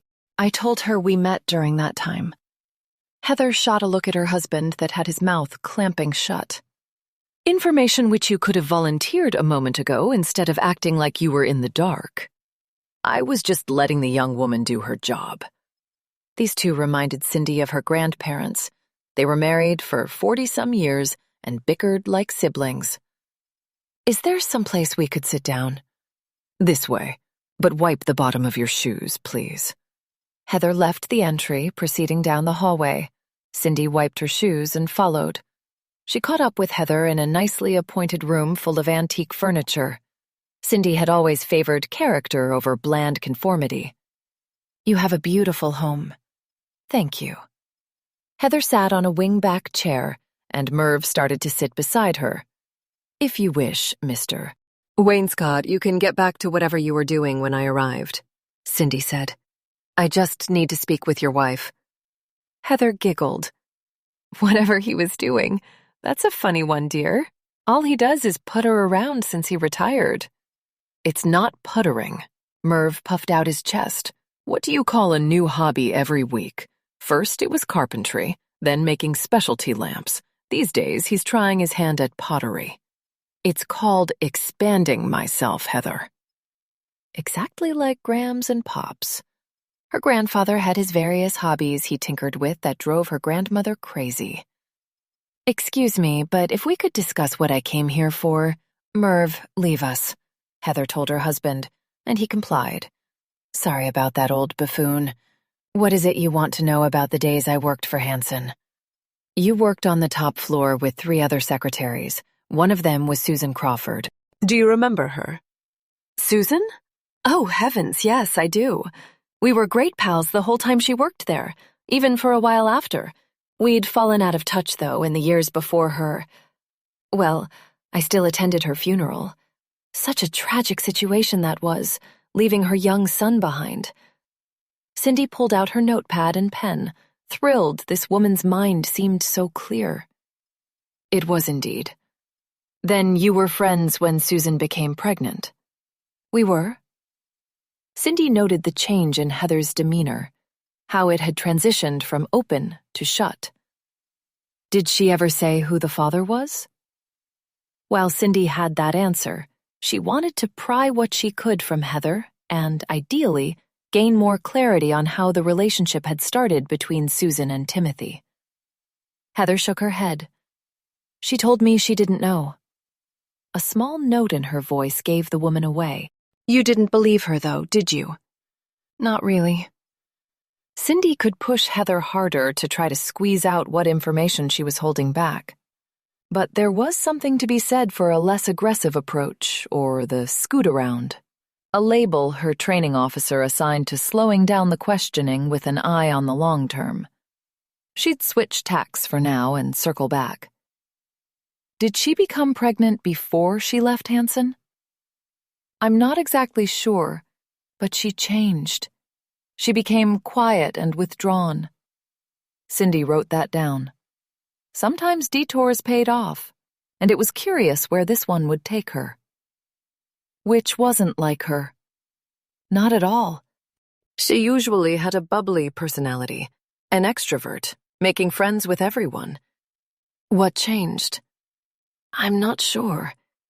Any idea why she quit her job? She told me she wanted a change, but again, I sensed there was more. Heather's gaze drifted to the other side of the room, leaving Cindy's eyes. Such as? Cindy held her pen poised over the page to record the woman's response. Heather took a staggered breath. I don't like to speak ill of the dead, but maybe she did get pregnant before leaving. She was showing within a few months after she quit. Cindy's best friend welcomed her first child last year, keeping her apprised every step along the way. She started showing around 4 months. The timeline with Susan was easy to calculate. She wrote, likely pregnant when she quit, in her notepad. Going back to the father, do you think he was someone from work? Someone she might have wanted to get away from? Again, she was digging to see if she could pry any more out of Heather to get a deeper sense of Timothy Hansen and the relationship between him and Susan Crawford. I suppose it's possible. Any guess as to who? Do you remember anyone who showed a special interest in her? Heather picked at the hem of her shirt. Mrs. Wainscott? Cindy prompted. I can't think of a beau, but she directly reported and worked for Timothy Hansen. I'm sure you've heard of him. Cindy nodded. Do you think it's possible that Susan and Timothy had an affair? Had Susan felt pressured because Timothy was her boss? Or did she have genuine feelings for him? Heather met her eyes and shook her head. Susan wasn't the type to sleep with a married man. You seem confident about that. But sometimes people do things out of character. Not Susan. She was devoted to her faith and regularly attended church. Heather licked her lips. Why are you here, anyhow? Asking these questions about Susan when she died so very long ago. Cindy set her pen on her notebook, cradling it on her lap. There's an active situation that has a connection to the company. The company or Timothy Hansen? Because if you came here asking about the man, I'd have a lot more to say. How unexpected. And what would that be? Cindy readied her pen to scribble down notes, finding this switch refreshing. Most of the time when Timothy's name was mentioned, people clammed up. Well, Timothy and his father didn't live up to the image they projected. The whole thing about upholding family values was nothing but a lie. I can't speak for Timothy's son, but I highly doubt he's much better. Ask my opinion, and no family should have that sort of money. It messes with a person's head, makes them think they can do whatever they like, hurt whoever they like. Heather clenched her jaw. Tingles laced through Cindy's arms and legs. Did Timothy Hansen hurt someone you know about? The secretary he had before Susan. Now, he'd have denied it with his dying breath, but something happened between them. Heather laid a hand over her heart. That something being... Cindy was getting the distinct impression that Timothy used his authority to pressure his female employees into sleeping with him. Listen, I can't be certain, but Timothy was a womanizer. He was always patting her on the ass and telling her she looked pretty. What happened to her? She quit, too. Cindy scribbled all this down. Just how many women had Timothy Hansen sexually harassed? And just how far did he take things? Did he stop at touching and verbal harassment, or take it further? You make it sound like her leaving came rather suddenly. It did. Do you remember this woman's name? Rhonda Stein. Cindy scribbled the name on the page. I'll never forget her, Heather went on. Some people just stick with you. When she started at Hansen, she was upbeat, but the longer she worked there, she lost that light bit by bit. Just like Susan Crawford. That could have been a coincidence.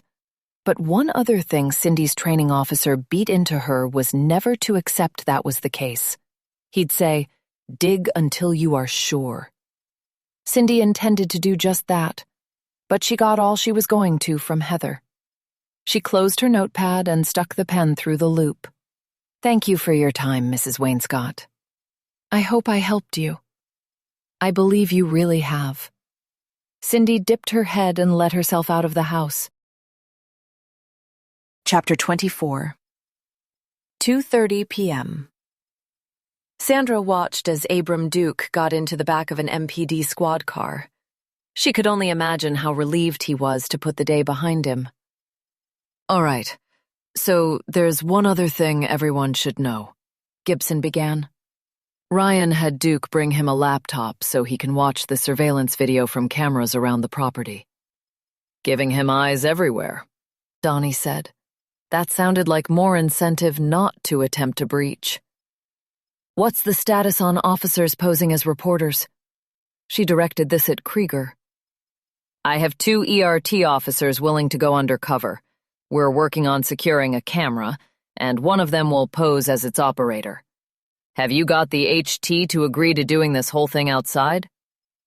"I haven't even broached that subject yet," she admitted. "It's a delicate dance, and I need to wait until the timing is just right." Neil entered the vehicle, breaking up the conversation. He'd stepped out a few minutes ago. "I've got Officer Green on the phone with an update on one of those secretaries from the top floor," he told everyone, then prompted his caller. "Go ahead." "So I spoke with Beatrice Sullivan." A man's voice came over the line. She remembered Susan well. Said that she was a kind woman who took her job seriously. But she also shared that Susan was hugging the toilet and sensitive to smells not long before she left Hansen Property Development. "She was pregnant when she quit," Monica said. "Morning sickness starts around week 6. Everyone looked at her. My sister. I've never been pregnant. And that could answer my earlier curiosity. Is Monica's sister a single parent? Thanks for the update." Neil's comment could have been directed sarcastically at Monica, but Sandra read it as him speaking to the officer. Green must have too, because he said, "No problem," and was gone. Neil's phone rang immediately afterward. One glance at his screen, followed by, "Here we go again. Officer Smith, I've got you on speaker with the negotiation team." "I just finished talking with Hilda Beale," a man said, "and you'll want to hear this. According to her, Timothy Hansen cornered her in the lunchroom one day when no one was around. He backed her against the wall and fondled her breasts. At the time, she was too terrified to move, even as his hands traveled down her thighs to the hem of her skirt." Sandra inched forward on her chair. "Did he rape her?" "Someone came into the lunchroom and interrupted things. But Hilda strongly feels that was Hansen's intention."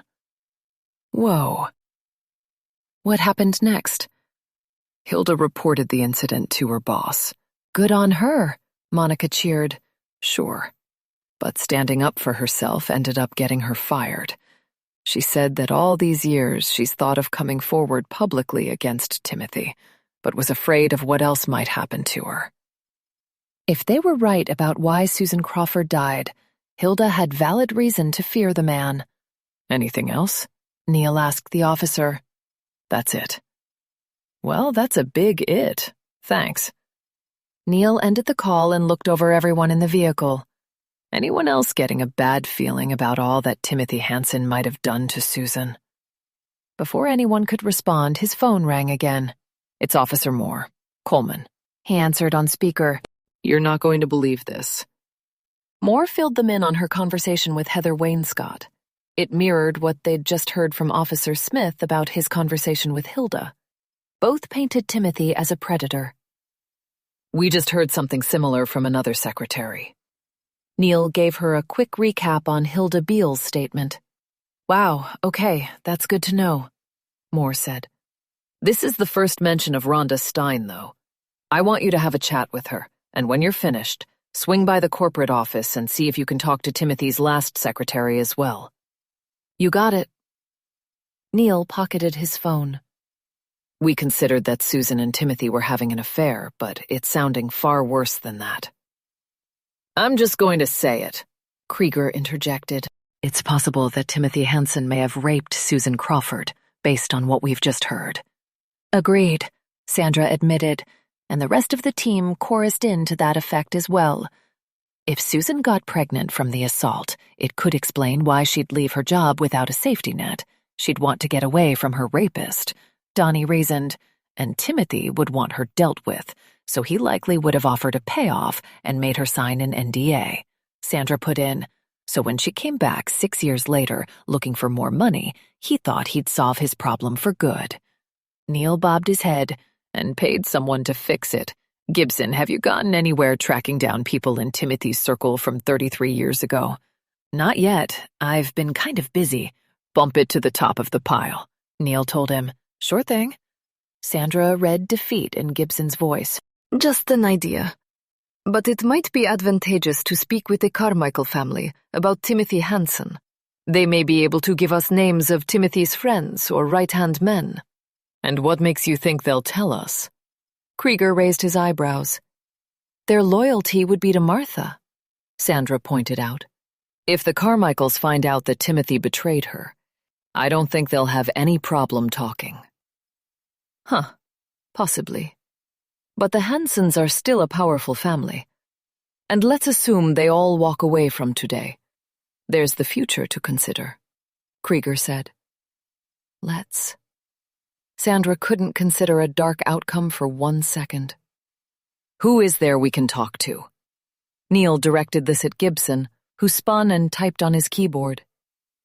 Okay, so the Carmichaels are gone, that being the parents, Gibson said. They died in a plane crash 15 years ago. Any living relatives? Neil asked. It looks like the closest living relative is Martha's brother. He lives here in D.C., Gibson told him. Name's Peter. He's 71, and his address puts him in an affluent area. He likely lives in a mansion. I can only imagine the size of his staff, and at that age, he might even have in-home nurses. Gibson spoke as if that were something to be ashamed of. It was a privilege some could afford. Like Margot. Not that anyone in this vehicle knew Sandra's background or connection to the Davenports. Neil pulled out his phone. I'll get someone over to talk with him. Sandra met Krieger's eye. Their conversation about the reporter ruse had been interrupted, and it was time to pick it back up again. Chapter 25. 2:30 p.m. Eric rapped his knuckles on the doorframe. Have a minute? Sergeant Medina was set up at his desk behind a pile of paperwork, pen in hand. Why not? He waved Eric into the room, and he closed the door behind him. Medina set down his pen and leaned back in his chair. It's going to be one of those conversations, I see. Sorry to say that it is. There's something to that old accident case? That's an understatement. You could say that. Just hit me with it, Birch. There was some sort of cover-up. I mean, there must have been. Don't hold back. Tell me what you really think. I'll tell you what my investigation has revealed. Eric told him about everything, the missing documentation, photographs, even how Crawford's car bypassed the MPD impound lot and examination and was destroyed the same day as the crash. Medina grimaced. Whose names are attached to the file? Dean Finley, sergeant at the time, but currently retired, and Todd Levine, the first responding officer. As in the current Sergeant Levine from the Uniform Patrol Division? And my former training officer and mentor. That's right. Medina perched an elbow on the arm of his chair, rubbed his jaw. Shit. Yeah. And I'd never point at a fellow cop unless... Eric, you can save this speech. I know you. So the re-question for the auto wreckers was signed off by Finley. Yes. I had a chat with him about it. Of course, he's denying it's his. Hold up. Before running all this past me, you spoke with Finley? You don't go after a fellow cop, retired or not, unless you have a solid case. I feel I pretty much do. Then we're of two different opinions. Does it look incriminating? Sure, but it's not solid proof of wrongdoing. Not yet. Tell me, how did Finley respond? Accommodating at first, though his responses felt rehearsed, as if he was prepared for it if this day ever came around. By the end, he asked me to leave. You were obviously making him uncomfortable with your questions. Did you talk to Levine, too? Before Finley, before the visit to the auto wreckers. So just lay it right out for me, Birch. Simple terms. What do you think they did exactly? I believe Susan Crawford was targeted by Timothy Hansen. Instead of having it be an execution that would flag, he had it made to look like an accident. Then he paid off Finley and Levine to get rid of any evidence that would suggest otherwise, and to bury the investigation. I see. Well, if they're guilty of covering up a murder, both men stand to lose everything. Not only will they face criminal charges, but they'd forfeit their pensions too. Yep. There were no forfeiture laws in D.C. that protected a cop's pension if they were found guilty of a felony or misconduct during their time in service. Tell me about Levine's take on all of this. Eric would have liked to avoid going there, but understood that wasn't ethical. I feel he's hiding something. He left out mention of Levine's threat. Wow. Okay, this isn't good at all. Nope. But there's more. As I told you, the photos from the accident scene are missing. But what I hadn't told you was the photographer from the Major Crash Investigation Unit died within days of Crawford's crash. Eric's statement sat out there for several seconds. Again, he trusted that Medina would piece together what he was thinking. You're speculating that he didn't want to cooperate and was taken out. Eric remained silent, knowing that would answer for him. Again. Shit. So it's possible 2 murders rest on these officers' shoulders. You've got to make sure you have everything in order before you talk to Levine or Finley again, and you run it by me first. Am I understood? Understood. But that's part of the problem. Getting things in order is rather difficult when the reports and photographs are missing. The exact reason you never should have spoken with Finley and Levine yet. You need to build your case first. I get it. I really do. It's just this woman deserves justice, Sarge. Her son, too. Just where do I turn when the evidence is long gone? Eric had respect for cold case detectives who closed investigations after years of them being locked away in a drawer. Now he was facing that challenge. Medina leaned forward, both elbows on his desk as he clasped his hands. I'd say treat it like any new case that hits your desk. Had he missed the part about it being from 33 years ago? Though his sergeant had a point. That's closer to the truth than it should be. The accident never really was investigated. There you go. Eric struggled for a few seconds to process how to integrate Medina's suggestion. Some cases came with little to no evidence right from the beginning, but an investigating detective could only start with what they had. Eric might not have evidence he could put his hands on, but not every fresh murder case did. He'd start by trying to piece together the victim's last movements and revisiting eyewitnesses. Expert advice, Sarge. Thanks. Don't mention it. Shut the door on your way out. Will do. Medina's nose was already back in his paperwork by the time Eric hit the hallway. Eric's phone rang, and Coleman was on his caller ID. Chapter 26, 3 p.m. This was the best day in Cindy's career to date. She was spending all day acting as if she were a detective. That had to draw the advancement to her. She pulled to a stop at the curb in front of Rhonda Stein's house and got out of the car.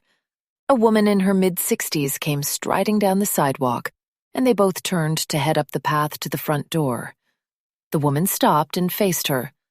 "Can I help you?" "Are you Rhonda Stein?" "I am."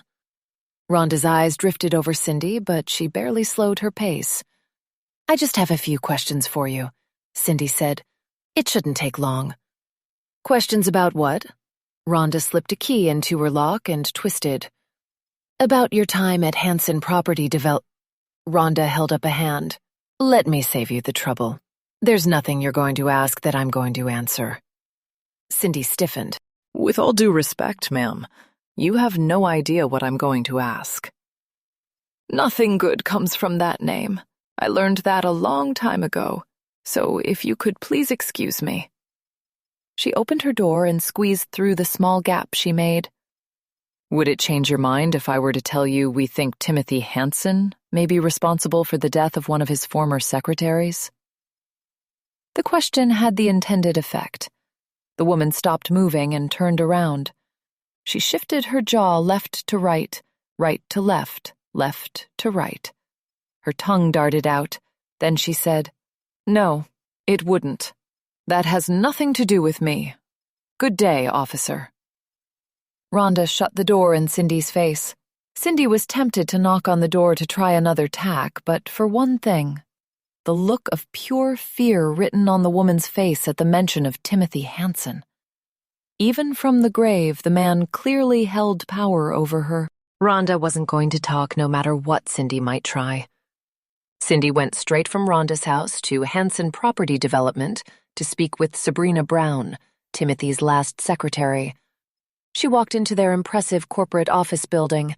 The lobby was a showpiece, and the lettering on the wall behind the main reception desk laid out their slogan, "Building homes, not houses, since 1941.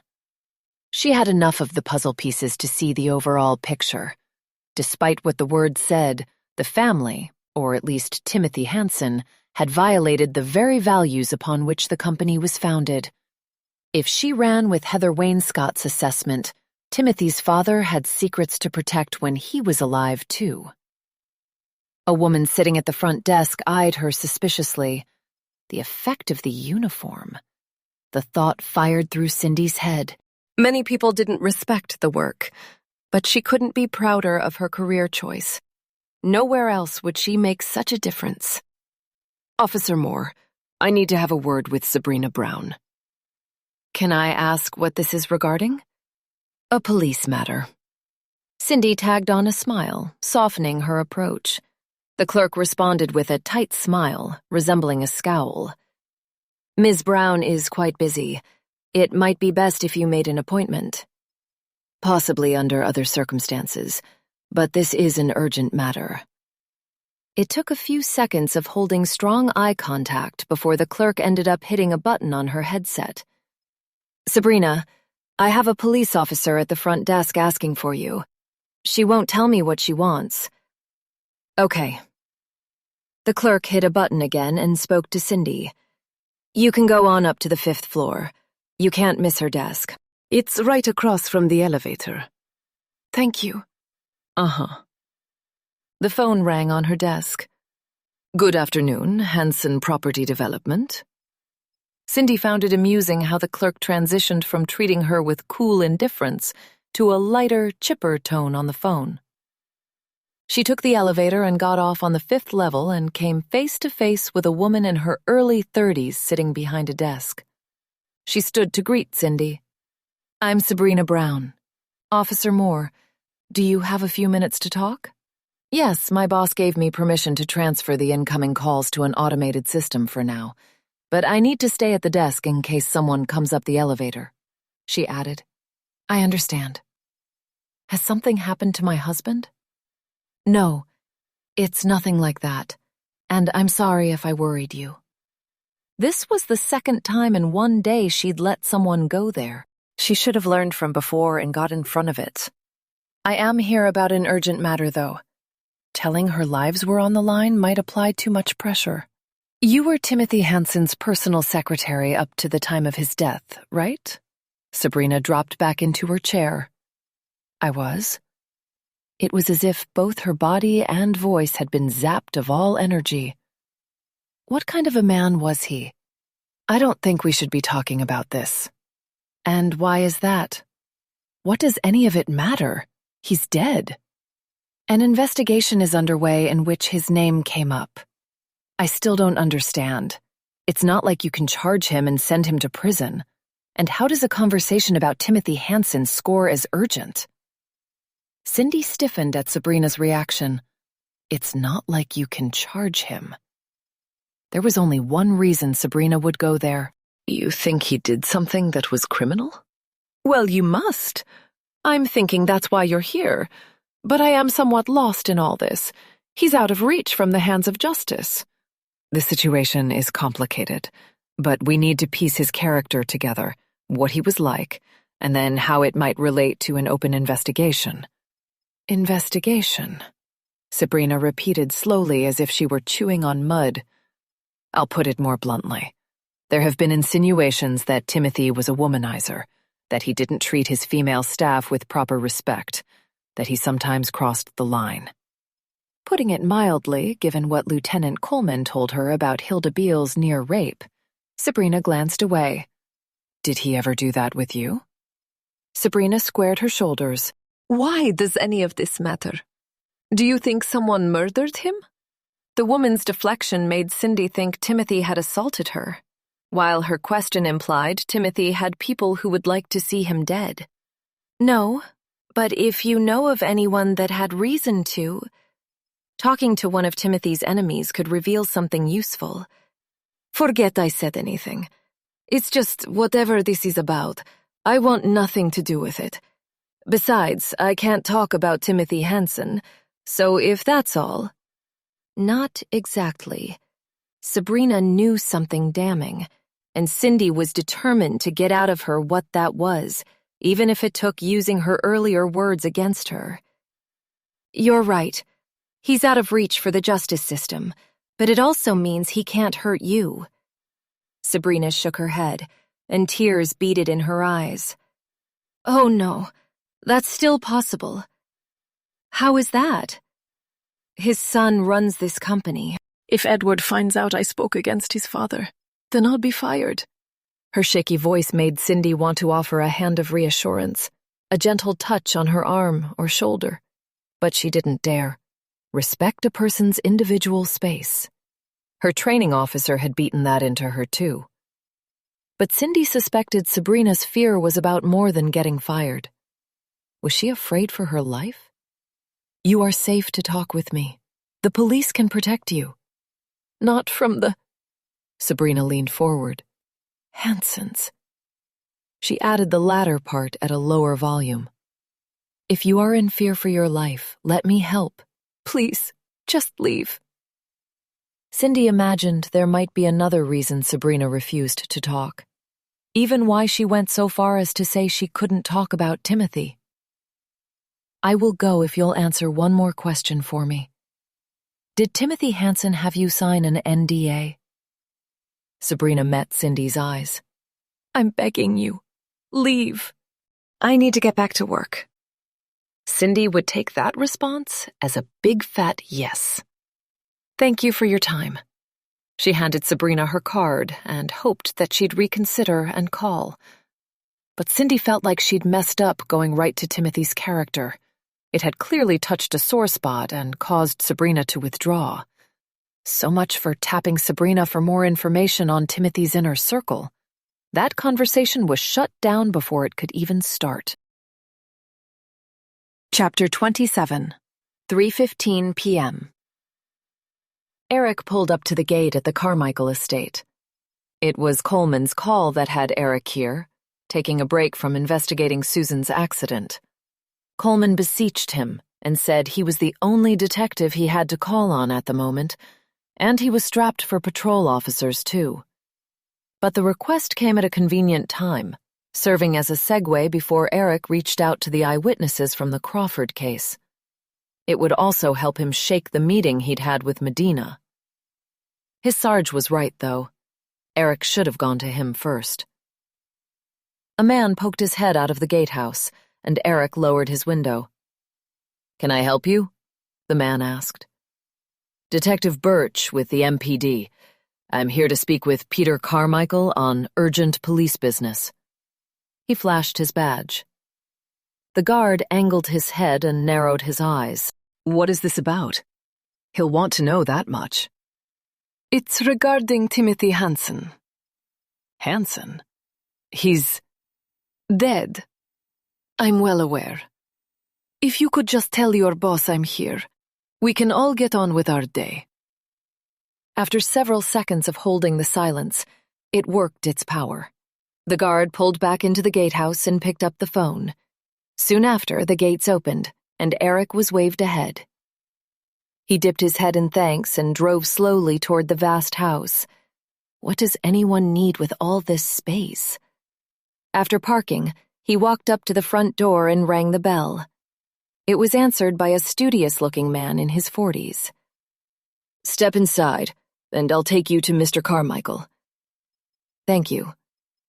Eric entered the home, absorbing the architecture with its sweeping vaulted ceilings and wood beams. A set of staircases wrapped around the outside walls, making for the most grand entry Eric had seen outside of movies. The man led him to the rear of the home, which Eric soon found out was where the kitchen was located. Like the rest of the house, it was grand. Here, marble and stainless steel were everywhere. An older man was sitting at a dining table with a newspaper and a half-eaten sandwich on a plate. He was drinking what looked like iced tea. He set the paper down, nodded at his employee to leave. Detective, I'm interested in what brings you here wanting to discuss the late Timothy Hansen. Eric walked toward the table. May I? He pointed at the chair on Peter's right. The man dipped his head, and Eric pulled it out and sat down. I'm hoping you could tell me what you know about Timothy Hansen. With any luck, he could circumvent Carmichael's curiosity, at least for the time being. To start with, he's dead. Carmichael laughed. The old man had a quirky sense of humor. Yes, and he was your brother-in-law. My condolences for your loss. Carmichael batted his hand. No need for that. I never really cared for the guy. Never made a secret of that when he was alive, either. The back of Eric's neck tightened. May I ask why? You may. Carmichael took a few beats, a smile teasing his lips. I just never liked the guy. He was two-faced and untrustworthy, but my sister obviously saw something good in him. What that was, I'll never understand. You said he was untrustworthy. Do you think he ever cheated on your sister? Eric got the feeling Peter Carmichael was a man who liked things straightforward. Also, with his professed dislike for Timothy, getting him to open up about him might be easier than he'd expected. I'd be more surprised if he hadn't. That man was a womanizer when she met him. All charm and charisma, no essence. But he was very intelligent. If he had dalliances, he was smart about hiding them, and he had good reason. Our father insisted my sister have Timothy sign an ironclad prenup. Her money was also family money, so she had little choice. But there was an infidelity clause worked in it that if he cheated on my sister, he'd have to pay her $150 million. The cost wouldn't stop there, though. Such a scandal would destroy Hansen Property Development and cause their stocks to nosedive. Eric was trying to catch everything Carmichael was saying, but he was stuck on the payout amount. That was one hell of a costly infidelity clause. He definitely had a reason to be discreet in his affairs. Would you be able to provide me with a list of people who were friends with Timothy? Friends? Carmichael smiled, amusement lighting his eyes. When you have the amount of money he did, that I do, you never have friends. You can't trust anyone, not even people with similar fortunes. Those who have less use us to get ahead, and those who are equals scheme for ways to claw ahead. No matter how bleak Carmichael's take on wealth, Eric would be all right with more in his bank account. All right then, no friends. What about associates or a right-hand man? Now that he had. His main security guy. The two were attached at the hip up until Tim's death. If Tim was a pharaoh, he'd have insisted the guy be entombed with his corpse. Carmichael took a sip of his drink. Surprised he didn't insist on that anyhow. Can you remember his name? Carmichael shook his head. As horrible as it sounds, I've never been good at remembering the names of the help. That sounds horrible, all right. Eric's reaction was immediate, but he could appreciate Carmichael's world was far different from his. He grew up middle class, with his only window into wealth being through Sandra. But she and her adoptive mother, Margot, were down to earth and treated everyone the same regardless of financial portfolios. Carmichael set his glass down. I've been patient and played along, but don't think that I've missed the fact that you haven't told me why you're here, asking questions about the dead bastard. Eric could tell he wasn't getting out of answering that this time. There have been some allegations made against him. As we've established, he's dead. So how could any allegations made possibly warrant police coming to my door? It's related to an ongoing investigation that could impact his family and the business's future. Huh. Well, if any of these accusations lead you to proof that Timothy Hansen violated his vow to my sister during the time they were married, that prenup survives her death and his. Really? The question slipped out, and his cheeks heated with embarrassment. Our worlds are different, Detective. My family's fortune has a long reach into the past. It's not just about the present generation, but the ones that came before and the ones who will come after. It's a matter of honor and legacy. Just to clarify, if there is evidence of Timothy's infidelity, then the Hansen estate is still liable to pay the Carmichael family $150 million? He almost choked saying the large amount. That's right. It would be divvied between myself and some distant cousins. All right. Thank you for your time, Mr. Carmichael. Eric stood and pushed the chair back into the table. Be sure to keep me apprised on the findings of your investigation. Eric dipped his head and left the room. He'd just been handed a motive for Timothy Hansen to kill Susan Crawford. In fact, if he viewed her as a liability, he'd have 150 million reasons to want her gone. And then some. Chapter 28. 3:30 p.m. Sandra was thinking about how she was going to break it to Ryan that the press conference would be taking place outside with only one news station. She feared suggesting it in a way that made him lose trust in her. It was challenging enough to build it when so many people had let him down, but she couldn't push this conversation off forever. After all, Edward needed urgent medical attention. I'm going to call Ryan. She put her headset on and waited for Donnie, Monica, and Gibson to get on theirs. The line rang twice before Ryan answered. Is the press here? They will be. A lie she could live with. Good. The brief response and quiet background were unsettling. How is everyone doing in there? Fine. Another one-word reply. Tingles fired down her spine. Including Edward and the boy? Ryan sniffed. Yes. Ryan, could I talk to them? Why? You don't believe me?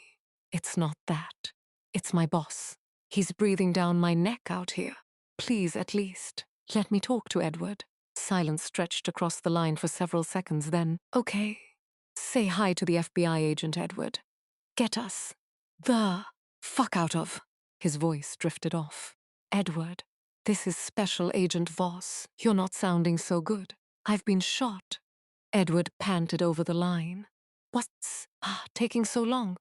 Get in here and faith. That's enough, Ryan said loudly, reclaiming the phone. You heard him.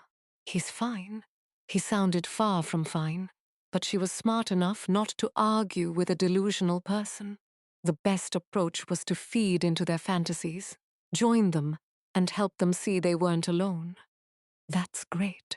The way I see it, you haven't done anything you can't still walk away from. Why not just do that? Surrender? Ryan laughed. No one's going to let me walk away. The way I see it is I have nothing to lose. His voice thickened with tension, and there was a yell in the background that sounded like it came from Ashley Hansen. Tell me what's going on, Ryan. Let me help you. There were times like now she wished she had eyes inside, but that was a familiar feeling. Most negotiations took place without the hostage-taker or hostages being on video. All I need from you is the press. Tell them to hurry. I'm getting impatient. Everyone is hurrying, Ryan. We hear you. How are the kids, Ryan? Sophie and Braden? She pressed again. Having a man shoot his father in front of him and the active threat of further violence couldn't be helping Braden's asthma. She was also stalling, trying to decide how to put things about the press conference. They're fine. The boy is breathing fine again.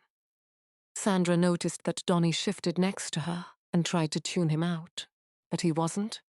He had an asthma attack, but he got his puffer. I told you he's fine.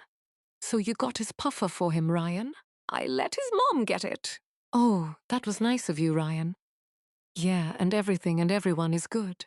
So keep the guys with the guns away, and don't call me back until the press gets here. With that, he hung up. Sandra let out a deep breath. She hadn't even discussed the limited press conference or moving it outside. Not good? Neil asked, as he hadn't been roped into this call. Nope. If Neil was going to ask for more, it was left unsaid. His phone rang, and he answered. Sandra continued the conversation with Donnie, Monica, and Gibson. At least Ryan let the boy get his inhaler. That's something. It's certainly telling of his character. She clung to the positive takeaway. He'd also let Edward receive help from Abram Duke before his release. The man they were dealing with wasn't wired for violence. He'd just been pushed past his breaking point, something she'd thought before, but didn't find completely reassuring. So he's not a complete monster, but still. Donnie bugged his eyes and pressed his lips. Sandra didn't need him to finish his sentence. Ryan was still refusing to release Edward Hansen for medical care, putting his life at risk. Can you say that again? Neil's voice rose several notches as he spoke into his phone. Let me put you on speaker because no one here is going to believe me. He pulled his phone back, hit a button, and said to the team, It's Detective Birch. Hey, so as I was just telling Lieutenant Coleman. Eric filled them in on his conversation with Peter Carmichael. Holy hell. Are you being serious right now? If he strayed, he had to pay her $150. Gibson snapped his mouth shut, but his widened eyes emphasized his shock. Sandra was more interested in identifying Timothy's right-hand man. Mr. Carmichael used those words, attached at the hip, when referring to his security guard. His words verbatim. Sandra met Donnie's eyes. Thanks, Eric. I appreciate you stepping away from the accident investigation to speak with Carmichael. Neil told him. Not a problem. Neil ended the call and lowered his phone. Timothy had a lot of motivation to hide his indiscretions and bury anyone who could expose them. Monica put in. He's not the only one. Edward Hansen also has sound reason to claim ignorance. Timothy's estate would still be in the legal system. The survival clause would affect the dispersion of Timothy's will. We're assuming he knew about the prenup and his father's affairs. Donnie put in. Sandra was thinking with that much money on the line, Timothy would have made a point of telling his son about the prenup. I just can't believe the prenup survives death. Monica blew out a breath. All of you heard that too? Just crazy. Still, what's that amount of money to these people? Gibson gestured toward the house. They're billionaires. No one likes to be parted from their money. Least of all rich people, Neil said. Sandra wasn't interested in going down this avenue any further. There was always a divide on people who had money and those who didn't. Neither side could have any comprehension about life at the other end of the spectrum, unless a person had lived both. Sandra had. Her beginnings were humble. Her father was a police officer, and her mother was a stay-at-home mom. They had a nice house in a nice neighborhood, basic, and nothing fancy. Sam were adopted by the Davenports. The affluent lifestyle they were exposed to was foreign. Being a fish out of water didn't begin to describe the initial feeling. But her thoughts returned to the present, specifically identifying Timothy's right-hand man. Gibson, do you think you could call your contact in HR at Hansen Property and ask who Timothy Hansen's main security guy was? I'm thinking if this man was as attached to Timothy's hip as Carmichael said, then he might do anything for his employer. Even murder, Zonnie put in, and Sandra nodded. I can check on that, Gibson told her. It doesn't sound like Timothy had any friends or close associates otherwise, so tracking down that guy might be the key. Neil's phone rang again, and he answered on speaker. Officer Moore, you've got the team. I spoke with Sabrina Brown, and it doesn't sound good. She didn't say much, but I sense she's terrified about speaking out and what the repercussions might be. Such as? Sandra asked, longing for specifics over assumptions. She mentioned getting fired, but I sensed there was more. On another note, she didn't confirm or deny an NDA. It's too bad that you couldn't get her to say more, Neil told her. I did my best, Lieutenant. Are you still at Hansen Property Development? I am. Okay, just hang around for a few minutes. I might have you talk with someone else while you're there. You got it. Moore ended the call. The door to the vehicle opened and Krieger came in. All right, the officers are on standby and ready once you are. We've got the camera and all the props. Sandra didn't look forward to telling him she hadn't yet confirmed the revised arrangement with Ryan. Chapter 29. 3:40 p.m. We've got Edward Hansen with a bullet still lodged in his chest. A young boy, struggling to breathe. Voss, it might be time we just move in. Krieger peacocked himself at the end of the vehicle. His response came after the team filled him in, on Sandra's latest call with Ryan. She was finding it hard to resist Krieger's reasoning, because she didn't want Edward's death to haunt her, or the boys, for that matter. But moving in posed a risk to the entire family. 4 souls, 5 counting Ryan, not to mention the officers breaching the home. But she didn't miss how Krieger's regular fire to move in had cooled. He normally didn't use words like it might be time. He usually spoke as if it were a done deal. Their talk might have had a beneficial effect on him, after all. Please just give me a bit more time, Sandra said. I think our best option for resolving this peacefully is moving forward with the reporter ruse. But I'll need to finesse the revised terms into the conversation. He will be concerned about snipers, with it being held outside. I'm also not sure what his reaction will be to only one news station coming. Just get him on the phone and tell him how it's going to be, Krieger said. It doesn't exactly work that way. Rather, telling a hostage taker anything usually met with a detrimental outcome. What do you want me to say, Sandra? Convince him you're on his side and have his back. You can even be in the undercover officer's ears, so they say the right thing and respond accordingly to him. Yet another risk. And how do you think Ryan would react to seeing the ERT guy wearing an earbud? Just FYI, it's a woman we're sending in as the reporter. A male officer will pose as her cameraman. But the earbud is easy enough to explain away. She needs it to hear the network for her cues. And if he doesn't buy that? Neil asked. I'm with Sandra. I don't like any of this. Well, we can just sit around and do nothing. Get him to agree to do this, Voss.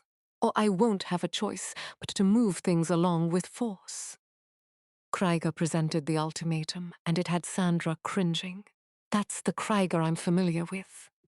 Sandra detested being pressed into a corner, but she could see Krieger's side. If we're doing this, we need to remember Ryan can see everything from inside. The undercover officers will need to appear like they'd just arrived on scene. Already considered and accounted for, Krieger responded. They've left to get changed, and grab some props and we'll return. We'll make a show of their arrival." He wrapped the latter word in finger quotes. Sandra nodded and put her headset on. "Let me try reaching him again." As the line rang, she prepared her mind for how she was going to make Ryan see the new stipulations as a necessary compromise, and not her breaking her word. Once everyone in the vehicle was ready, she got on the phone. "Are the reporters here? We're ready to do this. You are ready, right? I told you not to call back until things were ready to go." Ryan's words came out as a steady stream without giving her a chance to respond. Only after a few seconds did she speak in a slow and measured manner. "A reporter and her cameraman are on standby." "What do you mean? Just one station?" "Yes, that's all we could get, but this network is ready to go ahead, as I said." "A few beats then. I never saw anyone arrive. They'll be here soon." Sandra backpedaled and glanced at Krieger. It was good he'd thought of all that. "Fine. I'll release the gate and let them come in once they arrive, but only the reporter and her cameraman." Sandra repeated his terms and added, "I understand, Ryan, but there is one thing I need to bring up. Would it be possible to move this outside?" Sandra treated this as if it were a slight change without consequence. Served on the backside of giving him one thing he'd requested, should help soften the change of plans. "Outside where snipers can shoot me? No, no way." His response was just as she'd expected. "It's just that the reporter and her cameraman are scared, Ryan. You can understand that, surely." "What I understand is you're trying to back out of our deal. I can't trust you." Sandra pinched her eyes shut. Her fear was coming to life. "You can trust me, Ryan. I've been going to bat for you this entire time. I've spoken with the reporter, tried to convince her she will be safe in there, that you mean her and her cameraman no harm, but—" "Who did you get? What reporter?" "Her name's Emilia Rose. She's a hot up-and-comer." Sandra told him she was with a top-rated news channel in the DC area. "Her cameraman is Tyler Carson."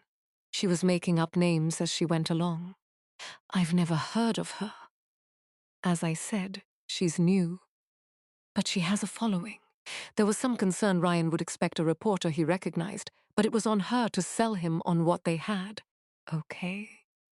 Does that mean you'll come to the front of the house to speak with her?" There was a stretch of silence. Then, "What is happening in the investigation into my mother's murder?" "A detective is still actively investigating the case, Ryan, I promise you." "What else has he found out?" The last update from Eric on the accident had come a while ago but was damning. "Your mother's car was ordered, destroyed the same day of the crash." Then, he knows that something's not right. He's still gathering evidence together, Ryan, and building a case. That was the truth of it. Good, because this firm deserved to pay for what Timothy Hansen did. The public deserves the truth, and my mother deserves justice. As long as he stays focused more on justice and less on revenge. Though his actions weren't reassuring. "This will happen, Ryan.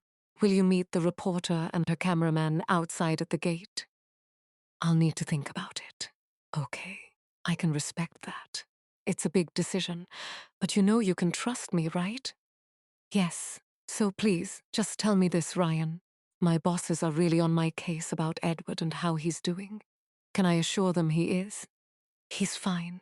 I told you." "I need a fucking doctor," Edward yelled. "Shut up, or I swear I'll—" "Ryan," Sandra said quickly, "please listen to me. You're the one calling the shots here. Everyone knows that. Just let me speak with him again. I'll help him see that too. Will you let me do that?"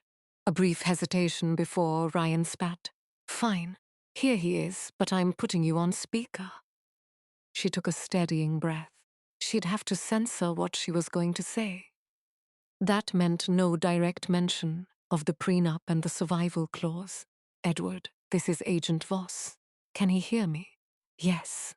We're working to get you help, but until then, I need you to do whatever Ryan wants. Cooperate with him." Deep breaths traveled over the line. You want me to, roll over to a bully with a gun? It sounds like the wise thing to do, considering you already have one hole in your chest. And if he asks something of you, answer him honestly. All Ryan wants is for the truth to come out. Do you understand? She hoped that was enough to get across the point that they knew about the prenup and the repercussions. Though for him to pick up on that, it meant he'd need to be aware of them. And if he did, Edward would need to watch how he admitted to a sudden clarity. They didn't need Ryan thinking Edward had been dishonest all this time. After a few seconds, she prompted Edward, "Can you do that? Tell him you just remembered something." She held her breath, waiting for him to respond. Is he still drawing breath? Fine. Okay, then. She wished she could promise help would be coming soon, but that would be a lie. And with Ryan listening in, it would also be presumptuous. There, you talk to him now. It's just me. I'll get back to you on what I decide about the whole reporter thing. Ryan terminated the call again. Sandra took her headset off. He has that move down, Donnie said, that he does. Not that she was surprised. It was the move of a shot caller trying to cling to their power and control over a situation. Gibson wrote the time of the conversation on the marker board, with his phone to his ear, and added, HT. Considering moving press release outside to the main gate, it was insane to think it was already past 3:50 in the afternoon from one perspective. From another, time stretched when lives were on the line. Her mind drifted for a second to her dinner plans for that night at Davenport Manor. It was hard to say if she'd even be able to make it. Thanks. Gibson pocketed his phone and addressed the team. I've got a name. Timothy's security guy is Dale Kramer. Monica started typing on her computer. Gibson added, I guess he's been with Hanson Property Development for over 40 years. Monica held up her hand to signal to everyone she had something to share. Guy is 63, has a grown daughter in her 30s, no criminal record. Thank you for that, Monica. Gibson's voice was dry, like he wasn't thrilled by the interjection. Kramer still works for the company at 63, Niels said. I hope I'm long retired from the force by then. Big surprise. Krieger gave an eye roll. As if you'll be hanging on that long, Neil kicked back. Gibson cleared his throat. If you two are finished. His current position with the company is head of security. Sandra had a strong feeling Dale Kramer held Timothy Hanson's secrets. But would he be willing to part with them? Chapter 33, 45 p.m. It turned out to be a good thing that Coleman had Cindy stick around Hanson Property Development. The lieutenant called her back and filled her in on the tight relationship between the late Timothy Hanson and Dale Kramer. She was certain she wasn't alone in thinking that such a yes man would have done anything his boss asked of him, even murder. But maybe her imagination was running off on her. She walked up to the clerk at the reception desk in the lobby. If you could please have Dale Kramer notified that I need to speak with him. Dale Kramer is the head of security here, ma'am. He's a busy man. Her tone delivered a cold front. Whatever had this woman's back up, it was clear she wasn't a fan of cops. It's officer, not ma'am. Cindy had worked hard to earn the title and would correct people 1,000 times a day if need be. I doubt he's too busy for this. It involves the Hanson family. She blanched. Let me try to reach him. Thank you. Uh-huh. Cindy listened as the woman made the call. Soon after, she hung up. He will be out to speak with you.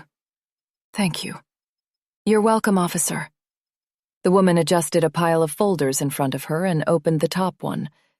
Cindy stepped away to give her privacy and looked around the lobby. Several metal sculptures hung suspended overhead from cables. So many people were fans of abstract artwork, but she never understood what people saw in the style. She preferred order and symmetry, something logical to nonsensical. "Officer," a man said, causing Cindy to turn around. "Dale Kramer?" Though it wasn't so much a question, as Coleman had forwarded her his license photo. At 63, he'd aged pretty well aside from the deep crow's feet around his eyes and the lines around his mouth. He was lean and towered over her. He had to be at least 6'2" or 3. "Yes, what's this about the Hansons? Is there somewhere more private we could speak?" "We should be fine right here." Dale took them to the side of the lobby a fair distance from the main doors. She supposed it was private enough, as it didn't seem walk-in traffic was high. After Dale sat on a stiff-looking couch, she dropped onto an equally uncomfortable-looking chair. Both pieces of furniture were black leather and chrome and lacked cushions. The chair consisted of 2 slings, one to support the back and the other the rear end. Cindy shifted until she found a bearable position. "Officer, please appreciate my time is valuable and there have been a lot of changes recently." "Yes, Timothy Hanson's passing. I'm sorry for your loss." Thank you." Cindy would have expected some sign that Dale was grieving his late employer. Wet eyes, a glazed look, a gravelly voice. There was nothing. "You've been a dedicated employee of the Hansons for many years." Dale twisted his arm to look at his watch. "Yes, I get it. Time is money." She pushed out, annoyed. "But honestly, the clock is ticking on another situation. The Hanson family are being held hostage in their home as we speak." She'd leave out mentioning that Edward was shot. Let someone with higher clearance be the one who did that. Dale shifted on the couch. "What do you mean? That's not possible? One wouldn't think that with all the safety precautions in place." "The gate, the guards. But I assure you it's underway. What does this person want?" She noticed he didn't dwell on the breach in security, which she found strange considering his line of work. But the guards at the house were cleared, and it was evident that Ryan was working alone. "We'll get to that." "I'd like to get over there right now. Will you take me? Or can I meet you there?" Cindy resisted the urge to smile. He'd played right into her wishes. Her instructions included bringing him to the scene. It was even better that he felt this was his idea. "I'll need to take you as the area is blocked off to civilians." "Who is behind this?" "Does the name Ryan Crawford sound familiar to you?" "Ryan." He repeated the name as if he were trying to conjure it up from his subconscious. "No, it doesn't sound familiar." A lie. His irises dilated at the mention of Ryan's name. He knew exactly who he was. So why was he trying to hide that knowledge? "What does this Ryan want with the Hansons?" Dale asked before she spoke. "His mother, Susan Crawford, was killed in a fatal car crash 33 years ago. Ryan was in the car, but he survived. Barely. The thing is, he doesn't believe it was an accident. He thinks that someone in the Hanson family was behind it." Cindy left it there without naming names. If she pulled out Timothy Hanson's name, she feared Dale Kramer would shut down and lawyer up. That's if Dale had something to hide, as they suspected. If he gave her statement any thought, though, doing basic math, he'd arrive at Timothy on his own. Well, that's crazy. But it's never easy to lose a parent. First a lie, now a throwaway comment. This conversation made Dale uncomfortable, so she continued. His only parent at that. "His father was what you'd say, not in the picture." All sad, but what can be done about that now? 33 years have passed, you said. That's a long time ago. "From one perspective, it is. Not when it marks a time you buried a loved one."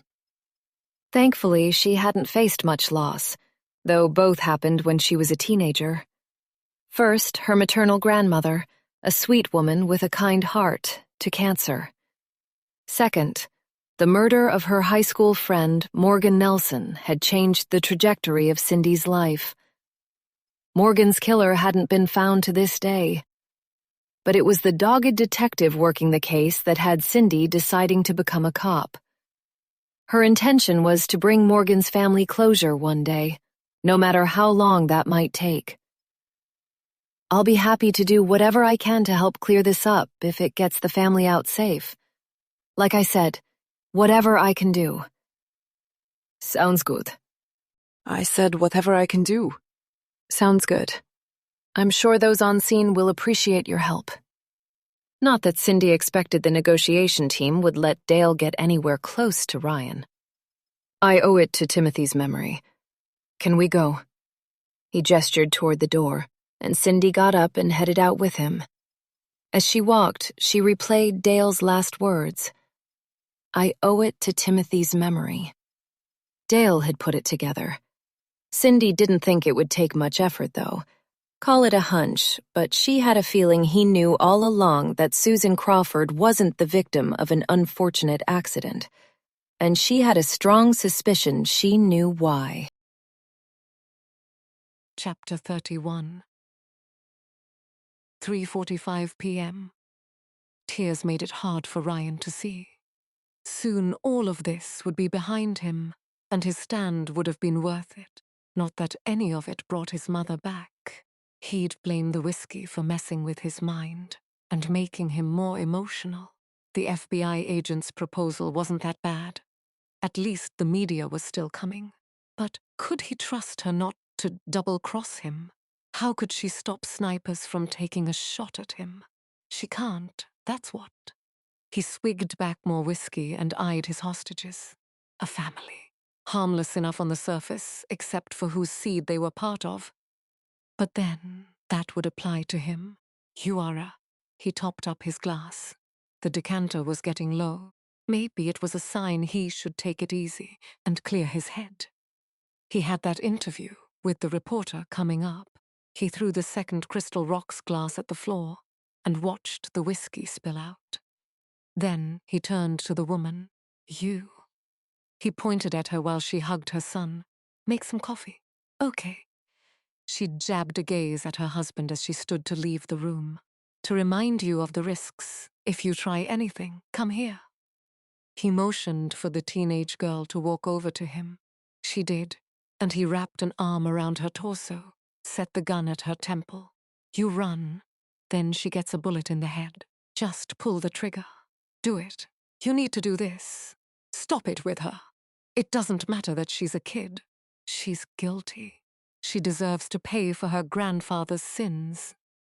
The voice in his head was getting louder, but it was all his imagination. All my imagination. He'd chant it like a mantra. After all, it was just his damaged brain. His doctor had told him that the marijuana he'd abused as a teenager had done irreversible damage and doled out a prescription to help manage the symptoms. The woman held up her hands. I'll get you a coffee and be right back. What do you want in it?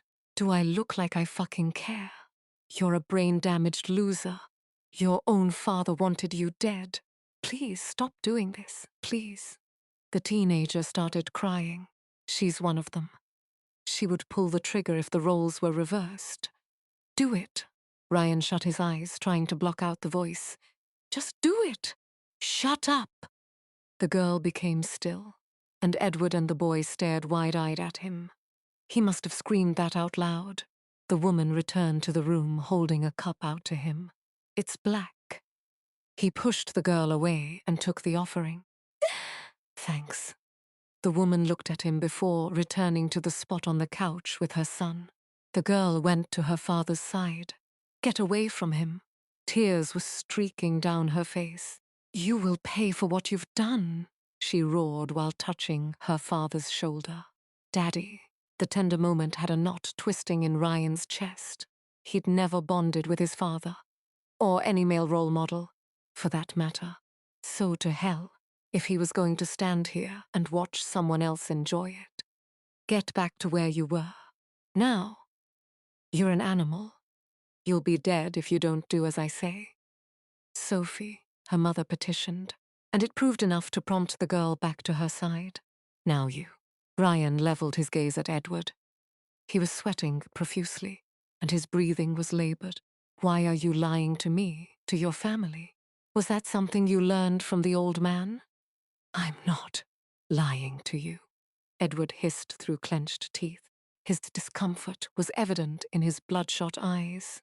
"For God's sake, Edward, enough is enough," Ashley said. "Tell him.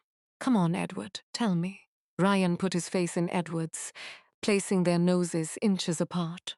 "Have you kept quiet about your father all these years to protect yourself? You must know the sort of man he was. Did you think you'd lose your inheritance? It's all about money to you, isn't it? That's why you think it means everything to everyone else." "My father had." Edward's eyes rolled back and Ryan slapped his cheek. "He had secrets," Edward blurted out. "You still said nothing all these years? What was I supposed to do? Turn on my own father?" Edward drilled him with a glare. "Yes, Edward, that's exactly what you should have done." Ryan stepped back, head spinning. "Drink the coffee." He gulped some back, burned his tongue, and cried out. But he needed his head to be clear again. Sober. He blew on it and drank more coffee. After he drained half the mug, he said to Edward, "Did you know about me?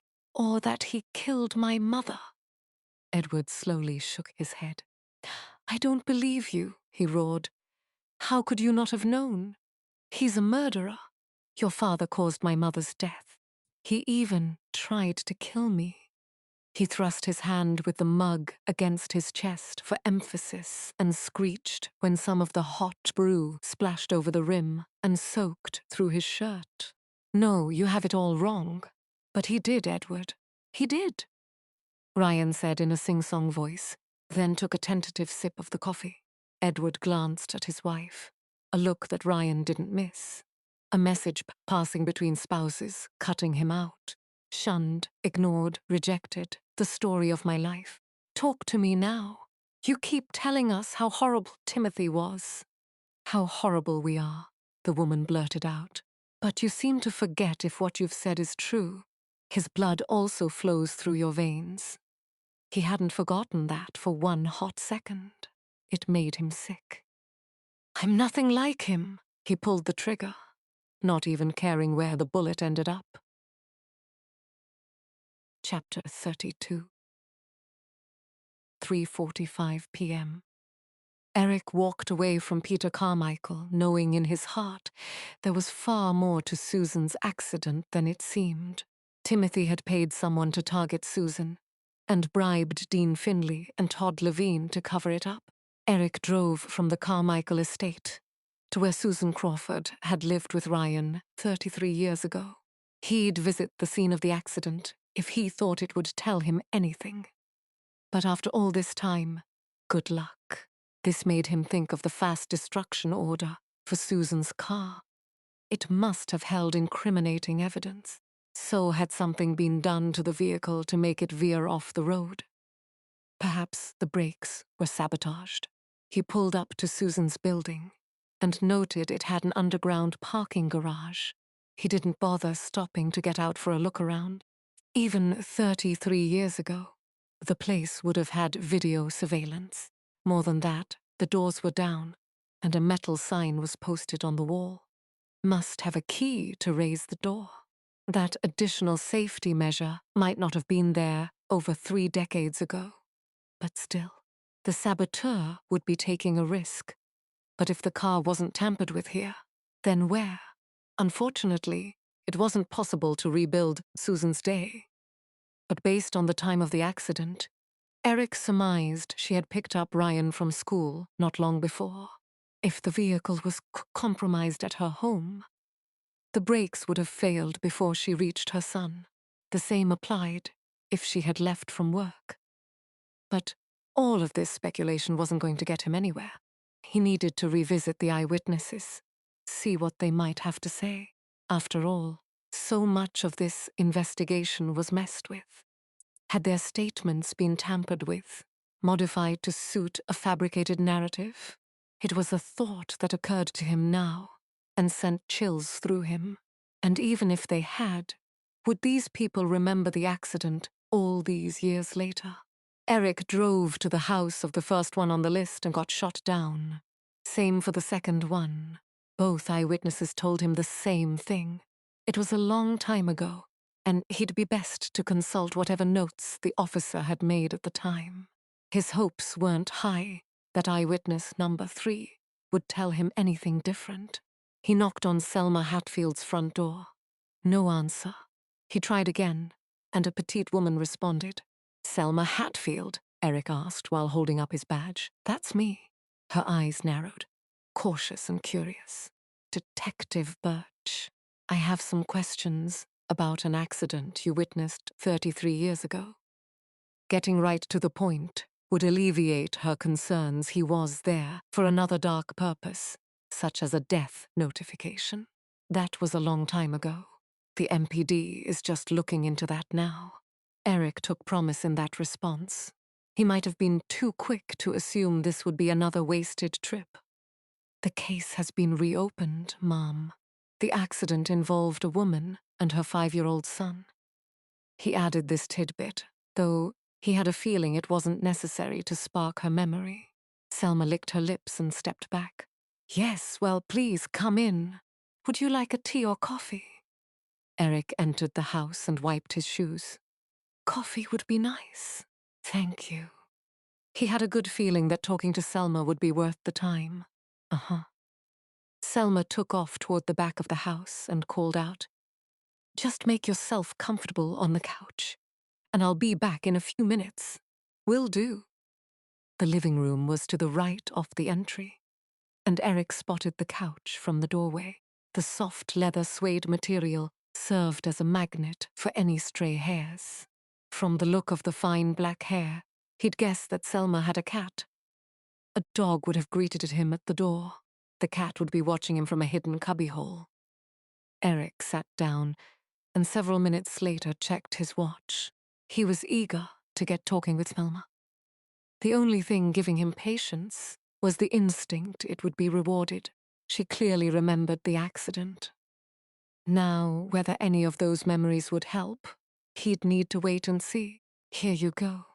I forgot to ask how you like it, so I brought everything. No cream, though, if that's your wish." Selma was holding a tray, and along with 2 cups of coffee, there was a small milk carton and a bowl of sugar with a spoon. "I just take it black, but thank you." She held the tray for him to grab his cup and then set it on a long coffee table. After taking a seat, she sipped her coffee and looked at him over the top of her own cup. "What has you taking another look at that crash? The boy from that accident is now an adult. He requested the file be reopened. His mother died on scene. Her name was Susan Crawford." "Well, I never knew her name, but it was no accident." A surge of adrenaline ran through Eric's body, raising hairs in its wake. "And what makes you say that, Mom?" "I saw the whole thing, and I relived it many times over the years. I even had to see a therapist to help me through the trauma. I had expected a quick arrest to be made, and was looking for it to hit the papers. It never came. A quick arrest." Eric inched forward on the cushion. "Would you tell me what you saw?" Selma settled back into her chair. "Short and simple of it is that someone ran that poor woman and child off the road." Nothing in her statement on file mentioned another vehicle being involved. But if that were the case, it would have inflicted damage on Susan's car. That would need to be hidden. The missing photographs also would have shown evidence of another vehicle. "You told this to the officers at the scene?" "I told them everything I just told you, and more. Forget human error at play. There was intention, or Levine and Finley were the most incompetent police officers to ever wear the badge. It sounds like you remember that day clearly. Would you be willing to share more of what you saw with me?"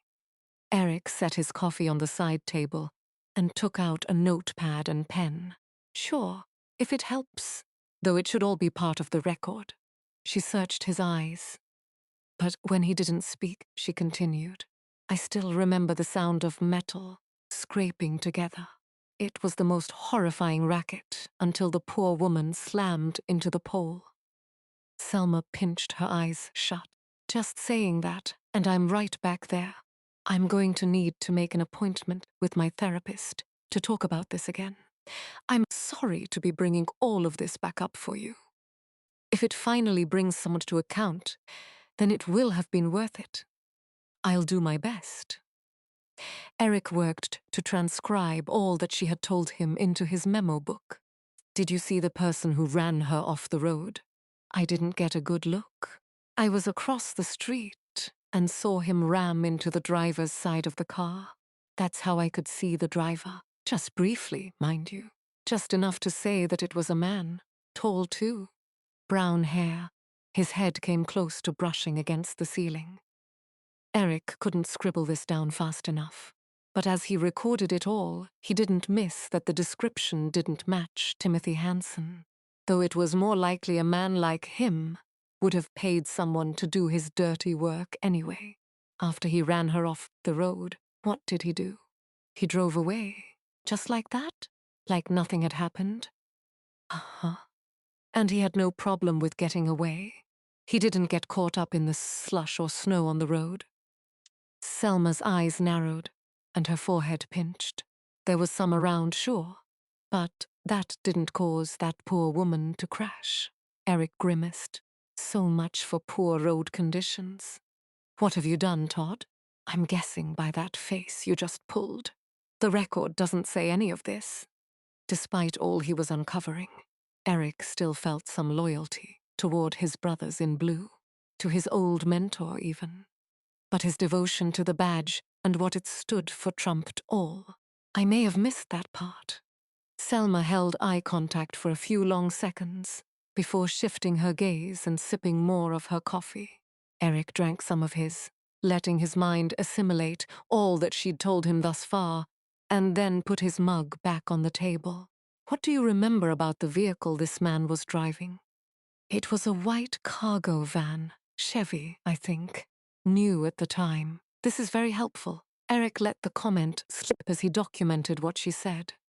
Helpful, but something that should be on record already. Yes, Eric smiled tightly. Anything else you can remember about the van? Something distinctive?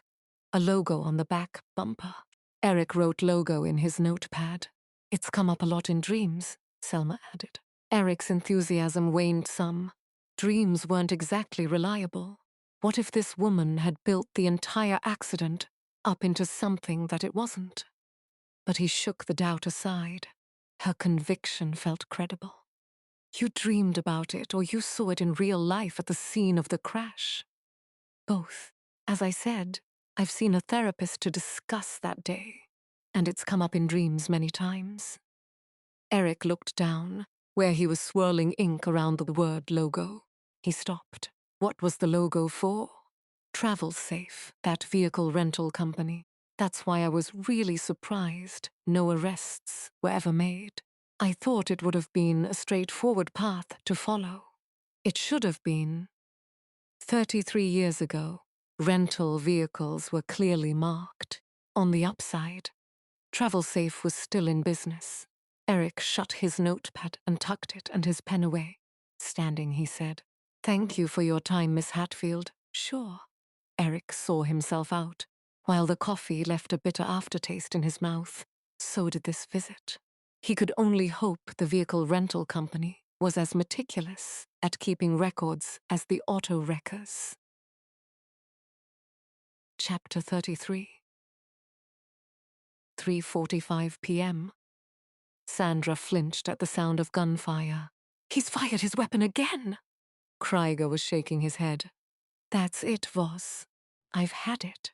He got up and left the vehicle, and Sandra followed. Don't do this. Not yet. Her petitioning fell flat, even for herself. Ryan was becoming more unpredictable with every passing minute.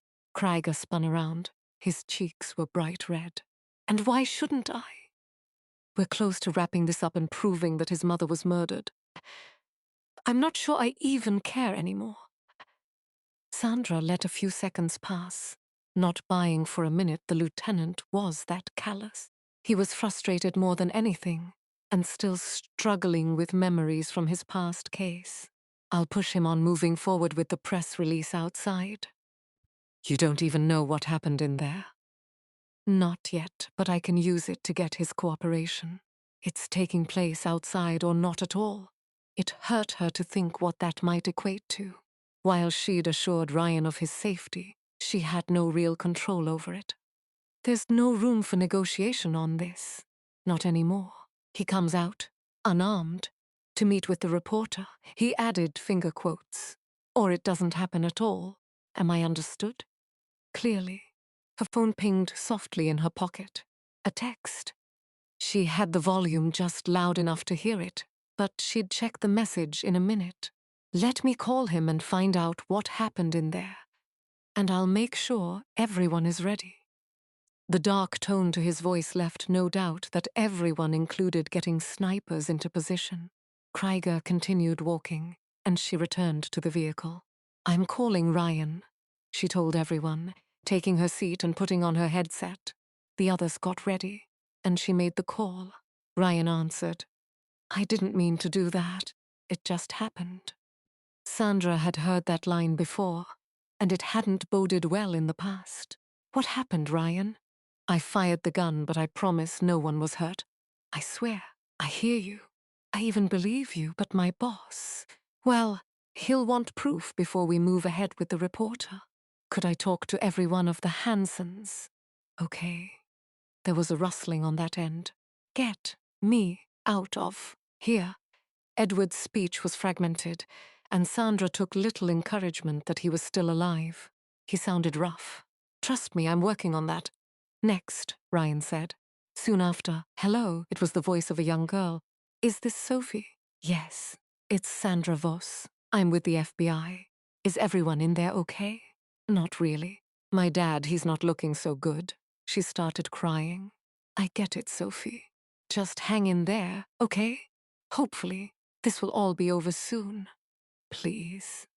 At the girl's earnest appeal, Sandra pinched her St. Michael pendant. Her brother didn't need to die. And the last thing she wanted to do was fail Edward and the Hansons. I'm doing all I can. Can you put me on with your mother? Yes, this is Ashley. How are you, Mom? Have you been hurt? No, only my husband was earlier. And the shot that was just fired, that bullet went into the fleft. Enough, Ryan cut in. There was some more rustling, then a boy spoke. Hello? It's Braden. How are you doing, Braden? I couldn't breathe, but now I can. Sandra resisted it, looking at the others. Braden sounded like he was still struggling to breathe. We are working to get you out of there. Just hang in there, okay? Okay. There. You spoke with all of them. They're all alive. Edward doesn't sound so good, Ryan. He'll live. We can't know that. She fell silent, letting it carry the load for several seconds. I've thought about your offer, to do the interview out front. Fine.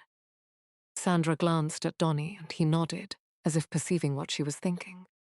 Though she highly doubted he did. She had a new strategy in mind. Here's the thing, Ryan. My boss really isn't too happy out here. He's a hair's breadth away from calling off the news channel. Donnie's eyes widened, and his mouth opened in an O. He's what? No, you can't go back on our deal. His voice felt flat. He had to know his bargaining power would diminish the second he fired his weapon again. It's not me, Ryan, but I might be able to change his mind if you give me something. What? You release Edward Hanson for medical attention, and I'll see what I can do. I'm sure he'll be in a better mood to discuss it again.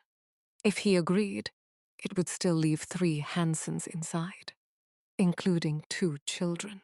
But with Edward's injuries, he was the priority. The silence stretched out, but this wasn't one that Sandra was going to break. He could even come back and say he'd already done her a favor by letting her speak to the family. She'd deal with that if it came up. Okay, Ryan eventually said, and clicked off. He's going to surrender, Edward, Sandra told Neil. I'll text Krieger, Neil said, getting right on that. She nodded and took a deep breath. But his saying that reminded her she had a message of her own. She took out her phone and found it was a text from Eric. That woman said the bullet went into the... But she didn't finish her sentence, Donnie said. A ceiling or a wall, a piece of furniture, Monica suggested. Donnie swiveled toward the scribe. It sounds like it was something at least, not someone. Gibson didn't weigh in but updated the marker board. Neil's phone chimed. After consulting it, he shared his message with the team. Krieger has agreed to proceed with the undercover reporter ruse if Edward is released. Sandra? That's good news, right? Yes, it. Her mind was distracted by Eric's text. Eyewitness accounts were tampered with. One just confirmed that a rental van ran Susan off the road. Not mentioned in the crash report. She was about to update the team when there was a knock at the door. Neil rushed to answer it. Yes. Come inside. He backed up, and a woman in her late 20s or early 30s entered, along with a tall man in his 60s. Most of you probably know her, but this is Officer Moore for those who don't. Sandra appreciated she probably wasn't the only new face. The MPD was a big department. Nice to meet you. Special Agent Sandra Voss. Moore shook Sandra's hand. She was of smaller stature and had her brown hair tied back into a loose bun. Her brown eyes assessed her surroundings in a quick glance. An honor to meet you, Mom. And you. She meant that because the little she'd learned about the officer she respected. Moore and Donnie shook hands, too. Then Moore turned and said, "This is Dale Kramer, Hansen's top security guy." "I'm happy to help however I can," Kramer said. "I'd do anything for the Hansen family." A shiver raked down Sandra's spine. Did anything entail murder? Chapter 34. 3:50 p.m. Ryan looked at the plaster on the floor that had rained down when he shot the ceiling. He'd lost control of his mind, of his temper, and he'd pulled the trigger. It had been an act outside of himself. One he hadn't consciously thought about before it was already done. It was happening again, just like it often did years ago. "Are you really letting me go?" Edward swallowed, his eyes half-masked. It took until now for the mighty man to appear humble. It delivered a shot of adrenaline through Ryan, a rush of power. Maybe, but a bigger and bolder statement would be killing all of you before turning the gun on myself. "Do you think we care if you kill yourself? You're a fucking bastard," the teen cried out. "Watch yourself," Ryan hissed and leveled the gun at Edward's skull. "You keep going on about how horrible we are. The Hansens this, the Hansens that, but you're one of us." Ashley's face was a ball of anguish and hatred. "Shut this woman up for good. She's trying to make you look weak, tear you down." "If you're going to do it already," she screamed. Ryan closed the distance between him and the woman. He put the gun to her head, and she cried out. "Stop!" Edward barked, then coughed. Some blood oozed from the corner of his mouth. I'll tell you all I know. He's lying. He's all about himself and his family's. Skating off scot-free. No consequences." The coffee only dampened the voice temporarily. Now it seemed to be back with a vengeance. "Did you hear me?" Edward croaked. "I'll talk. Then let us all go." Ryan smiled tightly. "That's not a deal, but you will talk." He pushed the muzzle into the back of Ashley's skull. "Edward," she called out. "Fine. You want the truth?" People say they do, but then they often can't handle it. Edward's eyelids fluttered. "I can handle it. You can't handle anything. You are useless and unwanted in this world. Stop!" Ryan screamed and clutched his ears. The Hansens looked at each other, and he could read their thoughts. "He's insane." Did they somehow forget he was also the man with the gun? "Talk!" he hissed at Edward. "I don't know if you're my half-brother. I really don't." Edward added the latter part when Ryan moved in front of him again and put his gun in his face. "But I think my dad did things." "He wasn't a good husband," Ryan laughed. "That's how you're going to put it?" Really, man? I have a gun inches from your nose. Fine. My dad wasn't perfect. Ryan nudged the gun toward him again. He wasn't a good person. Edward spat the amendment. Go on. This was years ago. And don't push me for an exact time, because I don't remember. Edward took a few breaths. I snuck into his office one night and got into the filing cabinet where he kept the good scotch. Wretched drink. Keep going. I found a file folder. It was full of contracts. About what? Just spit it out. His mind was spinning and the delay was torture. NDAs. Do you know what? Of course I do.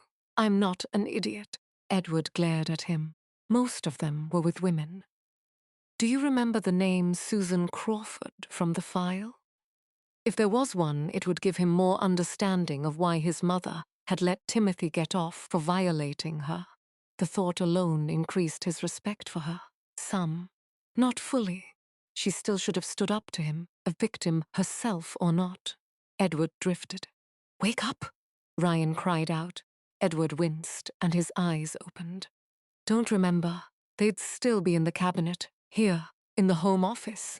No, in Dad's place. Nothing's been touched there yet. Why the NDAs?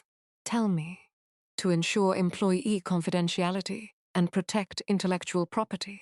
Bullshit. Your father raped my mother, got her pregnant and abandoned us. Then he came back and tried to kill both of us. How many others did he hurt or kill? Those women who signed NDAs could all be his victims. No.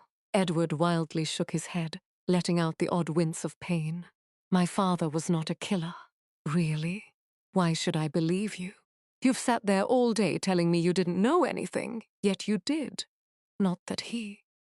But if you say he killed your mother, then fine, he did. Ryan narrowed his eyes, not believing this man for a second. He was saying whatever he felt Ryan wanted to hear now. Leave him alone, please, Ashley pleaded. You told the FBI you'd let him go. He's told you everything he knows. You said the NDAs are in a filing cabinet in your father's office. Tell me which one. The one closest to his desk. Edward's eyes rolled back. Daddy, the girl cried out. The boy sucked back of his inhaler. The woman remained silent and still, eyes wide. Fine, you can go. But remember, I still have your family's fate in my hands. Just like your father had mine and my mother's. Before coming here today, he didn't think he'd be able to take a life to make his point. He thought he was nothing like Timothy Hansen. But being here proved he was only lying to himself, as the woman reminded him twice now, and he couldn't forget. Hansen blood ran in his veins. He was capable of horrendous atrocities. He looked over at the children, then back to Edward. Go before I change my mind. Chapter 35. 4:01 p.m. Sandra was still reeling from Eric's text and some additional ones he'd sent through. She wanted to bring it up to the team, but she couldn't do that with Dale Kramer sitting around, especially when he was possibly the one who had run Susan off the road. Lieutenant, she said, nudging her head at Neil. A moment outside, please. Sure. Neil got up and led the way out. Sandra made sure the door on the vehicle was fully shut and gestured for Neil to follow her a few feet away. I received a text from Eric. She shared all of it, including the involvement of a hit-and-run driver, described as being a tall man with brown hair. The eyewitness statements were even tampered with. Dear God, how deep does this cover-up go? I suspect as far as it had to in order to make it disappear. Is Eric going to see what the vehicle rental place can tell him? That's the plan. Eric told her as much in another text. But what's weighing on me is if I were Timothy Hansen and I wanted someone dead, I wouldn't leave the job to just anyone. She eyed the command vehicle, thinking about their latest arrival. You think that Dale Kramer was behind the wheel? Well, he fits the description of the driver in the cargo van. We already know that he and Timothy Hansen were close. If Timothy was going to trust anyone with this, it would be Kramer. Neil finished, and Sandra nodded. We go back in there. We can't let on that we suspect him. We'll need to go at him from a roundabout way, see what we can get out of him. Except Gibson would be prepared to do the questioning, and he's not privy to what we just discussed. Neil leaned forward, uncertain. She shook her head. I haven't had a chance to tell anyone else. Okay, we go back in, and I'm going to tell Gibson you'll be handling the interview with Kramer. He might not like it, but it is what it is. Sandra could appreciate he might not be too thrilled. We are all working on the same team, for the same goal. She turned to go back into the vehicle when Edward Hansen came walking toward the front gate. The doors opened just long enough for Edward to stagger through them and collapse to the ground. Paramedics ran toward him. Not long after that, Gibson sprung out of the MCV. Gibson, Neil called out, halting the information officer's steps. Ah, yeah. Gibson tracked back a few feet. I'm not sure what you're going to get out of the guy right now. Take it easy on him. All right, Neil told him. I will. And there's something you need to hear. Neil brought him up to speed on Eric's findings and their strengthened suspicion about Dale Kramer. I will say this. He certainly wants to be involved. It could be from a place of loyalty. But I practically had to cuff the guy to something to get him to stay inside the vehicle. There's probably more to it than concern about Edward. If we're right, he'd want to protect his own back, Neil began. It would be killing him, not knowing what we're talking about out here. Could be. Listen. I can handle him when I get back from speaking to Edward. Like you said, I'm not even sure if I'll get anything out of him right now. He looks to be in rough shape. Sandra's fingertips grazed her St. Michael medallion. Don't you worry about speaking with Kramer. Sandra has offered to do so, Neil told him, and it had the information officer looking at her. Sure, that's fine. Sandra felt Gibson's disapproval but let it wash off her. I need to go inside and call Ryan. He held up his end. It's my turn. Only thing is, I can't get on with Ryan while Kramer's in the vehicle. We'll get Officer Moore to take him around the back of the vehicle. When you're finished with Ryan, you can pop out to talk to him, and you won't be far if Ryan calls you. It was a little clumsy. Usually she'd take earbuds with her to talk outside the vehicle. But if she was with Kramer, she didn't want Ryan patched through. Got it. I'm good to go then. Gibson jacked a thumb over his shoulder. Yeah, get out of here. Gibson took off, and Neil and Sandra went back into the vehicle. They entered to find Officer Moore standing next to the table, while Kramer was seated with a coffee in front of him. It appeared untouched, and the man's shoulders were square and tense. His eyes jabbed around, busily scanning his surroundings. It testified to a man whose life had conditioned him to size up threats. Also to one who was prepared to defend himself. Mr. Kramer, she said. I just need to ask that you step outside with Officer Moore. She'll stay with you until I can get there. Sandra caught Donnie and Monica looking at her, but didn't react. They'd find out the reason soon enough. Sure, whatever you need. I told Officer Moore that I want to help however I can. What's wrong with Edward? Was he shot? Paramedics are working on him now, Neil assured him. But yes, he was shot. I suspect they'll soon be taking him to the hospital. I want to go with him. Kramer made a move to get up. Unfortunately, we need you to stick around here for a bit longer. We have some questions for you, Neil told him. Kramer narrowed his eyes at the lieutenant. I came here under the impression that I was going to help the Hansons, not be interrogated. Mr. Kramer, if you'd please come with me and Officer Moore. Neil's tone had the man getting to his feet. You can bring your coffee if you like. Kramer shook his head. It's fine. After the three of them left the vehicle, Sandra got seated at her workstation. She filled Donnie and Monica in on Eric's texts. It's one thing when we suspected Susan was targeted, Monica said. Another now. We have eyewitness testimony. It seals things. And Susan Crawford's killer probably just stepped outside of this vehicle, Donnie put in. His comment didn't necessitate a reply. After all, they'd tracked Dale Kramer down because they had suspicions about him in the first place. Now they had solid reason to question his character. Her phone beeped with a text from Neil that he and Moore had Kramer out of sight behind the vehicle. Okay, I'm going to call Ryan. She put a headset on, and the others followed her lead, but the line rang before she punched in the number. She answered, Ryan, I need something else from you. We're already doing something for you, Ryan. The reporter and her cameraman are here and ready to go. You're still going to do this one other thing for me. There are NDAs in Timothy Hansen's home office. I need you to see if there's one there for my mother. Sandra glanced at Donnie. She sure hoped that Ryan wasn't moving the finish line. Why would there be one for your mother? They had considered this earlier, but she was curious what had Ryan making this request. Timothy strong-armed her into keeping silent. He must have made her sign one just before he pushed her out the door.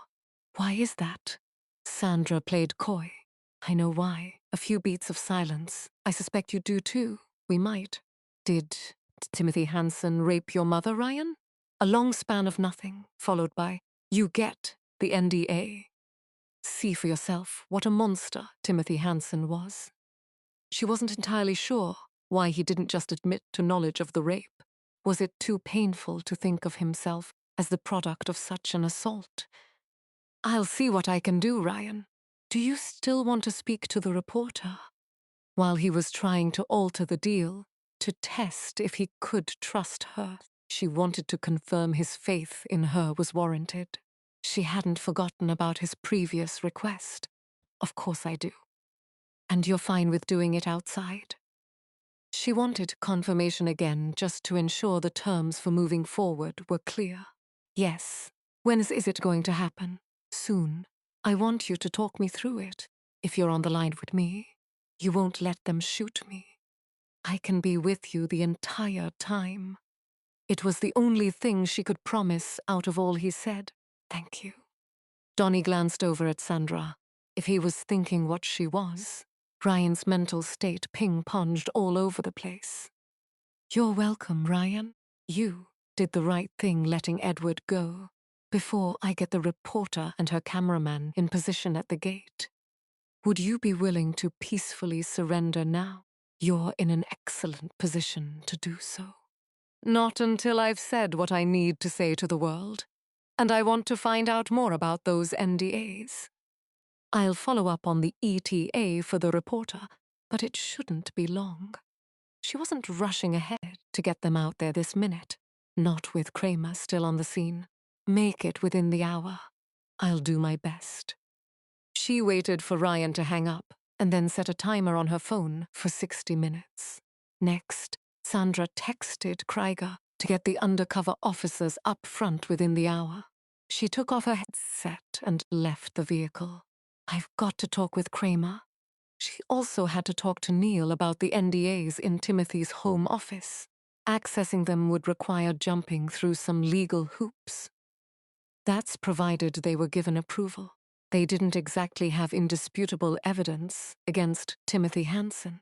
Sandra left and found Neil and Officer Moore, with Dale Kramer right where she expected. Just a minute, Lieutenant, she said, waving for Neil to follow her around the front of the vehicle. Once there, she filled him in on Ryan's latest request about the NDAs. I'll see what I can do, but if you can get who to incriminate his late boss, the warrant to access Timothy's estate would go smoother. How could I guess he'd say that? I'll do my best. The ambulance pulled away with lights and sirens, and Gibson was walking toward them. Not right now, Gibson, Neil told him. In a minute. Whatever you wish. Gibson entered the vehicle. Neil motioned to Officer Moore that she was dismissed. She headed toward a police cruiser, and Neil stood at the command vehicle's door. Sandra tucked around the backside to talk with Kramer. Mr. Kramer, I'm Special Agent Sandra Voss with the FBI. She held out her hand as she introduced herself. He left her hand to hang there. Yes, I remember from when I first got here. She drew back her arm while offering him a gentle smile. It was a challenge, as she kept picturing Kramer behind the wheel of the cargo van, running Susan Crawford off the road. Sorry to have to talk with you out here. Inside the vehicle is quite a busy place. I'd really prefer to catch up with Mr. Hansen at the hospital.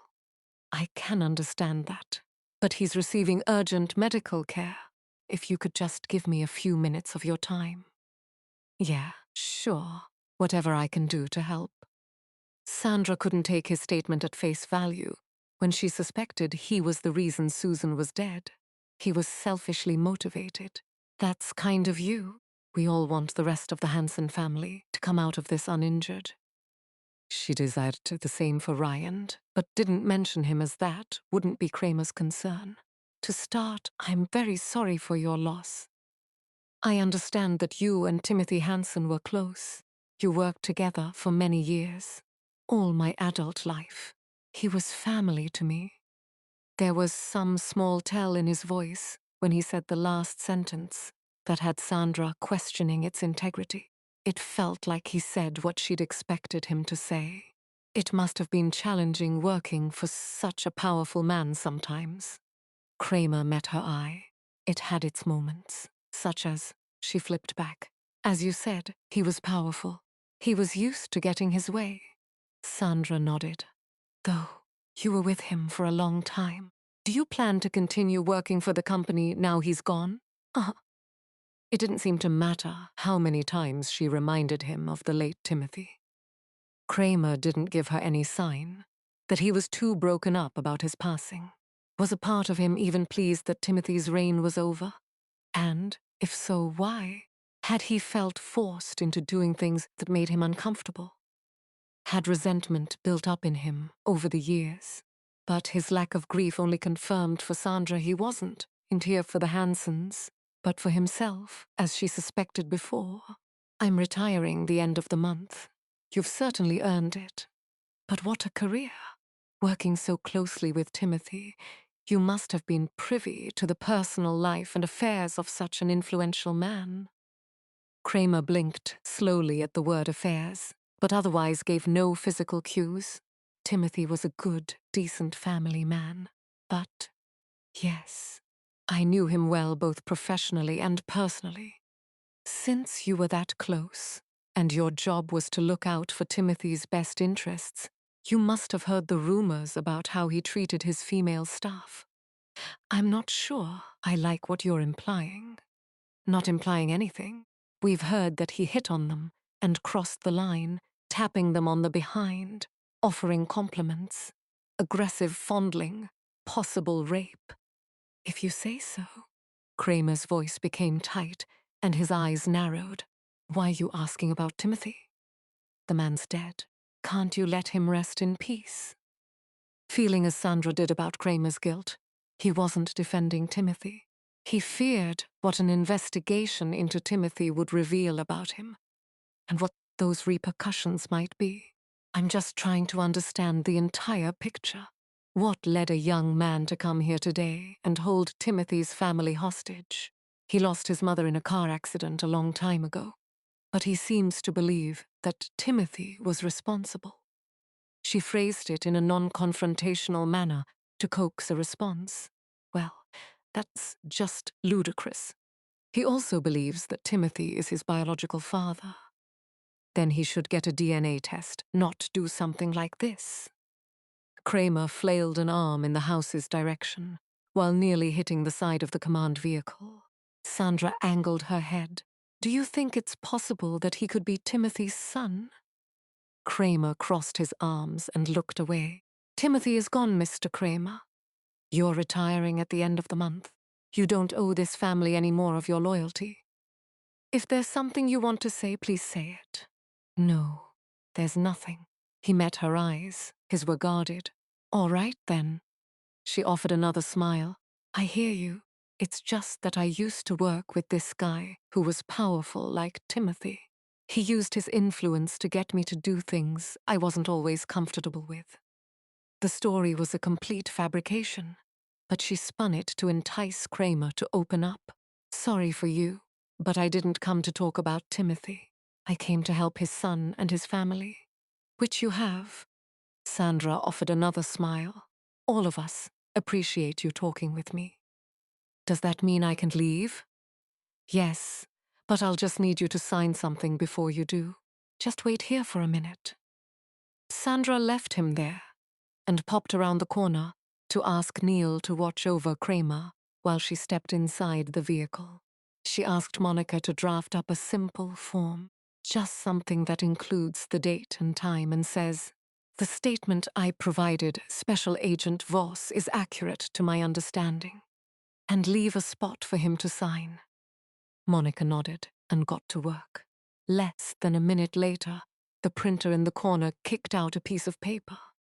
Sandra glanced it over. "This is perfect. Thanks." She grabbed a pen and a clipboard on her way out of the vehicle and headed straight for Kramer. "Thank you for waiting." She handed it all over to him. "Please just sign the bottom." Kramer took the pen from her and scribbled his signature. "Thanks. So I can go now?" Kramer jacked a thumb over his shoulder. "Yes, of course." She took it back and looked at Kramer's John Hancock. It was mostly a scribble, aside from the distinct K of his surname. "Just excuse me a moment." Sandra walked over to Neil and spoke at a low volume. "He's hiding something. Whether it's running Susan Crawford off the road. We'll need to wait to find out. But I have his signature." She tapped the piece of paper on the clipboard. "If Eric meets with luck at the rental company, he'll have it to compare to the signature on file there." Smart thinking. Well, I'll keep an officer on him. Better yet, I'll save him a car service and have Officer Moore drive him to the hospital. That's where he wants to go. Neil left, and Sandra snapped a picture of Kramer's signature with her phone and texted it to Eric, in case it comes in handy. "Belongs to Dale Kramer, head of security, HPD Inc." It didn't take long and she had a response. "You're amazing. Thanks." She hoped the results would match his enthusiasm and validate their suspicion. That being that Dale Kramer was responsible for Susan Crawford's death. Chapter 36. 4:05 p.m. Sandra returned to the vehicle, grabbed a coffee from the alcove, and sat at the table. Neil came in and let out an enormous sigh. "Would you two mind updating the rest of us?" Monica asked. "A signed statement. Something I made up." Sandra filled them all in as to why. "Genius," Donnie said. "We'll see if it pays off." She was keeping positive, despite relying on the rental company to have retained forms from over 3 decades ago. "How did things go with Edward?" Neil asked Gibson while sitting across from Sandra. Gibson went right into it. "The guy is arrogant, falling right in line with what one might expect of an entitled son of a theft." Neil held up his hand. "Without the colorful speech, preferably, Gibson. If you insist. Well, he is in rough shape, and the paramedics wouldn't let me hold them up. But Edward claims he didn't know about a half-brother, let alone that it was Ryan Crawford." "And you believe him?" Monica spun her chair to face her colleague. Not a word from his mouth. Especially the bit where he said his father was a good, decent family man. The skin on the back of Sandra's neck tightened. "He used those specific words?" "Good, decent family man? Yes," Gibson said slowly. "Kramer just used the same ones to describe Timothy Hansen." "Did Timothy have everyone around him memorize the line?" Neil said. "Monica, Donnie, and Neil. We know from speaking with Ryan Crawford that Edward found several NDAs in his father's home office." "Gibson, now you do. And the names on most of these were women." "Did Edward mention any of this to you?" Sandra asked. "No, but he was being rushed off to the hospital. Partially delusional from pain and blood loss," Gibson said. But why would Edward tell Ryan about the NDAs? I doubt I have to remind anyone here of the prenuptial agreement that's still in effect. Sandra could think of one reason. He disclosed something to protect his family's lives. If so, my respect for Edward goes up a notch, Monica put in. Gibson turned to her. Though we are just assuming he knows all that's at stake, he might not have realized he risked sacrificing a chunk of cash. Monica shrugged. The timer on Sandra's phone caught her eye. Several minutes were left of the stipulated hour Ryan had given her. My conversation with Kramer was insightful. While he was talking, he was also definitely holding back. I would too, if I caused an accident that killed a woman and came close to killing a kid, Donnie said. Sandra's mind had been puzzling over how to get Kramer to open up more about Timothy. Maybe there was a reason Kramer was being tight-lipped, an NDA. Everyone looked at her. If I were Timothy Hansen and worked hip-to-hip with Dale Kramer, I'd want to make sure I had him locked in on my side, especially if I had secrets I didn't want getting out. Even if Kramer isn't responsible, he might know something. A copy of his NDA might be in the home library with the rest. If so, that at least gives me something to work with. Neil took out his phone. We have the eyewitness statement, the description of the driver. It's a reach, but a start anyway. I'll contact a judge buddy of mine, lay everything out, and see if I can't get that search warrant lined up for Timothy's estate. Then I'll have Officer Moore head over there after she drops Kramer off at the hospital. If Neil couldn't work his magic with his judge buddy, Sandra was ready to call in a favor from an old friend of hers who sat on the bench. Chapter 37. 4:30 p.m. If Eric could find the hit-and-run driver, he'd be one step closer to wrapping this thing up. Step 1 would be tracking down that cargo van.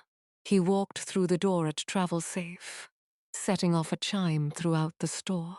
A 30-something woman with blonde hair at the front desk offered a kind smile. "Welcome to Travel Safe. How can I make your adventure a reality?" The way she rattled off the greeting, Eric felt for her. Not just because she was made to greet people that way, but for how perverts might respond. She probably dealt with a slew of them every week. He pulled back his jacket to disclose the badge on his waist. Detective Birch. He leaned in to read her name tag. "Jody, do you keep records on file from 33 years ago? I can check. What are you looking for?" It was a rental for a white Chevy cargo van. To start, I'd like to know whose name it was under.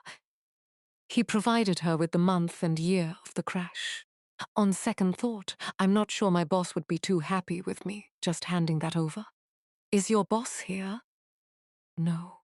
"Fine, I'll do it." Jodi typed on her keyboard. Eric couldn't even be stabbed by guilt. Susan Crawford was delayed justice for long enough. And besides, it hadn't taken any effort to get Jodi to cave. "Okay, I see one here." She told him the date it was picked up and returned, which came down to 1 day before the accident and 3 days afterward. Who rented it? Jodi clicked her mouse. Hanson Property Development, Inc. Eric's chest tightened. Any person's name associated with it? Well, the rental agreement would have needed to be signed. Then it would be scanned and added to the file. One mouse click. Ah, there's no attachment. Had Timothy Hansen paid someone here to make the rental disappear? No attachment. What about hard copies? Would they still be kicking around? Knowing Carly, it's possible. She's my boss. She keeps a lot in the file storage room. But 33 years ago might be pushing it. I'll need you to look to see if there's a signed agreement in there. I can't do that. You'll need to wait until tomorrow, when Carly gets back. She's the only one with a key to the room. Is there any way I can reach her today? It's rather urgent. Nah, sorry. She's traveling home today from a European vacation and offline. Eric's mind tried to solve the problem, but he had to admit defeat. I'll come back tomorrow. What time will she be here? 9 a.m. Could you leave a note for her about which agreement I'm interested in? Maybe she can pull it out when she gets in. Sure. Jody snatched a piece of paper off a message pad and scribbled away. Carly's last name. Knox. Before I leave, is there anything else you can tell me from the system? Like what its condition was when it was returned? Based on Selma's account, the van would have shown extensive damage. She had mentioned the scraping of metal. From renting a truck in the past, Eric knew rental companies were meticulous about cataloging any damage to their vehicles, both before and after. 1 second. Jody set the note she wrote on the desk and clicked on her keyboard. A moment later, she said, Tingles shot down Eric's spine. He'd expected to be told the file was missing. What is it? Here. See for yourself. Jody turned the screen toward Eric and pointed out one area. There's a notation in the system from before it was picked up. Visible scuff on the driver's front quarter panel. And this. Jody clicked her mouse, and the screen changed to another form. This is the clerk's notation upon its return. She pressed her fingertip to the screen in another area. No visible marks or damage. Vehicle in excellent condition. The van was returned in better condition than when it left. Eric wanted to make sure he was reading this right. That's what it says, and that's a first for me. But this made sense if the cargo van was used to push Susan's car off the road. It was returned 3 days after the accident, which would have allowed time for repairs to be done. And in doing so, the original marks would have also been erased. Thanks, Jody. I'll be back in the morning. Waiting wasn't ideal, but he didn't have much choice. He sure hoped the hostage situation was over long before tomorrow. But none of that affected his plan. He was going to get to the truth of what happened to Susan Crawford, and who put her in the grave, no matter how long it took. Chapter 38. 4:55 p.m. Ryan was anxiously watching the surveillance monitors. He'd seen a man come out from around the MPD's tactical vehicle and leave with a cop, whoever he was. Not the reporter, anyhow. So, what business did he have here? And where was that reporter and her cameraman? He was tired of waiting on other people to stand up and do the right thing. It's why he was here. To force the matter. His mother was a victim, and she had made him one as a result. Today he was taking back some of his power, but he still detested how much he was at the mercy of others. As he waited for the reporter and cameraman to set up at the gates, he wondered again if it was even going to happen. Had they somehow forgotten that he had other Hansons within range of his gun? Or did they even care? They had the legacy, Timothy's sole heir, in their hands. The progeny could continue even if this wife and these children died. He could remarry and have more kids. Life would go on for Edward Hanson, just as it had for Timothy Hanson, after raping and killing his mother. Assuming he pulls through. Please, just let us all go. It's over, the woman begged, drawing his attention from the screen. Ryan closed the distance between them. Who do you think you are? She thrust out her chin, and he slapped her hard across the face. The teenage girl sobbed, and the boy started wheezing. You're Puffer Bray, the girl told him, and the boy sucked back hungrily on the thing. You're not helping your kids here, lady. Just play nice, and all of you might walk away from this. She spit blood from her busted lip. You keep talking about the truth coming out? Whose version? Yours?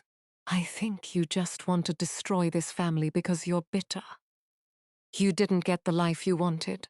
Well, boo-hoo. I dare you to repeat that. Boo, Mom, stop. And you, just leave us alone. Please, the teen petitioned. We haven't done anything to you. If Grandpa did, I'm sorry. But it doesn't give you no right to a set. Ryan laughed, feeling the expression shaking his body. No right to? What? Want amends, an apology, justice? For the world to know their beloved Hansons aren't the shining beacons of the community they allege to be. We've never claimed to be perfect, the girl said, and the mother squeezed her daughter's shoulder. No one is perfect, least of all us Hansons, including himself as a Hanson pained him. He cursed the blood that ran through his veins, but it was the good within him, passed on to him by his mother, that let him face himself in the mirror and live with himself the last few weeks. Just kill them and yourself. End the pain for all of you. The phone rang, breaking him from his thoughts. He hurried to answer. Ryan, it's Sandra. The reporter and her cameraman are at the gates waiting for you. I'm out here too. He'd been so distracted with the Hansons. He'd abandoned watching the video feed. He looked at it now and saw that she was right. 3 people were standing out there, and Sandra was easy to spot with FBI emblazoned across her bulletproof vest. I am important. People will finally hear my story and know the truth. I will set the record straight and clean up the Hanson family name. I'll be right out. He ended the call and walked over to the boy and nudged his gun at him. You'll be coming with me. No, don't do this. Please, I beg of you. The woman was crying and grabbed hold of her son's arm. Ryan tugged on the other. Let him go now. Ryan aimed the gun at the boy's head, and she released him. The boy rushed against him from the momentum of the abandoned tug-of-war. I won! The woman and teen were crying, but he lifted his head high, confident he was making the right decision here. He needed leverage if he were to walk away from this. And the asthmatic kid was just the ticket. Chapter 39. 4:55 p.m. Cindy Moore pulled up in front of the second estate of the day. Neither had stirred any sort of respect within her, as she wasn't swayed by showy display, though she felt somewhat intimidated around wealthy people. Her family never had money, and she had to work several jobs to get herself through college before she ended up in the police academy. But she had the pride and freedom of doing it on her own terms, not to discount the cheerleading she received from her family. She pulled up to the gate, another cruiser behind her. The man in the gatehouse sauntered to the window and had a dopey look about him that suggested she'd roused him from a nap. How can I help you, officer? He asked, glancing back at her companion. She wasted no time holding up the warrant and telling him exactly what power that piece of paper had. This gives us the legal right to search the Home Office. Let me see that. The man reached for it, and she willingly handed it over. As you'll see, it is rather limited and only allows us to collect certain documents, she elaborated. The man didn't look up for several minutes. When he did, he lifted the warrant. Do I keep this? That piece of paper would cover his ass if the legitimacy of this search was questioned at a later time. Yes, that's a copy. She'd come prepared. The original warrant was to stay with her. Okay, great. Just knock on the front door, and Rupert will let you in. I'll notify him about the details of the warrant. Yep, thank you. He stepped out of view, and the gate opened. Cindy and her colleague drove through and up the curved drive. She and the other officer parked at the top of it and walked up the front steps.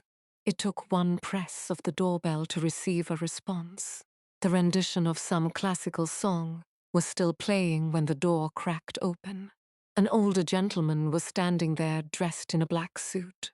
Every one of his grey hairs lay into place, and his dark brown eyes studied her and her colleague.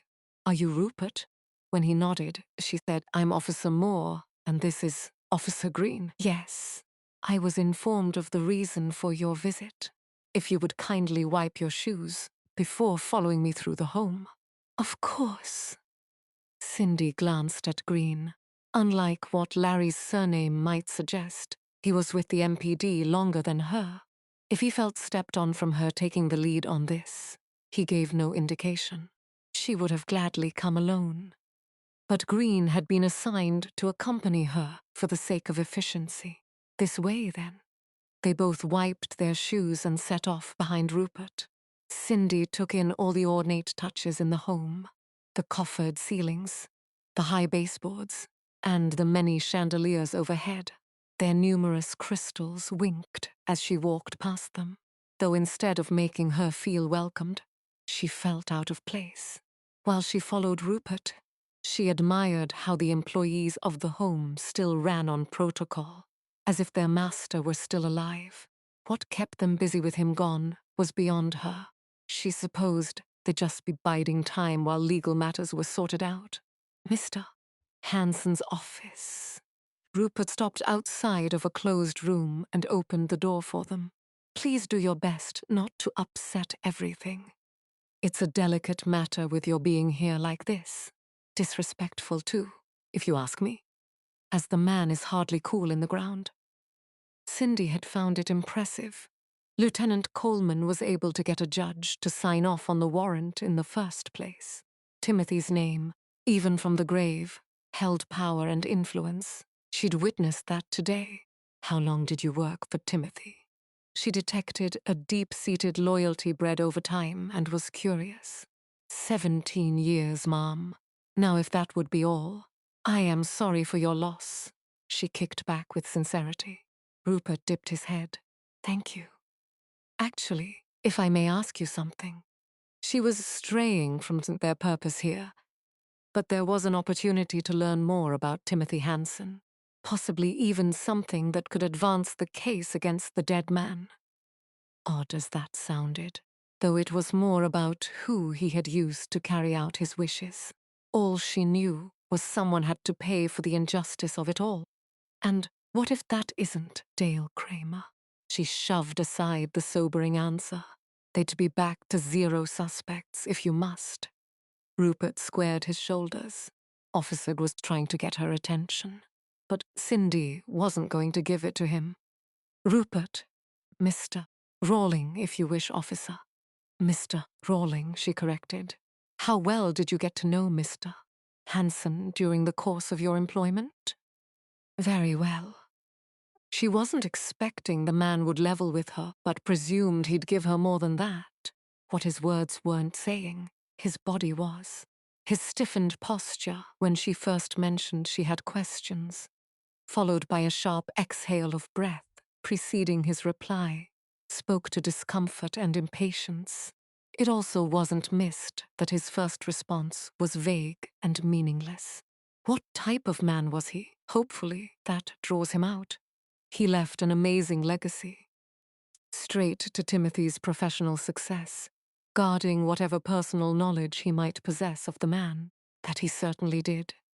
No point in arguing that. From a financial standpoint, Timothy Hanson certainly made his mark. But this wasn't the intel she was after. And the man himself, the one few got to witness. A nice man? Yes.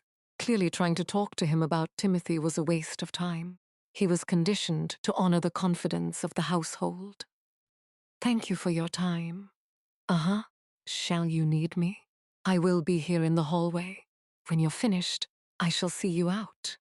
Cindy nodded and turned to enter the office. Officer Green wedged in ahead of her and beelined across the room to the filing cabinets. Like the rest of the home that Cindy had seen, this space was grand with a mahogany desk, commanding attention at the far end of the room. Behind it was a line of cabinets. Paintings in gold-gilded frames were displayed on the walls, lights mounted over them. The canvases showed their age, raised and uneven, some cracked. She wasn't an art connoisseur, but would bet some of these were priceless originals by well-known Renaissance artists. Green tugged on a cabinet drawer. It's unlocked. What do you know? How about you start at the other end, and we work toward each other? Sure thing. The top drawer of the cabinet she tried opened too. It was interesting that Timothy would leave them that way. Had someone already been here and cleaned out the NDAs? Maybe someone got advance word of what they were looking for. Or possibly Edward Hansen moved them elsewhere. That might explain why he parted with knowledge of their existence. He knew they were someplace safe, though maybe this thinking was taking Cindy down a conspiracy rabbit hole. Timothy's position in life would have instilled entitlement and cockiness. He also likely wouldn't think anyone who got into his office would dare violate his privacy. His reasoning could even have multiple facets. Unlocked cabinets suggested his dealings were above board. The illusion of transparency would fool some into thinking he had nothing to hide. Not her. Rather, it made her more eager to dig in. From what she'd learned so far, Timothy Hansen held some dark secrets. Adultery, sexual assault, possibly rape and murder. She'd put nothing past him. Rupert popped his head into the room after about 30 minutes. Water, coffee, tea, or something stronger. Cindy imagined Rupert might be pouring himself a couple fingers' worth of amber liquid when they left. That was if he had enough patience to wait that long. Water, please, she requested while Green set Rupert straight, with no alcohol while we're working. He didn't take Rupert up on the offer of anything else. Cindy noted the look of disdain on Rupert's face before the man turned and left the room. You could have asked for something to drink, she told Green. I'm not thirsty, Moore. I'm here for a purpose, which I intend on seeing through as quickly as possible. Wasn't that the whole point of them sending 2 of us? As if I've been wasting time. Her cheeks heated, but she tamped down her temper, clenching her jaw. There would have been no advantage to lashing out at him. For one, he didn't bother to look at her when he'd responded. He kept thumbing through the folders. But thinking of the bigger picture, it wouldn't matter how good she was at the job if she bucked against officers with more seniority. She'd be seen as disrespecting the hierarchy and never advance. That didn't make staying silent easy. She'd love nothing more than to tell Green off. Sadly, it just wasn't worth it. Cindy finished off the drawer she'd been looking in and went over to the next cabinet. She tugged on the top drawer, but it was locked. That had to mean something. Green, I may have found what we're looking for. She wasn't going to jump to conclusions. There could be any number of documents or items inside, not necessarily the NDAs.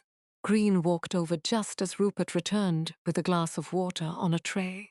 He held it out to her, which she took with a smile. Thank you, she told him, though her mind was preoccupied. Where could we find a key for this cabinet? She pointed at the problematic one. Rupert's face pinched.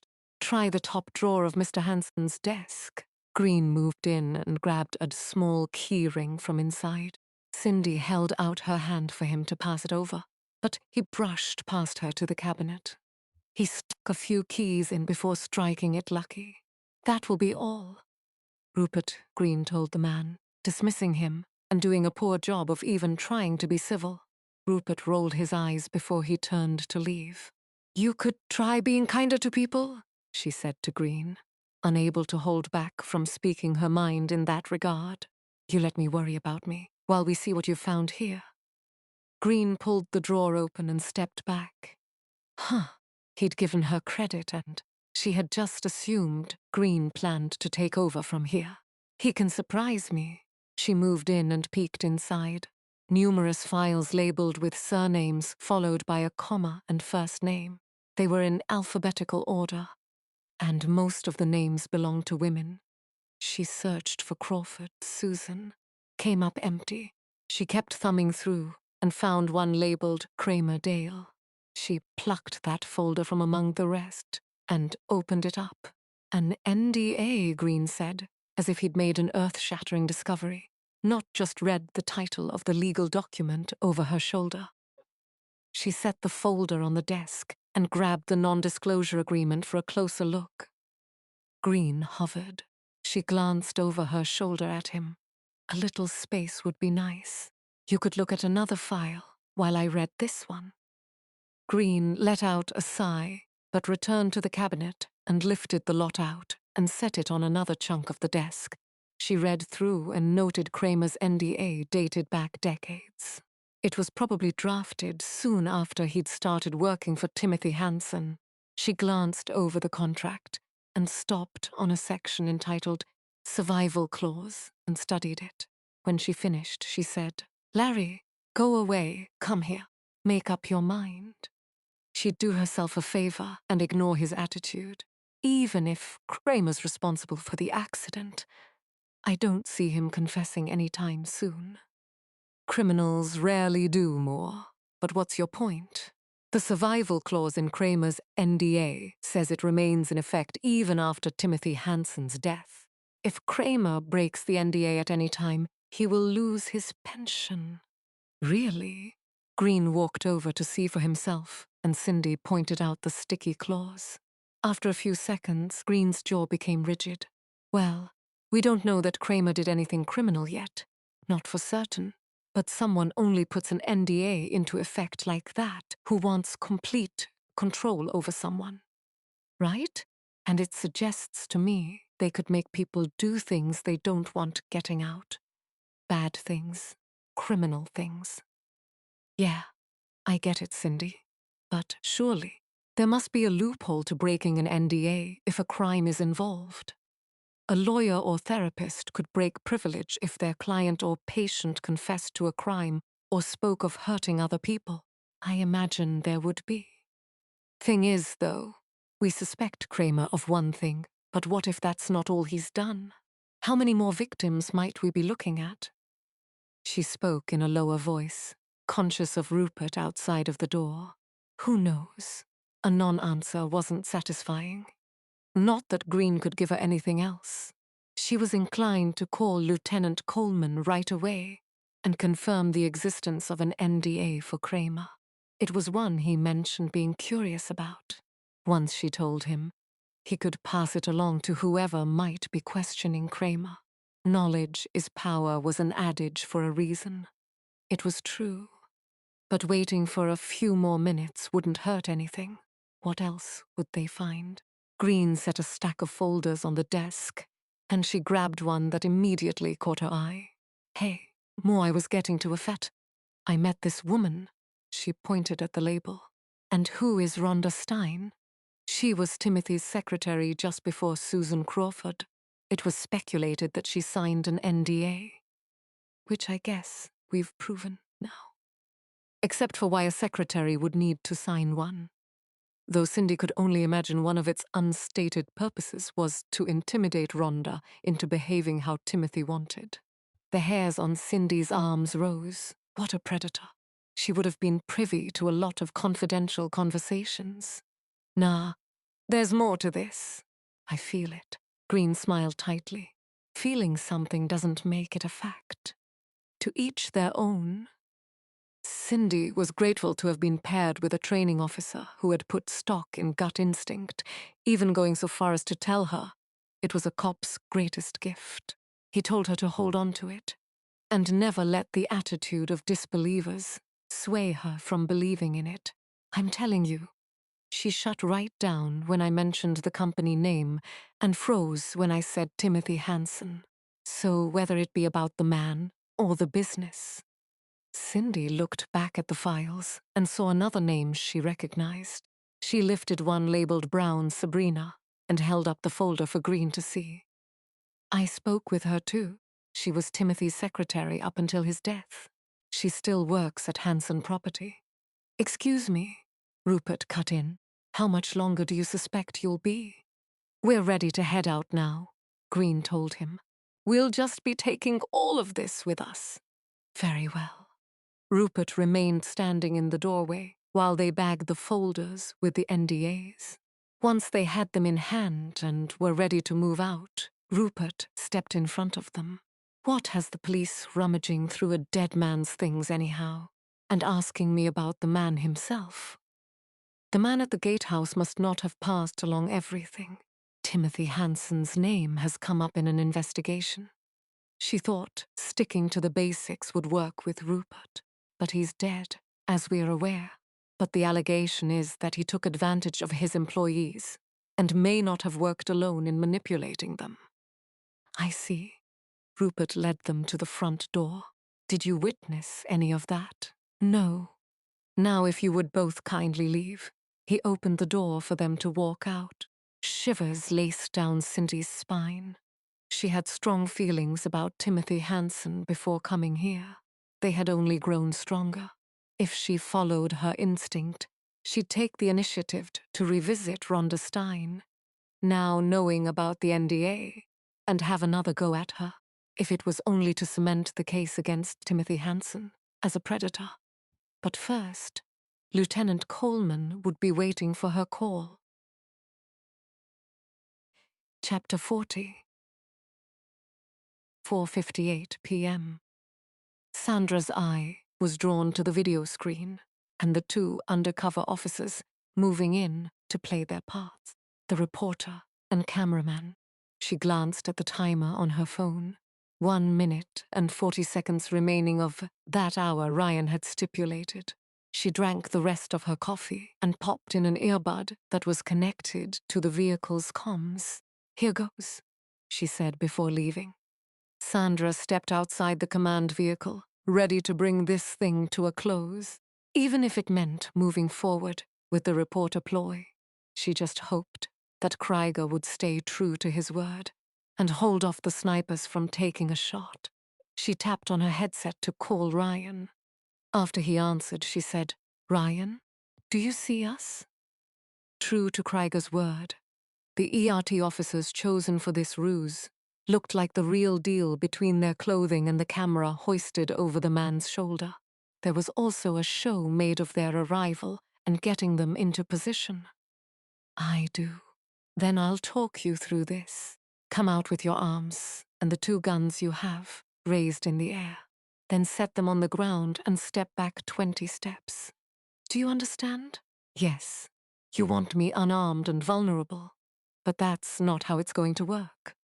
Ryan hung up and soon came into view. He had his arm around a young boy's neck, Braden. Sandra's heart pounded. Okay, this wasn't good. There were so many ways this could flip sideways. She'd lose track if she tried to count them all. Snipers were set up awaiting word. The undercover cops were carrying concealed weapons, not to mention all of the armed officers in the area, some of whom might be rookies and trigger-happy. Sandra's own Glock 19 was nestled comfortably in her holster, but she certainly had no desire to use it. "Ryan," she cried out. "Agent Voss." She made a dramatic show of pointing at the FBI logo on her vest as she walked closer to the gate. "Sandra." Ryan helped bridge the distance between them. He said her name as if he were greeting an old friend. It was unsettling considering the circumstances. "The reporter is ready to go." She gestured behind her at the undercover officers without taking her eyes off Ryan. She got in a look at Braden too. The kid was trembling and heaving for breath. Him being out here in such a vulnerable state worked on her nerves. But she refused to let Ryan see that. She felt she had to acknowledge his presence, though, or Ryan might feel unheard and unseen. "Is this Braden?" she asked Ryan. "Yes, and he's here to protect me." "You're scared. I can understand that. Being in the spotlight can be intimidating. Having guns aimed on me is." Ryan made a show of looking around. "I know they're out there." While the snipers were tucked away out of sight, their presence was tangible. "You have my word you and Braden are safe." As she said that latter bit, she made a point of making eye contact with the kid. She'd throw herself over him to protect him if it became necessary. Ryan's gaze fell to her Glock. "You have a gun?" "I do, but it's holstered. It's of no threat to you." Sandra held up her hands to further stress her words. "Where are your guns, Ryan?" It would do no good to point out that surrendering them had been part of the deal. "I left them in the house." The offering came too fast, and paired with his comment about being vulnerable earlier, Sandra wasn't buying a word of what he said. Why would he leave the guns inside with Ashley and the teenage girl? Presumably, he planned to return there after the interview, and that would put him at risk. The guns are in the house? That's good, Ryan. Shall we do the interview? Yes. We'll just need to open the gates left. No, I'm staying right here, on this side. That wasn't the deal. More like an understanding than a deal, but she'd failed to specify the newscast was going to be filmed outside of the gate. Things have changed. Ryan strengthened his hold on Braden, and the kid cried out, "Help me!" His desperation sliced Sandra's heart. Thoughts of her twin brother Sam wedged in, unwelcomed. Ryan, you're scaring him. Too bad. You scare him. You can bet you're scaring them. She jacked a thumb over her shoulder to indicate the undercover officers, though Ryan would see them as a reporter and her cameraman. We assured them of their safety because you told me they would be safe. Was I wrong to trust you? No, you can trust me. I can't trust anyone else. Ryan, listen to me. You can trust me. I'll help you through this. Will you come to this side of the gate for the interview? Seconds ticked off in silence. Eventually, Ryan nodded. You turned off the ability to open the gates from the gatehouse, though. Do you need me to call Ashley Hansen? Ryan nodded, and she called the house and made the request. As the wrought iron gates swung back, Ryan moved his way through with Braden. The kid's steps were hesitant, and Sandra could only imagine how terrified he was. While you talk to the reporters. Braden can stand to the side with me. She put that out there as if she were doing Ryan a favor, so that he could focus on what he had to do. Ryan shook his head. No, he stays with me. Okay, whatever you wish. She walked back toward the undercover officers. This is Amelia Rose and her cameraman, Tyler Carson. Sandra told him what station they were with again. Miss Rose, this is Ryan Crawford. He's why you're here today. The world deserves to hear the truth about the Hansens. Ryan rushed out. Braden's cheeks were a bright red, making it hard for Sandra to pry her eyes from him. Is he still breathing? But she saw his chest rising and falling. We're here to help you with that, Amelia told him. If you just want to stand a bit more to your right. I'm not moving. You film from where I stand. The plan had been to get Ryan positioned more to the right, to make it easier for officers to move in from the sidelines when an opportunity permitted. But nothing was going according to plan. This was something Sandra had feared all along. But forward was the only way through this to bring the situation to an end. Ideally, a peaceful one. What gnawed the most was he likely had 2 guns on his person. And for now, there was nothing they could do about it. Yes, okay, that's fine, Amelia said. It's just where the sun is in the sky behind you. I'm staying put, Ryan seethed. Amelia held up a hand. We'll get started then. Are you ready? I am. Amelia turned her back on Ryan and spoke for the camera. This is Amelia Rose, reporting live from outside the residence belonging to Edward Hansen, sole heir of late billionaire Timothy Hansen. Timothy left a legacy of prioritizing family values. His generational company, Hansen Property Development, Inc., founded its brand on building homes, not houses, since 1941. But we're here today because shocking information has come to light. This is Ryan Crawford. Amelia turned and gestured at him. And he's here with the real story about Timothy Hansen. Please, Ryan, tell us more. Ryan's eyes flicked to Sandra before settling in the direction of the camera. Timothy Hansen was a killer and a rapist. It was just as they had suspected. But to hear it put into words soured Sandra's gut. What horror Ryan and his mother had been through at the hands of someone they should have been able to trust. For Susan, her boss. For a son, his father. That's a strong allegation to make, Amelia said, playing investigative reporter. Can you back up such a claim? He had my mother killed, and he tried to kill me too. 33 years ago, she died in a fatal car crash. He must have paid off the police. And the truth has been buried all these years. But it's time the truth surfaced. At least, this wasn't a real broadcast. or Sandra would be catching shit for the derogatory comment hurled at the MPD. As Sandra listened to Ryan talk, she was seeking any wedge that would allow her to move in and apprehend him.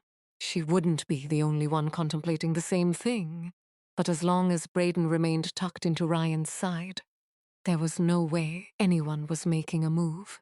Do you have proof of these allegations for our viewers? The police have proof. Ryan gestured at Sandra, catching her off guard. The undercover officer swung the camera toward her, and Emilia faced her. Is that right? The investigation into Susan Crawford's accident has been reopened, and several things have flagged for the detective working the case.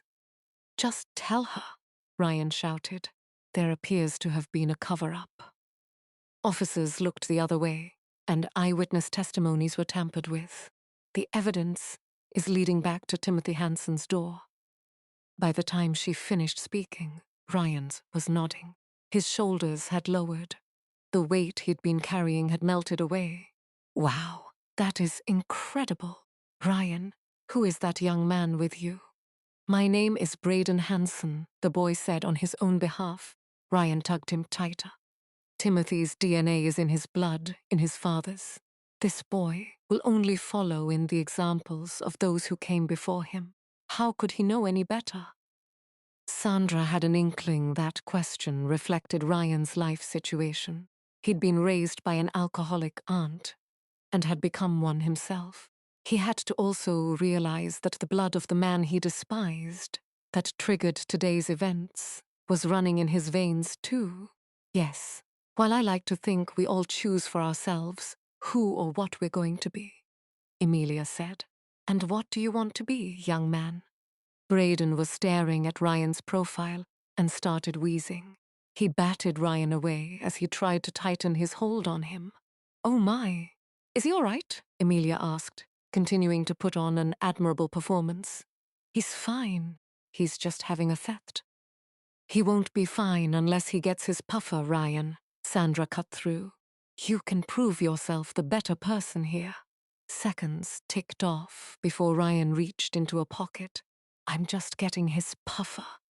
He kept his movements slow and came out with the inhaler and handed it to Braden. During the exchange, Braden drew away from Ryan, putting several feet between them. The distance would allow space for him to be snatched away by an officer. Stop right there. Ryan pulled a gun. Several officers did the same. All but Sandra. She kept hers holstered. Time passed slowly as she stood there peering into Ryan's eyes. Just by holding the space, she hoped to calm his nerves, let him feel safe. His shoulders loosened. Everyone, stand down, she called out. To their credit, the undercover officers never broke form. What you just did right now, Ryan, was a kind thing. Noble, Sandra told him. He wasn't supposed to run off, he sneered, glancing over at the boy. He was being seen into the back of an ambulance. Well, now he's getting the help he needs, Sandra told him. You're here to break the mold. What do you mean? Sandra was approaching this entirely from Ryan's perspective. It was the only way to succeed at negotiation. You're Timothy Hansen's child. What of it? His tone became defensive and on edge. That makes you a Hansen. Ryan shook his head. I'm nothing like them. You possess many admirable qualities. Sandra spoke while keeping a close eye on the gun in his hand that I got from my mother. I can understand that. Mothers are gifts to cherish. Thoughts of Margot crept in. It was crazy to think that just last month, Sandra was preparing herself to say goodbye. You loved your mother very much. I can tell. Is that right? That's right. His agreement confirmed he felt understood. Ashley Hansen and Martha Carmichael might be good mothers too. Do you know much about them? Ryan shook his head. His hand holding the gun wavered. Their children could have inherited some positive traits from them, like you did from your mother, unless Ashley and Martha are, or were, rapists or killers too. Ryan shrugged. Sandra continued. I doubt they are or were. They probably did their best to raise their children, and protect them from harm, just like your mother, Ryan. And Edward isn't only his father's son, he's his mother's too. See, it's like Miss, Rose said. You can choose what you want to be in this life, Ryan. You. No one else. Yes, my decision. No one else's. He parroted and paced in a circle, the gun now up toward his forehead. Ryan, you're scaring me. Could you lower your gun, please? He took it off his temple, letting his arm fall to his side with it. You got your story out and the world knows the truth now, Sandra said. You accomplished what you came to do today. You must be proud of yourself. Ryan scratched his cheek and nodded. You're safe. No one is going to hurt you. Again, as she voiced this promise, she cringed inside. She was certain several officers had their fingers hovering over their triggers. Would you be willing to peacefully surrender now? Time felt like it stalled. Yes, I will. Let me talk you through this then, okay? I will need you to hand over the 2 guns first. You'll slowly put them on the ground and step back 5 feet with your fingers laced above your head. Do you understand? Yes. Ryan did just as Sandra told him, pulling the second weapon from behind his back. When he was in position, ERT officers swooped in to apprehend him. Good job, Voss, the undercover cop playing the reporter told her. You lied to me, Ryan screamed, and Sandra spun. He lunged forward with such strength that he shook the officers' hold on him. They raised their guns on him, ready to fire the moment they got a clear shot. No! Sandra sprinted toward Ryan and pushed him to the ground. He writhed beneath her. Don't move. I can't protect you if you do. Her words came out measured and calm, while her heart beat wildly. Please, please, stay put. But all of this was a lie. Tears were running down Ryan's cheeks, and Sandra ached on his behalf. Not all of it. The truth always has a way of coming out. And you've set something into motion, Ryan. Your mother will get the justice she deserves. It wasn't a promise she was entitled to make, but it felt like it was the right thing to say. Come on, get to your feet. The 2 officers had put their weapons away and moved in to haul Ryan up. He didn't take his eyes off her until he was loaded into the back of a cruiser. Sandra walked back to the command vehicle, ready to put today behind her, as if that was even possible. Every crisis negotiation she worked became a part of her. While this one had taken a ruse and had her playing a part, she could live with that, just as the Hansons would live another day. Edward included, too, hopefully, but the one thing she couldn't shake was the injustice done to a boy and his mother. Someone deserved to pay for that. That's one in the books, Donnie said when she walked back into the command center. That it is. She could breathe much easier now that the remaining hostages were being extricated, and Ryan was in custody. Anyone get an update on Edward Hansen? I called the hospital. He's in surgery, but the doctors were optimistic going in, Gibson told her. That's good news at least. Neil came in and addressed the team. Great job, everyone. Hey, that's my line. Krieger followed up behind him, practically pushing Neil farther into the vehicle. Before we get to patting ourselves on the back, I wanted to just give an update for those who are curious among us. Neil looked at her while he spoke. I heard from Officer Moore during the whole reporter ruse. She and Officer Greens searched Timothy Hansen's office and collected several NDAs, including ones for Rhonda Stein and Sabrina Brown, but there wasn't one for Susan Crawford. Sandra wasn't even surprised by that, and shared why with the team. I think it's fair to say all of us think Timothy Hansen had her killed. It wouldn't make any sense for him to hold on to an NDA with her. It would just be something that would raise questions. There is that, Neil agreed. But Officer Moore made a noteworthy discovery, something that we suspected. As Sandra listened to Neil tell them about Dale Kramer's NDA and its survival clause, she shook her head. We can use it to make him talk. Suggest that Timothy intimidated him.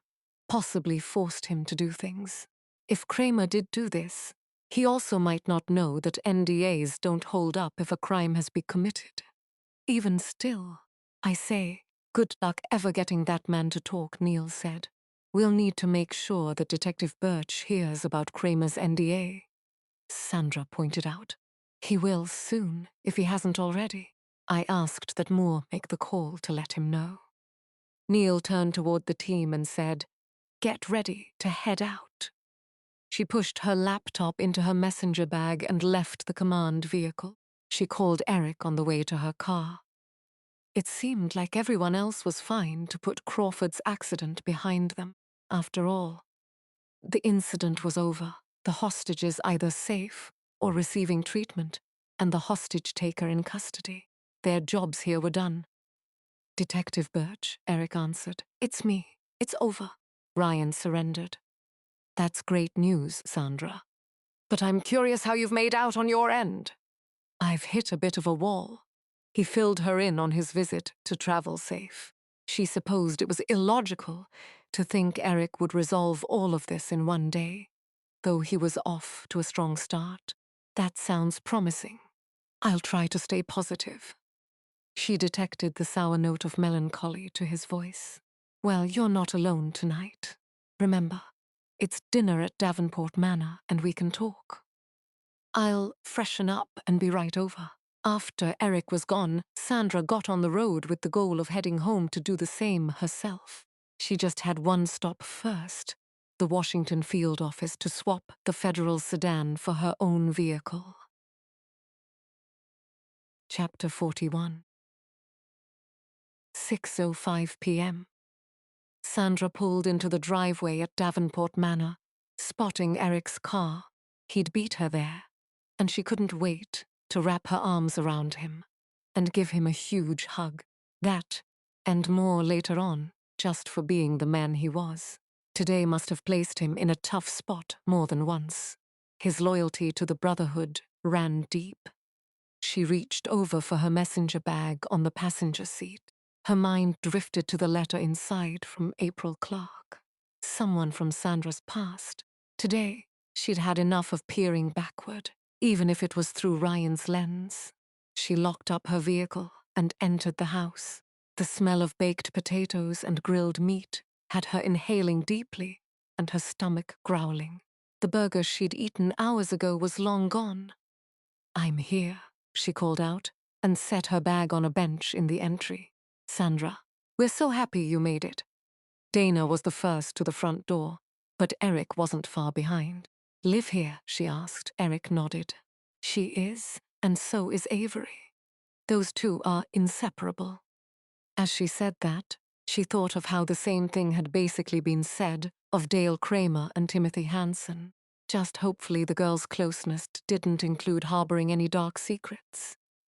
"Dinner is almost ready," Dana told her. "You want me to get a drink for you?" "I'll get one for myself in a bit. Thanks." Dana walked away, never above pitching in, even when she wasn't on the clock tonight. She didn't even need to serve the meal. The groceries, the prep, the cooking, and the cleanup were all being covered by the catering company they'd hired. Eric hugged and kissed Sandra. She closed her eyes while they embraced and left them that way until he pulled back. She wanted to soak in as much of him as possible. "Quite the day," he said. "You could say that. Honestly, I felt for Ryan, living all those years not knowing who his father was, or the truth about his mother's death. Speaking of Ryan, have you heard about how his interview is going? Did he request a lawyer?" "He was waiting for a lawyer last I heard, one provided by Legal Aid." She didn't say as much, but it was unjust how his other blood relatives had more money than they could spend in several lifetimes while Ryan struggled. There was no fairness or balance in life, though. "I assume you heard about Kramer's NDA," she recalled. Coleman had asked Moore to pass that along. "I did," Officer Moore called to tell me, "and I plan on using the knowledge if it comes down to it." "What was your read on the guy?" "I wrangled his signature out of him. Remember, he's holding something back. I think he came to the scene more to protect himself than give any help to the Hansons. I get the same feeling just hearing about how close the two men were. From the way you're talking, you haven't brought him in for questioning yet. No, a guy like that, you only get one shot. I don't want to spook him into hiding. I want to build a case against him first, which could be strengthened depending on what you find out tomorrow at the car rental. Exactly. Well, Officer Moore was a tremendous asset today. Do you know her well? A bit. Enough to gather she has a rep for being a solid cop. Coleman even let it slip. She proved herself ready for the next step in her career today. Guess she's already passed the detective's exam and has the necessary qualifications. So who knows? Sandra could certainly see Moore as a detective. She possessed the tenacity to cultivate some strong leads today. What do you say? Should we join everyone else? I don't want to ruin our evening by talking about the case the whole night. She took a few steps when Olivia came toward her with Avery at her heels. Mum. Olivia hugged Sandra and kissed her cheek. I was wondering where you were. You'd know if you didn't set up camp in the entry. Come on, and join the party. Sandra took Eric's hand, and they walked toward the dining room. The evening passed with light, upbeat conversation, and Margot was in rare form. She had a lot of energy in part because of an afternoon nap that Dana said came close to a coma. Don't be crazy, Margot had responded, along with shaking her head and smiling. Sandra was so happy that Margot was happy. She blew out the candles on the cake they had specially made for her. The writing in icing on top said Margot, the warrior. Margot laughed when she saw that, and the rest of them followed along. They ate dessert and drank tea in the library, and at 8:30, Margot was drifting on them. Sandra helped her mother to bed and came back down to find that Olivia and Avery were gone, and Dana was nowhere to be seen. The girls are in Liv's room, Eric told her. She had a bedroom in Davenport Manor, just as Sandra had one. And Dana? She retired to her room. The catering crew are finishing with the cleaning up, and they'll be leaving soon. It was such an enjoyable night. Sandra let out a deep breath. That it was. Thank you for including me. She dropped next to him on the couch and took his hands in hers. You're always included, Eric. Always. It was only last month he'd met Margot and Dana, but to her it felt like he'd always been a part of her family. She trusted her instincts about people, and Eric was one of the good ones. He swept her hair back and kissed her temple. Ditto. As they sat there for a few minutes looking in each other's eyes, she peered deeper. He was present, living in the moment, just as he'd been all night, but his mind was working.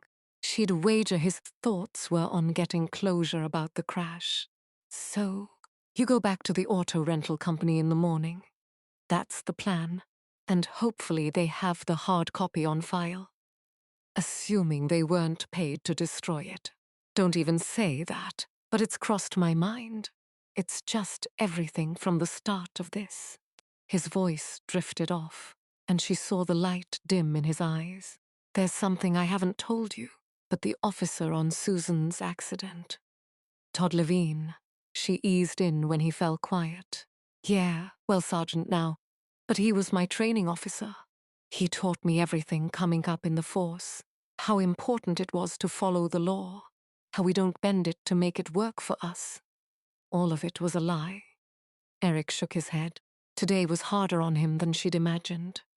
Sandra considered what to say. It wasn't forgotten that Ryan had felt the same about his life. I think we get ahead of ourselves sometimes. It seems easier to make a blanket assessment when it's really only based on our feelings of hurt and betrayal in the current moment. Often anger is there too, ego, but the journey, the lessons, the experiences were all real, regardless of any awakening we might have. If you think of it another way, Todd may have groomed you into the amazing cop you are, because he was dealing with a guilty conscience. over his part in Susan Crawford's crash. It's not a reflection on you or your career. And just because he did one bad thing, that doesn't mean he's a bad man either. We all make bad decisions. He covered up a murder. So a really bad decision, but you get my point. Yeah, and I appreciate your take on this, Sandra. I get it too. But it's still hard to accept. I guess that's my fault, though, because I idolized him. From my experience, no one deserves to be put on a pedestal. Whenever I've put someone on one, they've toppled at some point. You're probably right. It's just. Levine, he rubbed his forehead. She took his hand in hers. When you go in tomorrow, you should talk to him friend to friend and see if you can get him to open up.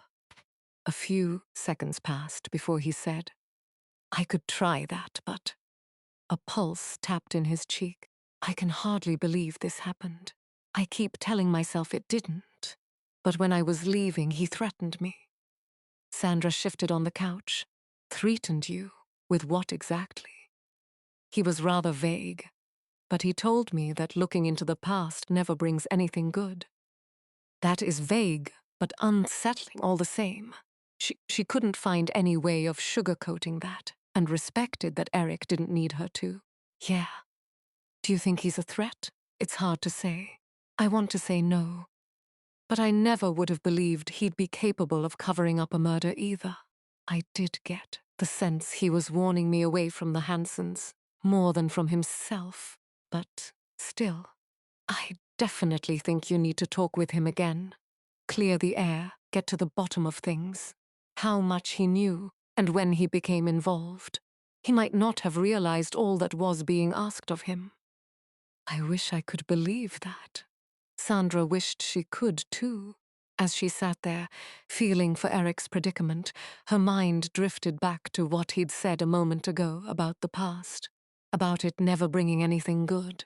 Agreeing to meet April Clark from her days in foster care might be a horrible idea, if only she could curb her curiosity. Chapter 42. Thursday, 9 a.m. Eric had brought Sergeant Medina up to date on the situation with the Crawford investigation before clocking out last night. Taking care of that briefing freed up Eric's morning. He should just head right over to the car rental, but his legs were taking him down the hall toward Todd's office. Sandra had made a good point about just talking with the man again, laying out what he'd found so far and listening to what he had to say. Not accusing him in any way. Just a face-to-face. Surely Medina wouldn't take issue with that. Eric found his office empty and stopped a uniformed officer who was walking past. Do you know where I could find Sergeant Levine? I heard he called in. Guess he's not feeling well. Thanks. Eric was on the move. The Todd Levine he knew never called in sick. When Eric had been a rookie, Todd insisted he come in, hungover, puking and sick with a cold. Unless he had the bubonic plague, there was no excuse for ducking a day's work. He'd say, just because we have sick days, it doesn't mean we need to use them. Eric tried his cell phone, and it rang to voicemail. Shit, don't do this to me, Eric muttered. Had Todd felt he was close to being exposed and made a run for it? He grabbed the keys for an unmarked sedan assigned to the homicide branch unit and headed out. He pressed the gas as hard as he dared, racing through the city, as fast as traffic would allow. Within 15 minutes, he was parking in front of Todd's row house. He didn't have a vehicle, so there was no point looking up and down the street for one. Eric stormed up to the front door and banged hard enough that it rattled the screen. His rapid progression of knocks rang out like artillery fire. MPD, open up, he called out, treating Todd like a perp. To hell with a friendly, informal approach. As far as Eric was concerned, those days with Todd were behind him. After receiving no answer, Eric tried Todd's cell phone again. Like before, it rang several times before dropping him into voicemail. That wasn't like the Todd he knew either. That man always answered his phone, be it day or night. Eric kicked the welcome mat with his toe, and it reminded him about something else. It stood in contradiction to Todd's stringent adherence to safety first. But there was always a spare key hidden near the door. Eric lifted the mat, looked under the planter. Nothing. He extended his gaze, branching out over the garden, about 3 feet away from the front step. But within a foot of the edging was a ceramic snail. It stood out that a police sergeant would have such a whimsical thing in his garden. That's got to be it. Eric picked it up, careful not to get the moist dirt on his outfit or his hands. Bingo! Eric plucked the key out of a small plastic sleeve and stuck it in the hole for the deadbolt. 1 twist and a thunk later, he was going inside. An exigent entry, completely lawful. Todd was either hurt inside, unconscious, or fleeing. He wiped his shoes on the front mat and set out into the home. Todd had lived here for all the time Eric knew him. The only difference was his wife, Molly, had moved out long ago. He'd blame her for the snail, but it looked too new. Heading down the hallway, his target was the office. Todd was never good at striking a work-life balance, and he often took work home. He especially had a thing for domestic cases, never fully understanding the victim mentality. He used to make Eric cringe from how hard he'd pressure women to lay charges. The office looked like Eric remembered, a simple, small desk overflowing with stacks of folders. The bulletin board on the wall had active bolos pinned to it. Seeing this stabbed Eric in the chest. What made a man with such dedication to the badge look the other way? Or was it, as Sandra suggested? And Todd had strived to make up for one immoral act by doing right the rest of his career, as if the good could outweigh the bad and redeem himself from this. Eric rounded the desk and found an envelope sitting on the keyboard with his name handwritten on the front. What the? Eric grabbed it and slipped his finger under the lip. Todd must have expected that Eric would end up here at some point. Inside were a key and a tri-folded piece of paper. Eric smoothed the latter out and realized it was a handwritten letter. He sat in the desk chair to read it. Eric, if you're reading this, then you must know or are getting closer to knowing that it's over for me. What I was involved in 33 years ago has haunted me every day of my life. I can no longer live with it on my conscience. Eric stopped reading as anger fused through him. He didn't know what he expected to read next. But it wasn't the words on the page. And if only it were enough, I'd confess and pay the price. I'm already living in a prison. But I'm not the only one involved who carries the weight of a woman's death. We took money to look the other way, to modify eyewitness statements, to destroy Susan Crawford's vehicle immediately, to conclude the accident resulted from poor road conditions. But there was another vehicle involved, something you probably found out by now. You never did a half-assed job, Eric. You might even suspect some other things, but the evidence is just blurred enough you're unsure. I always told you to trust your gut. Trust it now. You might not know what else we have done. What further unspeakable thing. I still find it difficult to lay this bare on the page. I've tried to justify my actions over the years to myself by saying I wasn't in this alone. That I wasn't the only corrupt cop that day. Dean Finley was in on this with me. He was someone who I had looked up to, who I answered to. He was my sergeant, but I had a young family and needed money. Doing what I did put Jessie through college, but carrying around this secret took a toll on my marriage. It made me bitter and distant. I pushed Molly away because I didn't want to live with myself. If Todd were in front of him right now, Eric would shake him out of frustration. All of this so he could pay for his daughter, Jessie, to go to college. Eric put his eye back on the page. The key is for a safe deposit box. Number 32 through 35, as Eric read where it was located, his mind spun out of control. All of this felt surreal. You'll find everything you need in there to make the case stick against me and Finley. Please trust me that despite how it must seem, I have not run away, but I am prepared to face the consequences. I left you this in case I don't make it that far, and just like that the letter ended. No signature or sign-off. A cold sensation poured over his neck and shoulders as the last sentence played on his mind. It sounded as if Todd feared retribution. Was it from Dale Kramer? The man they suspected had killed before, even if Todd didn't know Kramer's identity. He had to surmise the Hansons employed someone to do their bidding. Was that behind his warning to me? Eric called Medina. When he answered, Eric blurted out, "We have a problem." Chapter 43. 10:30 a.m. Medina was arranging for a search warrant for the safe deposit box, but refused to do a trace on Todd's phone or issue a bolo on him. Eric was also to stay away from Finley for the time being. Even though Eric shared the contents of the confession letter, Medina preferred to put his hands on what was in the box before taking further action. While Eric waited for the approval, he drove to Travel Safe with his hopes high. When he entered the auto rental, there was a customer at the counter being helped by a woman in her late 50s. Her brown hair was clipped back, and she acknowledged Eric with a smile. "If you go around the side, Stephen will be there with the truck," she told the customer. "He'll go over the vehicle and give you the keys. Thank you for choosing Travel Safe." The customer passed by Eric and gave him a warm smile. "You're the detective, aren't you?" The woman from the counter said. "The one looking for that old rental agreement?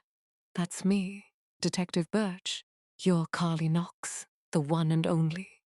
Were you able to find the paperwork? I haven't looked yet. I was wondering if you'd come back with a warrant." Eric should have seen that request coming and been prepared for it. He'd blamed the situation with Todd for messing with his mind. "I haven't. Is that going to be a problem? If so, I can get one. I just figured since it was so long ago." Carly smiled and batted a hand. "I'm just messing with ya. 33 years was forever ago. Now if it was about a recent rental, I would insist. Let me go into the storage room and see what I can dig out. You watch the store." She grabbed the note that Jody had written, then chuckled. "I'm just joking. The chime will let me know if a customer comes in." She winked at him before she took off into the back. Interesting woman. At least she was finding joy in life. More than he could say for himself at the moment. Last night, he'd grasped a bit of that, but joy came from being in Sandra's orbit. There was just something about her, how she saw into him and understood him. She brought him to life, even when the job sometimes threatened to destroy him. He stood there waiting for 15 minutes, before Carly returned with a thick folder in her hand. "This is for the second week of January. Let me thumb through it." She set the folder on the counter and flipped the pages. Here we go. She set the stapled agreement in front of Eric. He leaned in to read it over. No name. But there was a signature on the bottom line.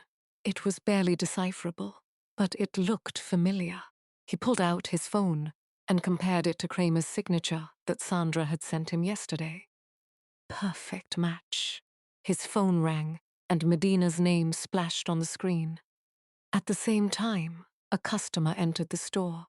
"Can I take this with me?" Eric asked Carly. "Sure, not a problem at all. It's ancient, and technically I should have thrown it out a long time ago." Thank God she didn't. He gave Carly a thumbs up and answered his phone. Chapter 44. 11:30 a.m. They had their warrant, and Medina was having an officer bring in Dale Kramer for questioning. Eric walked inside the Ship It Etc. storefront, feeling confident. The young man at the front desk, somewhere in his late 20s or early 30s, smiled at Eric. "Welcome to Ship It Etc. What can I ship or print for you today?" Why do companies make their employees greet people like this? Nothing today. I have a warrant here. Eric held the paperwork out for him, but the clerk shook his head. I trust you. Eric tucked the paperwork into his back pocket and asked where he could find the safe deposit boxes. The clerk pointed toward the back of the store. Thanks. Uh-huh. Eric came to a wall of boxes and searched for 3235. He spotted it and stuck the key. Levine had left him into the slot. There's a room over there if you want privacy, the clerk said, while nudging his head to the corner, where there was an open bifold door. Unnecessary, but thanks anyway. Eric was prepared with a large evidence bag to take the contents of the box with him, but there was just one large manila envelope curled to fit inside. He grabbed it and locked the box again. On the way out, he waved to the clerk, but he was too caught up playing on his cell phone to notice. Eric got the car running and unsealed the envelope. His fingers felt fat as he shoved them inside. Nerves getting to him. All the evidence you need is inside. He pulled out an officer's notebook. He flipped it open and recognized his mentor's handwriting. The only notes in the book were dated the day of Susan Crawford's crash. There were more than the 3 eyewitnesses that were noted in the digital crash report. Summary, though that wasn't uncommon, what flagged more was the difference in their statements. Eric read the first few. Statement 1. Karen Reeves witnessed from office window and came forward. States she saw a white cargo van, Chevy, didn't catch plate, run into the driver's side door of the Cavalier sedan, heard crunching of metal, and the sedan was pushed into a pole. The van fled the scene. Described hit-and-run driver as having brown hair, large build. Weather was clear, daylight, good visibility, some snow and slush on the road, nothing hazardous. WTN states, I saw all of this clear as day. Statement 2, WTN, Kevin Sparks standing 30 feet from crash when it happened. Unharmed, saw a white Chevy cargo van drive the Cavalier sedan into the pole. No good look at the driver, who took off right afterward. WTN states, I couldn't believe what I was seeing, but I know what I saw. Statement 3, TN, Selma Hatfield, standing across the street, direct line of sight. Said a white van rammed into the Cavalier sedan and plowed it into the pole. No visual on driver's face, but it was man, large with brown hair. Saw a rental sticker on the bumper of the van. Travel safe, TN states. I'll never forget what I saw. Eric let out a deep sigh. The first 3 eyewitnesses mentioned the van, and he was confident the rest in this notebook would have as well. It was disheartening to see everything was here from the beginning to launch a successful investigation. Right down to the rental sticker. Instead, justice was perverted. Even if Dean Finley used his position as sergeant to pressure Todd's compliance, he was accountable for his actions. They were inexcusable. He set the notebook on the passenger seat and dug back into the envelope. He came out with the original crash report, one from the Major Crash Investigation Unit and several photographs. The report was filled out by Sims and must have been intercepted, so it never got entered into the system. After putting them on the seat, he shuffled through the photos. Taken of the accident scene, each one confirmed the photographer had an eye for detail. The aftermath was captured from various angles, and one thing stood out in all of them. This wasn't a single vehicle crash. A set of tracks ran alongside Susan Crawford's car. They had a wide base, suggesting a larger vehicle. The entire driver's side of the Cavalier was smashed in. Eric's stomach curdled. His mind replayed one haunting refrain. How could Todd have been involved in all of this? A cop Eric had respected and looked up to as a mentor, no less. Was Eric's judgment of people that far off? If it was, he didn't deserve to wear the badge himself. He put the investigation photos on the seat and dug into the envelope again for the last item. A small silver recorder. He flipped it over. hit the power switch, and nothing happened. The thing predated electronic charging, so the batteries must be dead. He flipped the device and popped open the snap cover and saw he needed 2 triple As. Just where to get them? The shipping company was in a small plaza, and his gaze landed on a variety store. With any luck, they might have some dusty ones kicking around. He turned the car off, locked it, and jogged across the lot, his mind whirling about what he might hear when he hit play. Chapter 45. 12:15 p.m. Eric stood outside of Sergeant Medina's doorway, collecting his thoughts. There were the optics to consider, such as what other cops might whisper behind his back, how they'd accuse him of betraying the Brotherhood. But if anything, he was fighting to protect its honor. He took a steadying breath. Anyone tell you it's not polite to linger in doorways? Medina waved Eric inside. Eric entered and shut the door behind him. Medina leaned into his chair, back straight, shoulders squared. What have we got? Eric set the evidence bag that held the manila envelope on Medina's desk and dropped into the visitor chair across from him. That's from Levine's safe deposit box. Everything is in there. Untampered eyewitness statements, the original crash report from Levine and the Major Crash Investigation Unit, and photos from the accident scene. There was also this. He held up the silver recorder. I haven't listened to what's on it yet, because I thought you might like to be present when I did. Medina rolled his hand for Eric to hit play. What's your problem anyway? Just let it go. How am I supposed to do that? This isn't what I'd signed up for. I keep seeing her face. Eric broke into a sweat at the sound of Todd responding to Dean. No matter how many times he was hit in the face, with the fact his old mentor took a bribe to cover up a murder, it never got easier. Go see a shrink. Talk about your feelings if that's what you need to do. But I can't be meeting up with you talking about this. Lucy's getting in my face about all the ought I've been putting in already. Lucy? Medina asked, and Eric paused the playback. Dean Finley's wife. It was something that Eric had seen in Finley's background. Medina nodded, and Eric hit play again. Have you thought for a second how destroyed she's going to be when what we did gets out?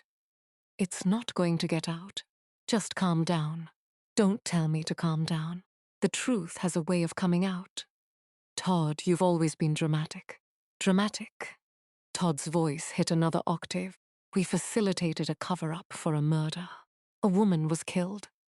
We were told that was possible. Her young son was in the car. Not our fault. He could have died too. How can you be so blasé about all this? And Sims, what are we supposed to do about that? Eric hit pause and sat back, drawing his sergeant's eye. Just to remind you, Roger Sims was the photographer with the Major Crash Investigation Unit. His report and photos are in that envelope. Huh. And this Sims fella just happened to die in a hiking accident within a week of Crawford's crash. That's what you told me before, right? That's what his background told me. Medina said nothing as he scanned Eric's eyes. Resume playing the recording. Sims died in an unfortunate accident. Dean hurled back. We both know that's not true. Do we? Or did you? Don't be an idiot. I actually thought you did something. Me. Nice that you think that of me. There was a stretch of silence. No noises in the background. Wherever they had met up, it must have been isolated. Also at night, given what Finley had said a moment ago. If it's anyone, it's likely Hansen's guy cleaning up loose ends. Sims wasn't willing to play along. We tried to talk some sense into him. The photos he took would have ruined everything. He didn't cooperate because he was a better man than us. He wanted us to just come forward and admit to everything, including taking his photographs, Fath. He would have destroyed our lives. Do you want to go to prison? I'm not sure if I care anymore. Roger Sims was murdered. Just say it, Dean. No, I'm not going to do that. I wasn't there. Were you? Of course not. Then as far as I'm concerned, we take the ruling. Sims died in a hiking accident. That was where the recording stopped.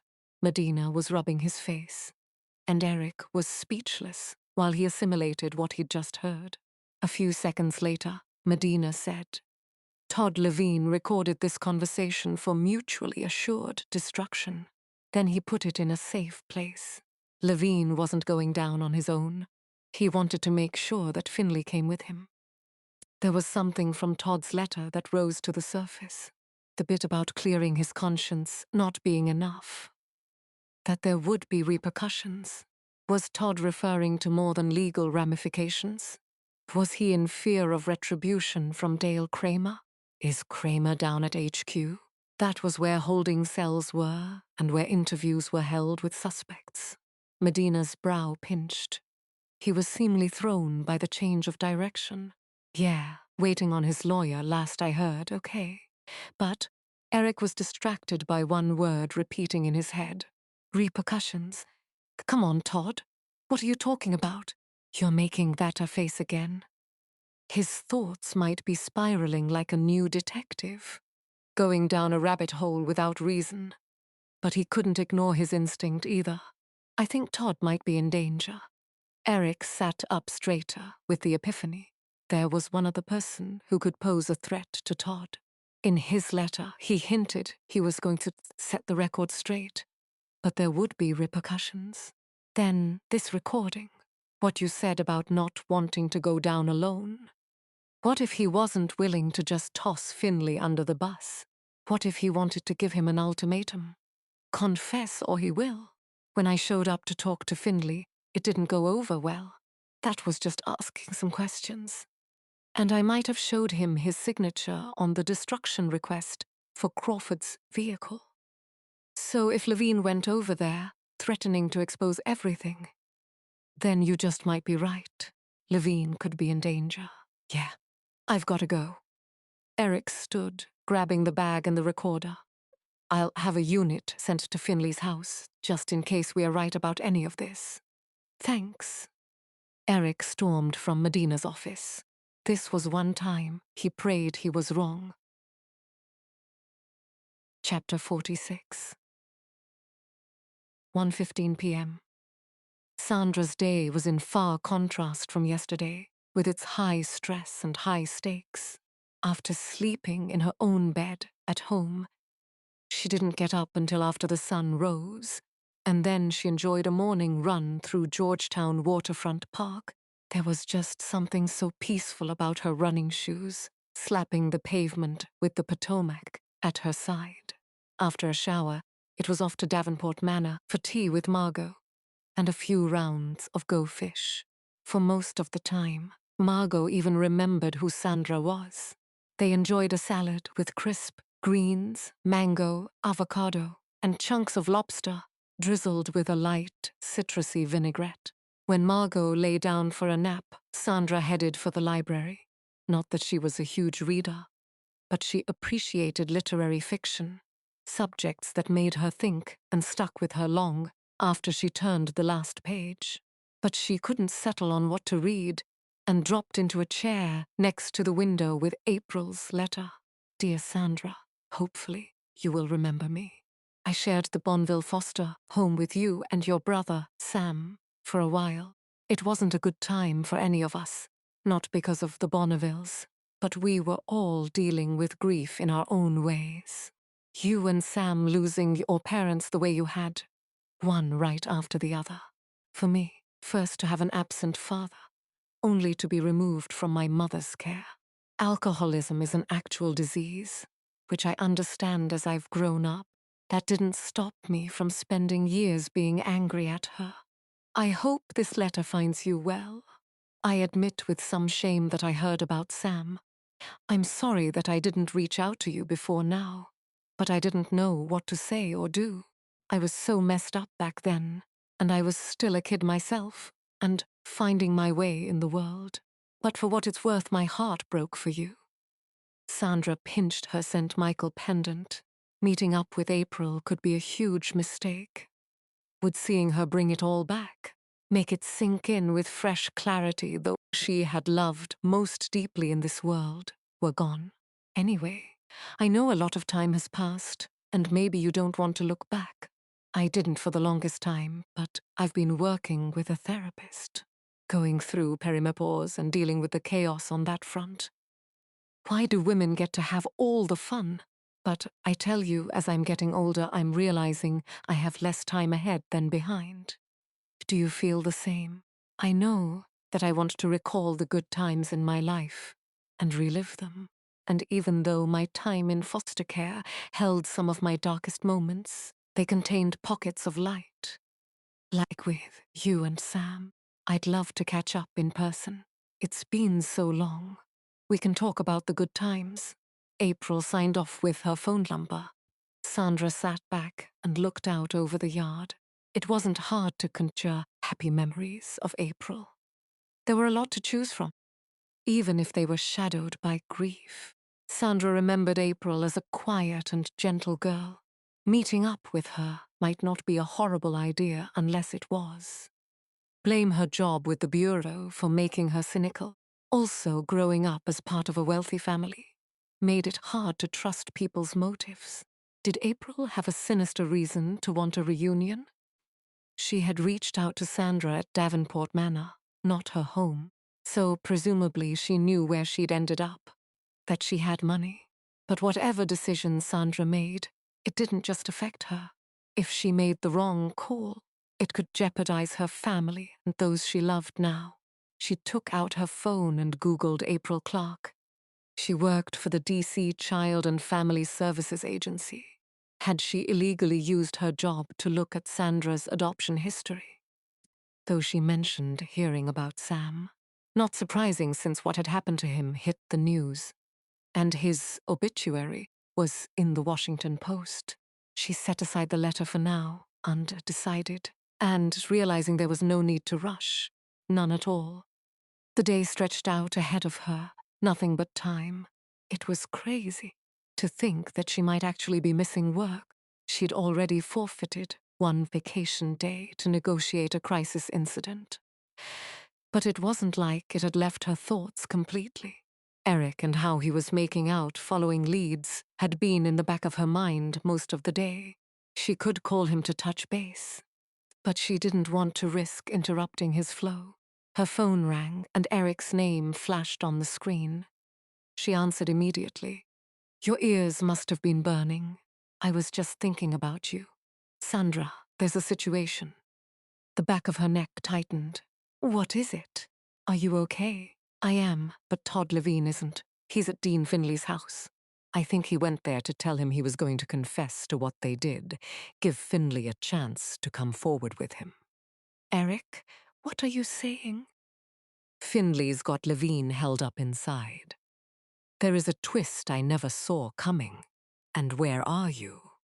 Out front of Finley's house, behind some cover. I'm guessing you were able to reach one of them? Finley, on his cell phone for a second or two. He told me to get lost and that whatever he did next was on me. Sandra's chest ached at the tone of Eric's voice, which isn't true. Don't let him mess with your head. Tell me where, and I'll get the team together and be right there. Eric provided her with the address, and she ended the call. The team. Was that how she viewed Neil Coleman, Rick Krieger, Gibson Farmer, Monica Harding, and Donnie Mason now? She'd worked with most of them twice, but considering how this felt like an extension of yesterday's standoff, she had a feeling they'd all be on board to see this through. She called Coleman.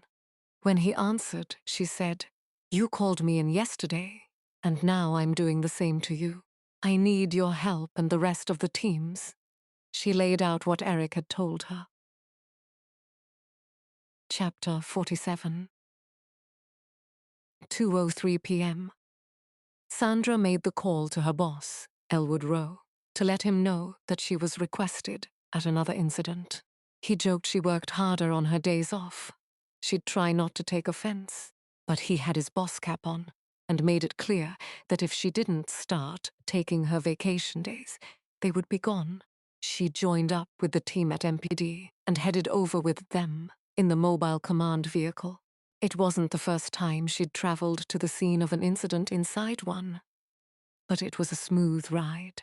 An officer assigned to ERT drove and parked them in front of Dean Finley's house.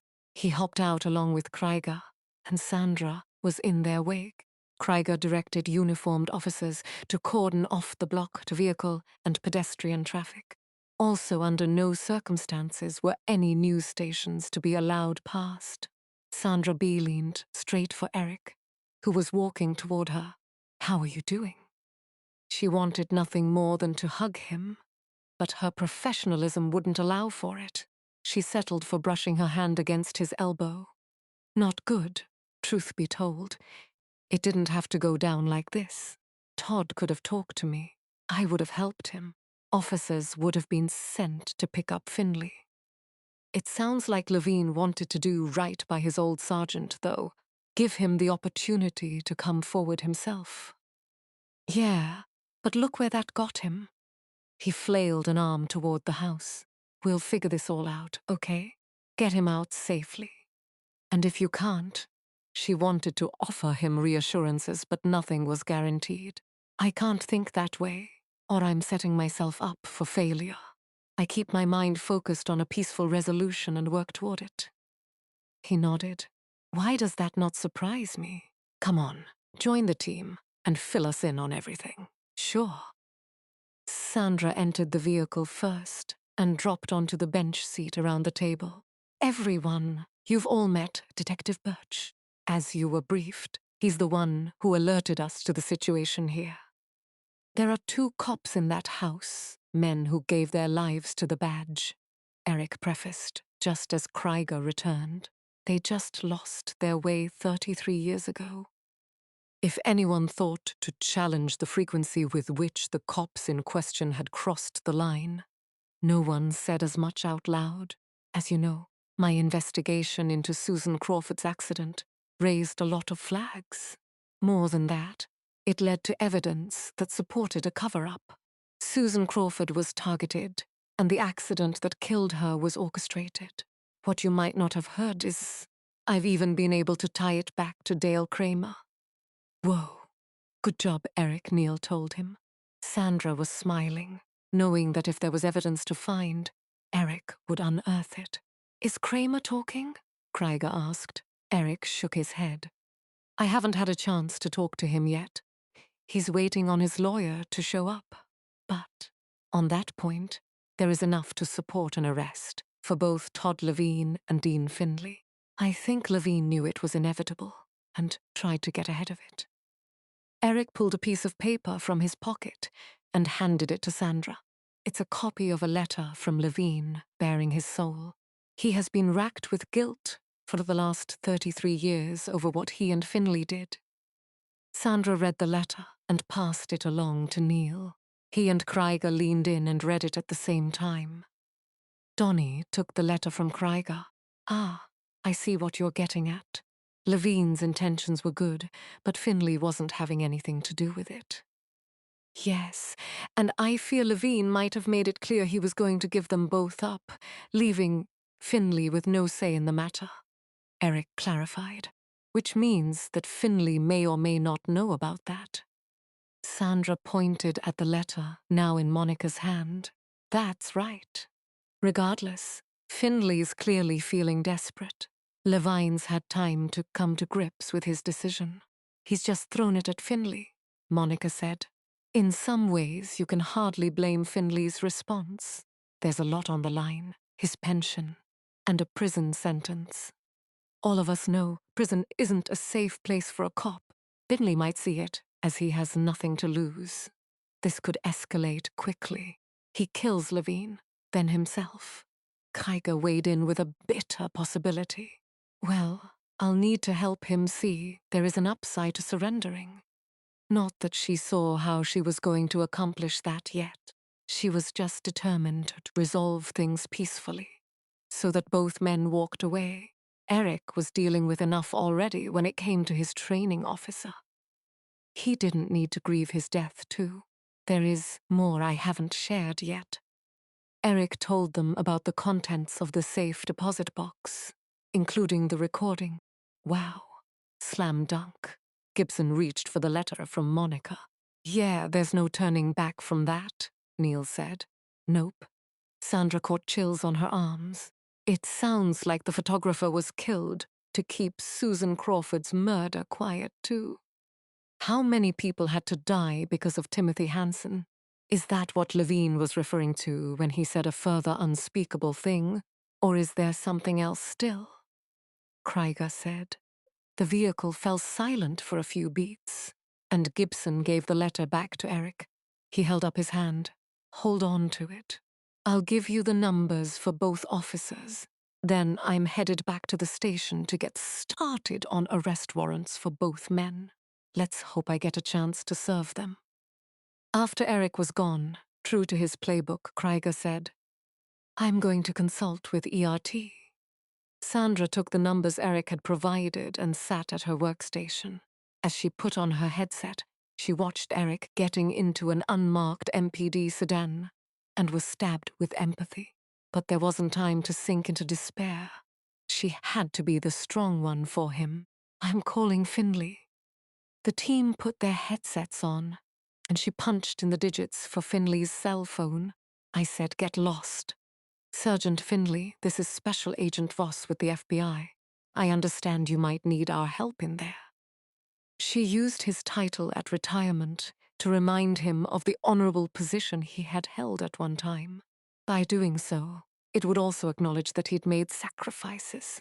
I don't need help. I have this under control. You're visiting with an old friend, Sergeant Levine. Am I right? That's right. The gruff edge to his voice sent a sour bolt firing through her gut. Just the two of you? Yes. Would I be able to talk to Todd for a minute? Why would you need to do that? Just to make sure he's okay. Why wouldn't he be okay? You just said we're friends. His tone was dry and cold, almost robotic. But he'd pushed her words back, which was what she was hoping for. They were something she could use.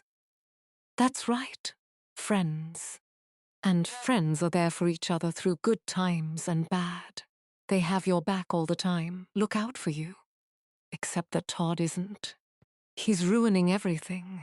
He should just forget it and let it be. Leave the past in the past.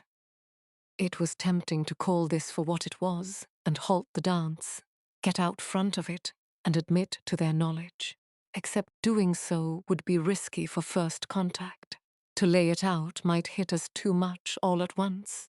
It wasn't like Finley would be clueless about what brought them to his door. I hear you. Todd is ruining everything. He's dredging up things he has no business dredging up. Sandra ignored the looks from Krieger and Neil. That's right. Let sleeping dogs lie. Her strategy had worked. While the lieutenant might have feared her words, would incite Finley to violence. She was connecting with him. Sleeping dogs lie, she repeated his words. Exactly. There's no need to dredge up the past. She stuck to using words he'd spoken, letting him feel heard. There were a few beats of silence. Wait a minute. I see what you're doing. What I'm doing? She tossed it back with a casual air of confusion. You think if you can get me to feel like you're on my side, I'll let my guard down, that I'll let Todd go. There was a thumping in the background, wood against wood, and a muffled voice. Donnie wrote on a piece of paper and stuck it under her nose. Is Levine gagged? Not at all. I can appreciate where you're coming from. If everything is good in there, then let me talk to Todd. Not happening. The call was cut to an abrupt end. Well, that's first contact down, Gibson said, while getting up and updating the board. 2:15 p.m. Contact made with HT, identified as Dean Finley. One known hostage, Todd Levine. This isn't going to be an easy one, Voss, Neil began. You've got a retired career cop in there who would be familiar with the negotiation handbook. He's also got nothing to lose, as we talked about a moment ago. Sandra wished Neil had offered something useful other than a sad recap of the situation. If she dwelled on any of what he said, They might as well leave and let things play out on their own. But not her. Not today. Not any day.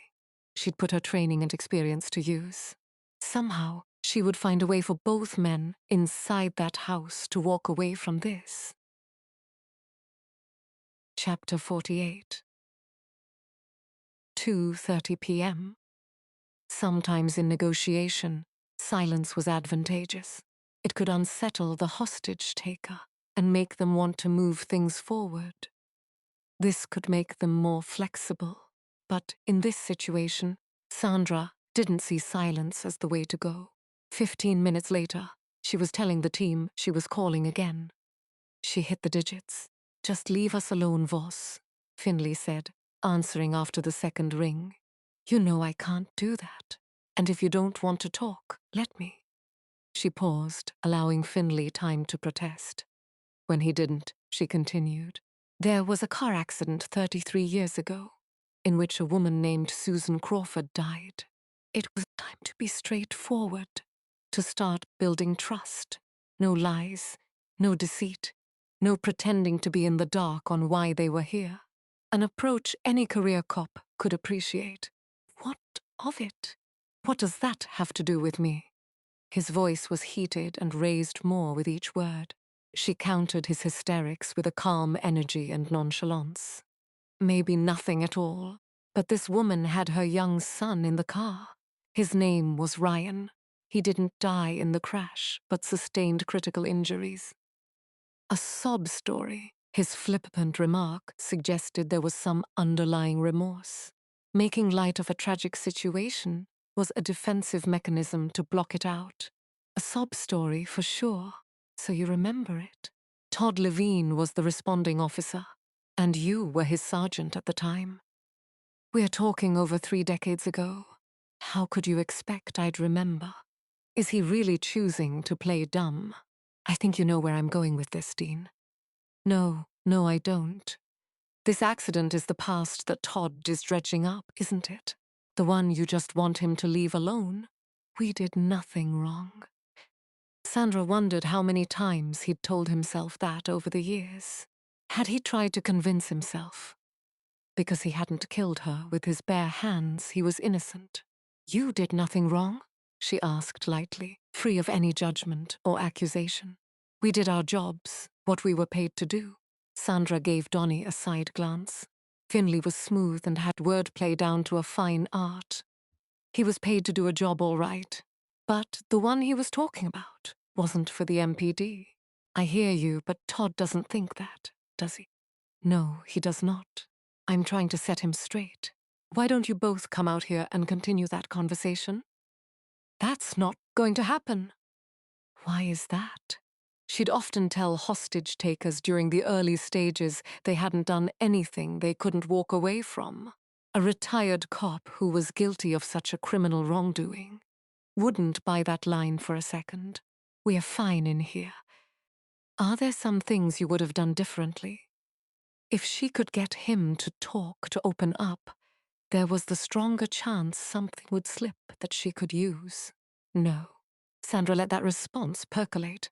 Was the man so cold-hearted that he could turn his back on his vow to the badge and the people of DC? Or had he justified it to himself so many times over the years that he believed himself not only to be innocent, but in the right? "Did you hear me? I said no. There's nothing I would change." A brief pause then. "What do you think you know?" Everyone in the vehicle looked at each other. Sandra took a few seconds before responding.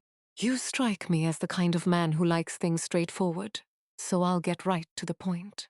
It appears that you and Todd Levine were paid to bury evidence in Susan Crawford's murder. There was also a forensic photographer, Roger Sims, who died of a mysterious cause." She skillfully made it sound like he might have a way out of this. "It appears that he died in a hiking accident," Finley spat. "Not exactly mysterious." Another delusion Finley must have accepted as fact over the years to cushion his conscience. "Let's talk about you and Todd. Both of you were much younger then, vulnerable, probably barely scraping by." Sandra exaggerated things to make her seem sympathetic, but no one was getting rich off a cop's salary. So when Timothy Hansen came around, I bet he made it easy to see things his way, do as he asked. I bet most people did. She paused to let Finley talk, but he remained silent. She continued. You feared for your own safety. But the result was, Susan Crawford was run off the road, and the people who did that to her never paid for the crime. So you want me and Todd to pay? Is that it? No, but you can help us get the person behind this. If she could convince Findlay that he and Todd could turn on Kramer to get a deal, she might be able to talk Findlay down. Timothy Hansen is dead. That makes him untouchable. But why should you live with this hanging over your head? Clear your conscience. You're not the one who killed her. No, but we might as well have. After that, the line went dead. That's the first thing Finlay said that even hints to the guy having any remorse, Donnie said. Second, if I count my earlier impression, now there were no doubts. Agreed. Sandra was smiling. Findlay just gave her something she could work with. Chapter 49. 2:40 p.m. Todd bucked in his chair so hard that he toppled it onto its side. The gag Finlay had tied through his mouth, loosened in the fall while a pain fired through Todd's neck. Why can't you just let me go? There's nothing more for us, Dean. It's over. It's over when I say it's over. He was pacing like a madman, wearing a rut in the wood flooring. Todd had seen Dean lose his temper many times over the years. Observed how his cheeks blasted, bright red, his forehead bunched up into rows of wrinkles, and his eyeballs widened like a lunatic. Right now was the worst Todd had ever seen him, though maybe you're right. Dean stopped walking and tapped the muzzle of his gun against his jaw. This is over, and it's all because of you and your protégé, Birch. He came here to talk to me, or more like interrogate me, in my own home. The shit. What nerve. He was just doing his job, like we weren't. If we didn't, then we could have been killed too. Is that what you've told yourself all these years? You covered up a murder for the money, Dean, just like I did. Todd's neck was on fire, and there was nothing for him to lay his head against. Would you just tip me back upright? Why should I? Dean had always been a stubborn bastard. All of what you're doing right now is accomplishing nothing. It changes nothing. I handed over all the evidence, the original eyewitness statements, the photographs, and what, Todd? Don't shut your trap now. Keep talking. No, never mind. Just let this end. Nah, see, I've been thinking the same as you. There is no hope. All thanks to you. Dean lowered down and put his gun to Todd's temple. Do it. I don't care. My conscience is clean. How's yours? Arg, Dean roared while standing up again. He circled the chair and heaved Todd back to a sitting position. I can't let you do this, Todd. He took a deep breath, aggravated that it just wasn't sinking in for his former sergeant. Todd had already done it. The truth has a way of coming out.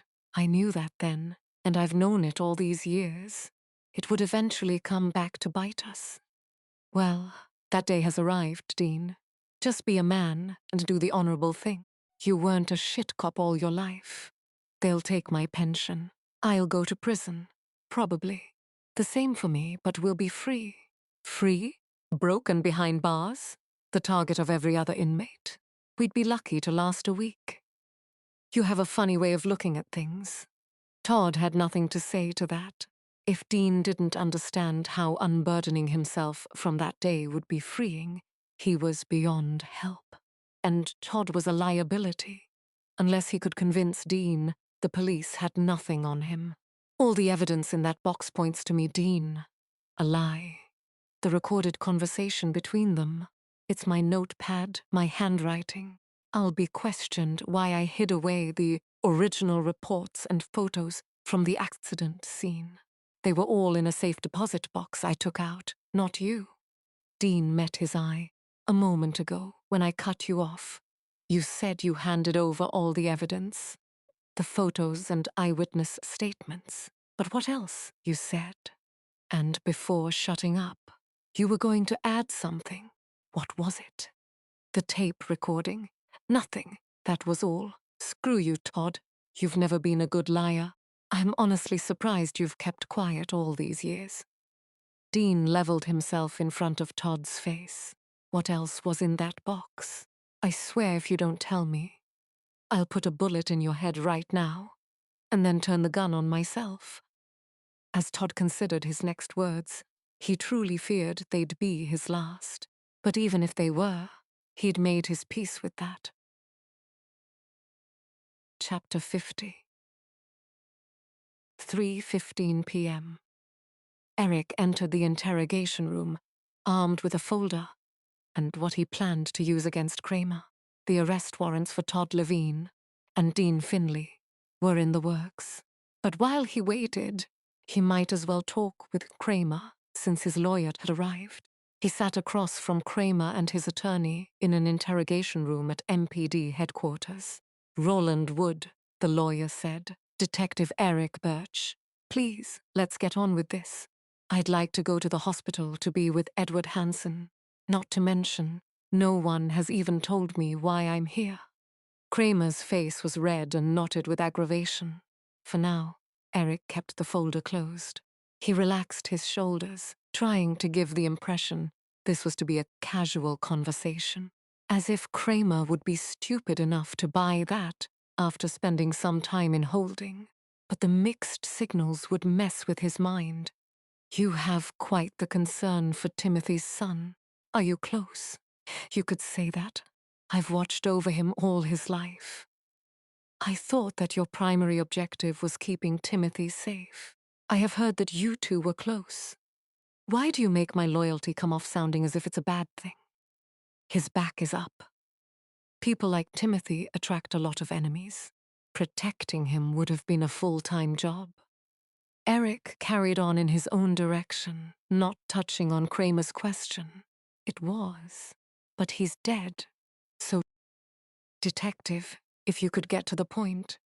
Wood huffed as if the minutes weren't being rounded up to the hour. To the point, your client is suspected of murdering Susan Crawford. Eric didn't normally play interrogations quite so bluntly, but there was a time and place. To Kramer's credit, he held eye contact while remaining silent.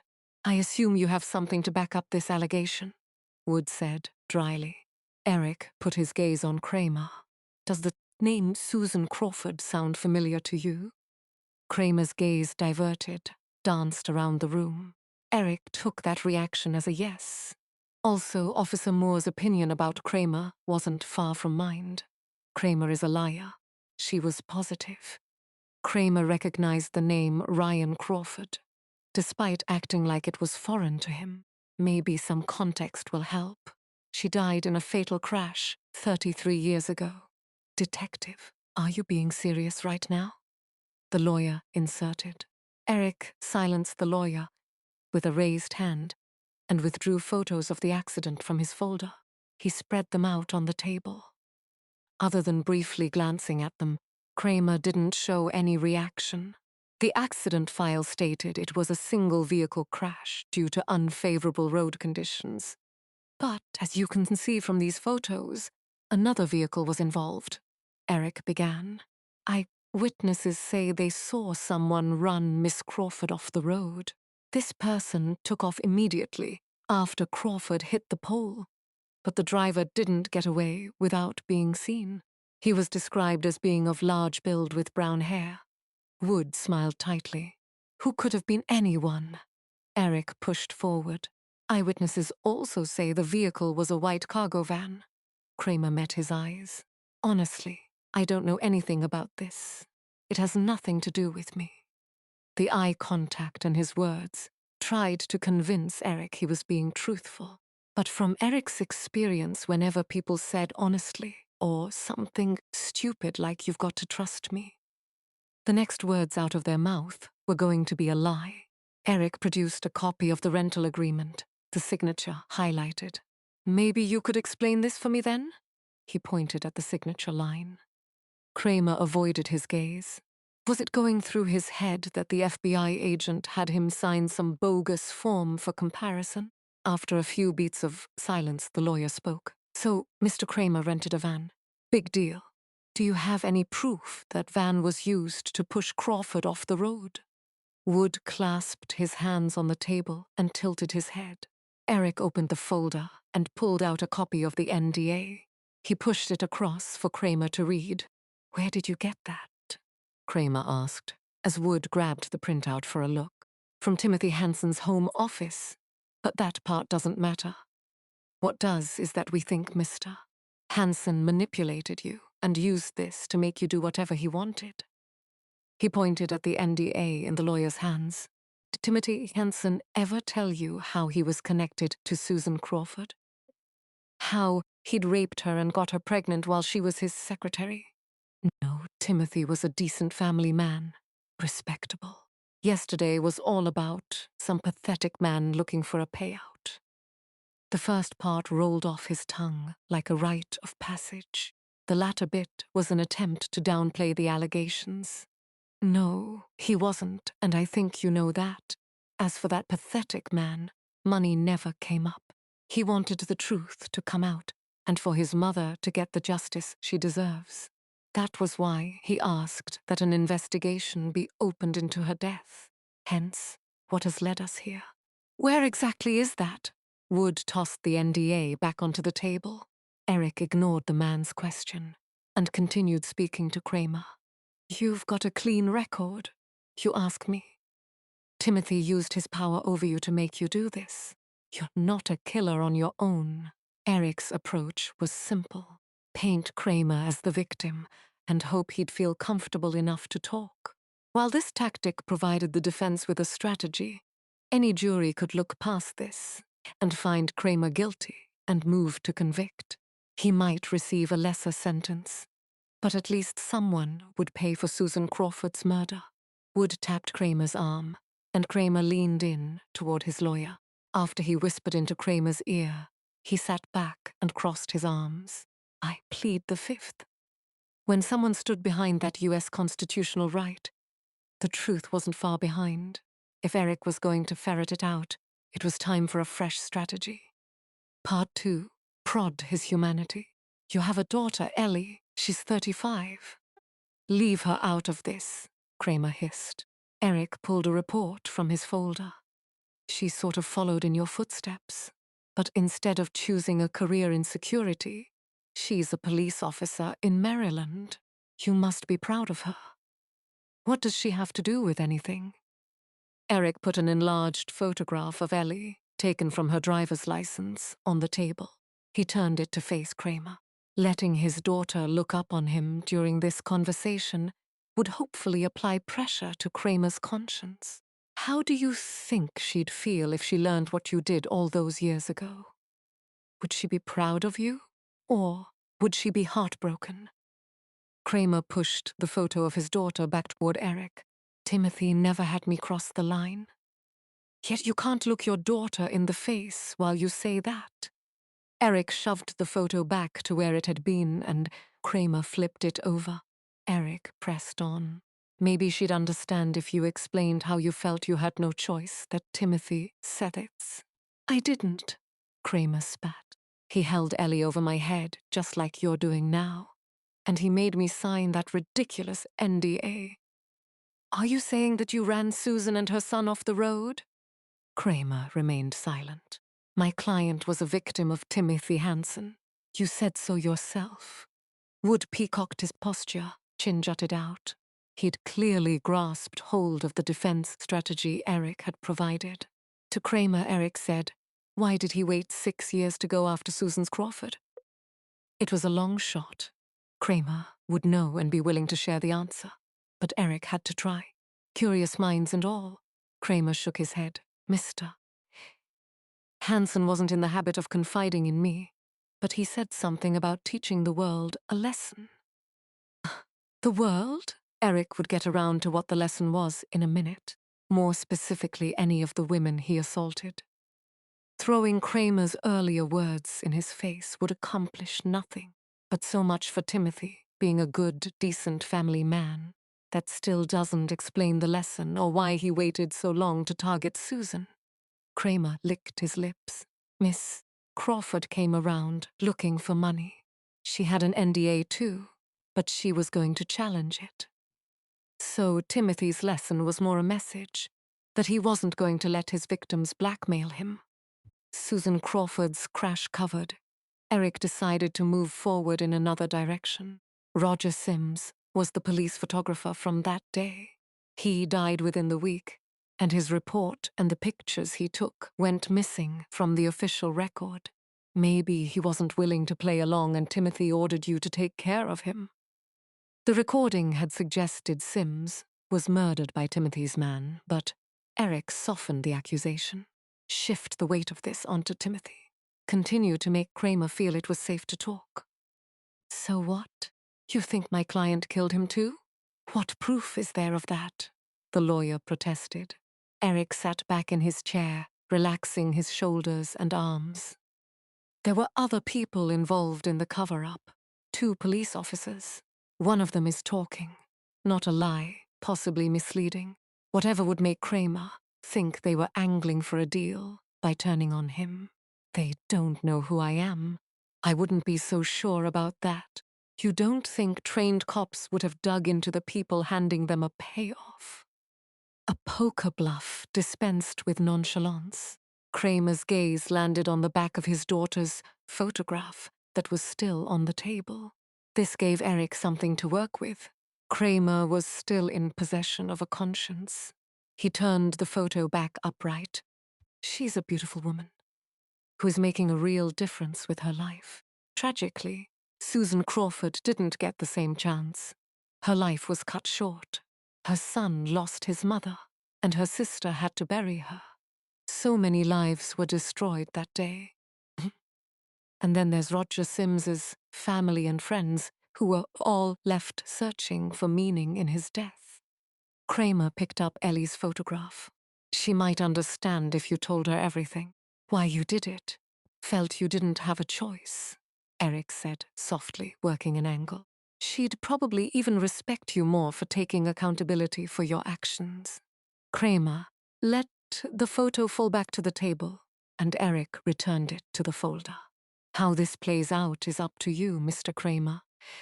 I will tell you that whoever talks first gets the deal. That's just the way it works. He articulated it as if he were on Kramer's side, even tossed in a solemn smile. Fine. Yes, I did everything you just mentioned. I ran Crawford off the road, and I pushed that photographer over a ravine. Kramer slumped forward and buried his face in his hands. I want the record to show that my client came forward. Wood was quick to jump in to salvage some of Kramer's future. We'll make it work. Eric would say whatever necessary to get Kramer behind bars. He stood and left the room. In the hallway, Eric debated the uniformed officer on standby to take Kramer to a holding cell, and that formal charges were coming, now to resume the nightmare of his current existence. The arrest warrants should be ready. Chapter 51. 3:35 p.m. Over an hour had gone by with no progress. Finley wasn't accepting Sandra's calls, and attempts to get an answer on Levine's phone had failed. It was frustrating, having an edge to work and no opportunity to use it. The plan, once she got him on the phone, was to chip away at his remorse, even to flip it and paint them as victims who got caught up in all of this. If she sold it, Finley might be lulled into a sense of security. Then she could encourage peaceful surrender. So this guy, Levine, Donnie started.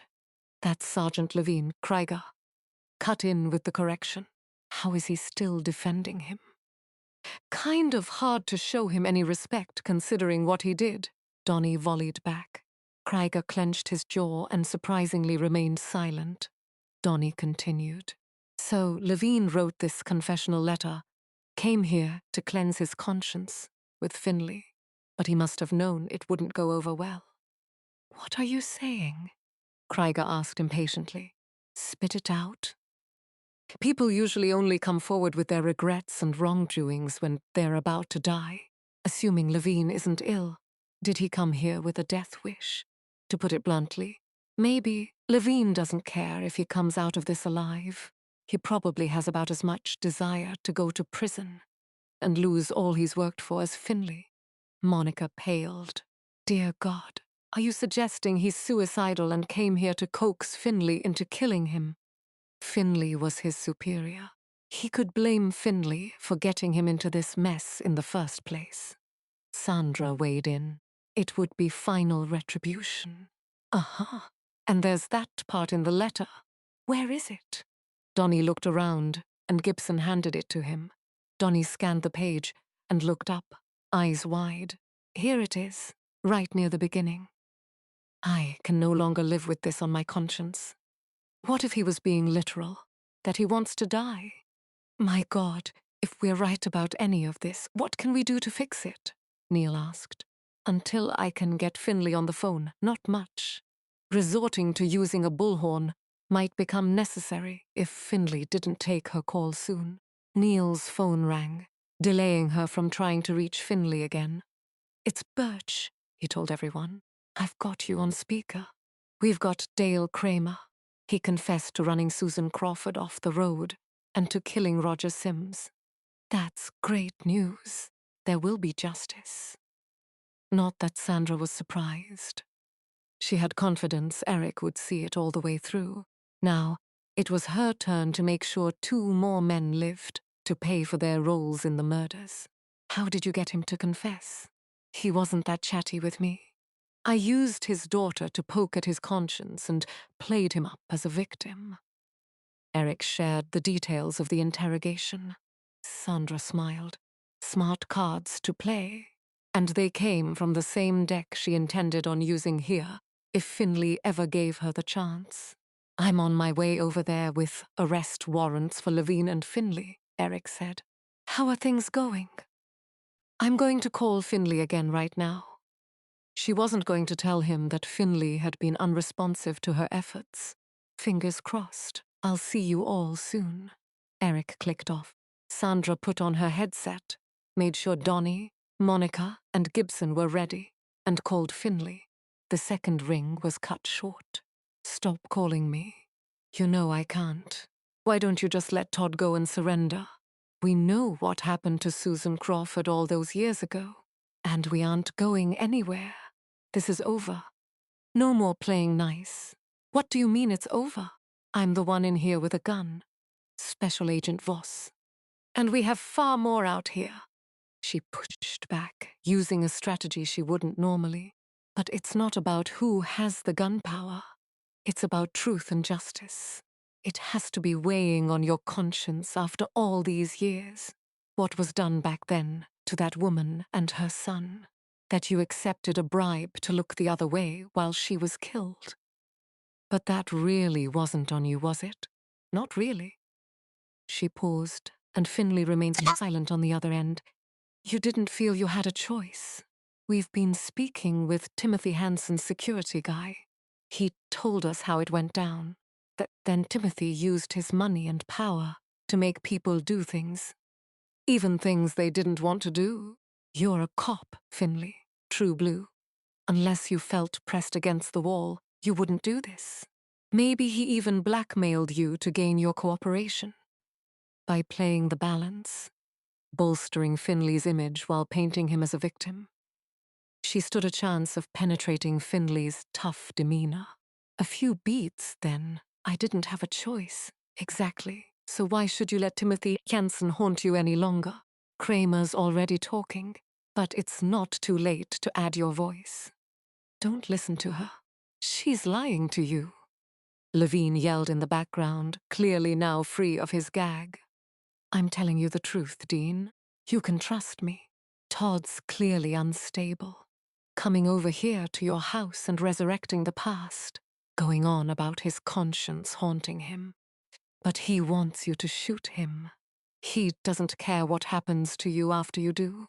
What he did 33 years ago really messed him up. Can't you see that? A few seconds then. Yeah, I do. Dean, So please, don't let someone else bully you. This can all end right now. Will you surrender peacefully? Yeah, I'll come out. No, Todd cried out in the background. Don't listen to her lies. I'm finished with you, he said, clearly speaking to Todd. I'm coming out, hands in the air. Surrender your gun on the front step. Lock your hands on your head and back up 3 feet, she told him. The call was dropped, the front door opened, and Dean Finley stepped out, just as he said he would. He surrendered his gun and did as she said. There was no sign of Todd Levine. She watched through the monitor as ERT officers breached the home. Soon after, they were walking back out with Levine. She also saw that Eric had pulled up just in time to witness the surrender. He walked over to the cruiser, where Levine was being loaded into the back seat, and spoke to him through the opened door. While Sandra couldn't hear what was being said, she read defeat and disappointment from Eric's stance. A few minutes later, Eric shut the door on Levine and headed toward her. She'd stepped out of the vehicle to greet him. Thank you, Sandra, for getting them out alive, he told her. It was always the plan. You all right? I will be, but I want to follow them back to the station and start on the interrogation. Eric turned to go back to his car but pivoted around. What do you say we meet up for drinks tonight at La Gioia?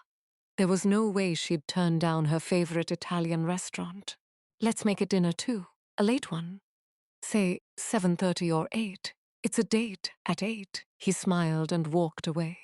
Sandra was smiling as his form retreated. Another day when no one died, and the bad guys would pay. They didn't get much better. Epilogue. Saturday 1 week and 2 days later. Sandra entered the coffee shop and took a seat near the window. Her stomach was anxious, and she'd wait for her company to show up before she placed an order at the counter. Her gaze was split between watching the door and the news on the TV mounted on the wall. The volume was off, but the closed captioning was on. It was all about the Hansen scandal. The news became public after the arrests were made for the orchestration of Susan Crawford's crash. While there was no tangible evidence to tie Kramer to the murder of Roger Sims, his confession did that for itself. Eric confirmed after speaking with Todd Levine. Sims's murder was the further unspeakable thing he couldn't put on paper, though the recording he'd made covered that transgression. Edward Hansen came through surgery and was expected to make a full recovery. While he was lucky from one angle, he and his legacy company took a huge financial hit. With the Hansen name ruined, stock values plummeted. Edward never admitted to knowing about the survival clause on his parents' prenup. Though why would he? And his knowledge, or lack thereof, had no bearing on the outcome. The Carmichael family was about to be $150 million richer. Rhonda Stein, Timothy's secretary before Susan, and Sabrina Brown both stepped forward armed with the courage to break their NDAs. Timothy had raped Stein and paid her to keep quiet afterward. Brown admitted Timothy had made sexual advances and touched her inappropriately. Both women's stories went viral. And in true Me Too fashion of a few years ago, more women who worked with Timothy Hansen came forward. This led to a law firm stepping up and starting a class action lawsuit against Hansen Property Development, Inc. Despite their billions, the Hansens were going to feel the blowback from this too. Eric told Sandra that he'd offered to mentor Cindy Moore, and the brass approved. As Eric told her last night at dinner, the young officer had already passed the detective's exam. The advancement really came down to her hard work and dedication to resolving a 33-year-old case. Sandra was happy for Moore, because shooting right to the homicide branch rarely happened. It really was unbelievable that if Ryan hadn't demanded answers about his mother's crash, there never would have been justice. Her crash would have remained buried, and Ryan wouldn't have received closure. As a side note, The detective who had questioned Ryan found out why he'd requested her. He said that anyone who kept ERT from storming into the hospital for 12 hours was as a negotiator he wanted to work with. It was nice that he thought to give the lead negotiator credit for that. But it took the whole team. Sandra tapped her foot, unable to keep still. After the eventful days of 2 weeks ago, it would seem nothing much good came from dwelling on the past. It brought a lot of heartbreak. But was that all? It had led Ryan Crawford to take desperate action, but the truth that emerged was healing for him. Levine, Finley, and Kramer, they could all put that day behind them, with cleared consciences. It was witnessing the benefits to looking back that had Sandra deciding to come today. The truth was that most people will find pain in their past if they look hard enough. Some don't even need to look that hard. And while she thought facing someone from her past might bring more pain than healing, she wanted to count herself brave enough to try. The door dinged, and a woman with long blonde hair walked in. She looked right at Sandra, and her face lit with a smile. "I'm so happy you agreed to meet up. Shall we?" She pointed toward the counter. Sandra returned April's smile, the girl she once shared a foster home with, and her stomach calmed down. "We shall." Once they returned to the table with their coffees, they did some quick catching up, and Sandra was happy they reconnected.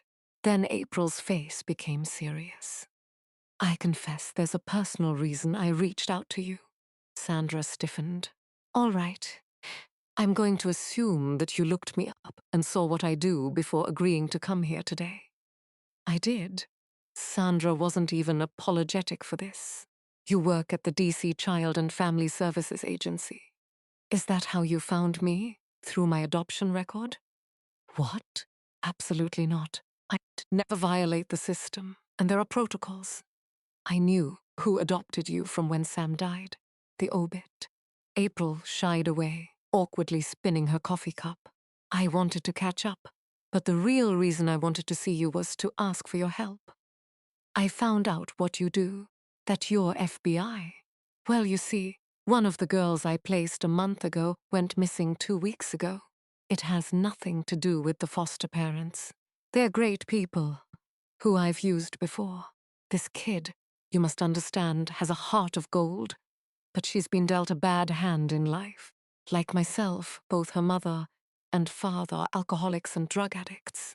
But the mother is honestly trying to get clean. She's left the father. This girl has hope." A moment ago, April confided in Sandra that she hadn't seen her mother since the day Child Services took her away. As an adult, April had looked her up, found out she lived in Iowa, but she never reached out. Well, you and I both know how hard it is to adjust, how alien everything feels. Maybe she ran away. Sandra had given it serious thought. But Sam refused to come with her, and she wasn't leaving without him. I assume her disappearance has been reported to the police? Of course, and they say they're looking into it. But April bit her bottom lip. Ariana Grayson is only 16, and she's not the only one to go missing. Sandra inched forward on her chair. "What do you mean?" "There have been 5 foster teens from DC that have gone missing in the last 2 years. Kids that don't fit the stereotype for running away. But all of them would be a bit broken." "Did you point this out to the police?" "I did, but they still don't seem to be taking it seriously." "How could they not? Once or twice I could understand.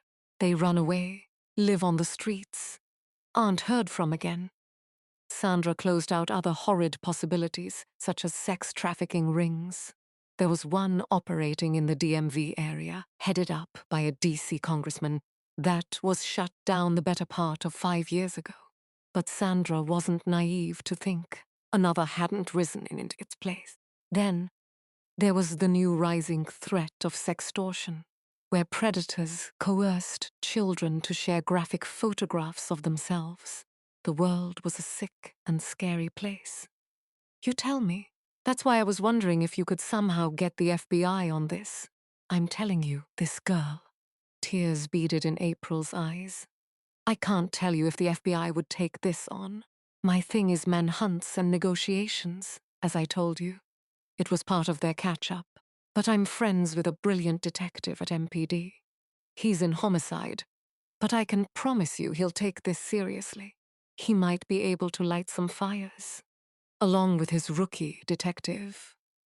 April's hand shook as she raised her cup to her lips. Homicide. That's my fear, even more than Ariana living on the streets. A tear hit April's cheek, and she swiped it away.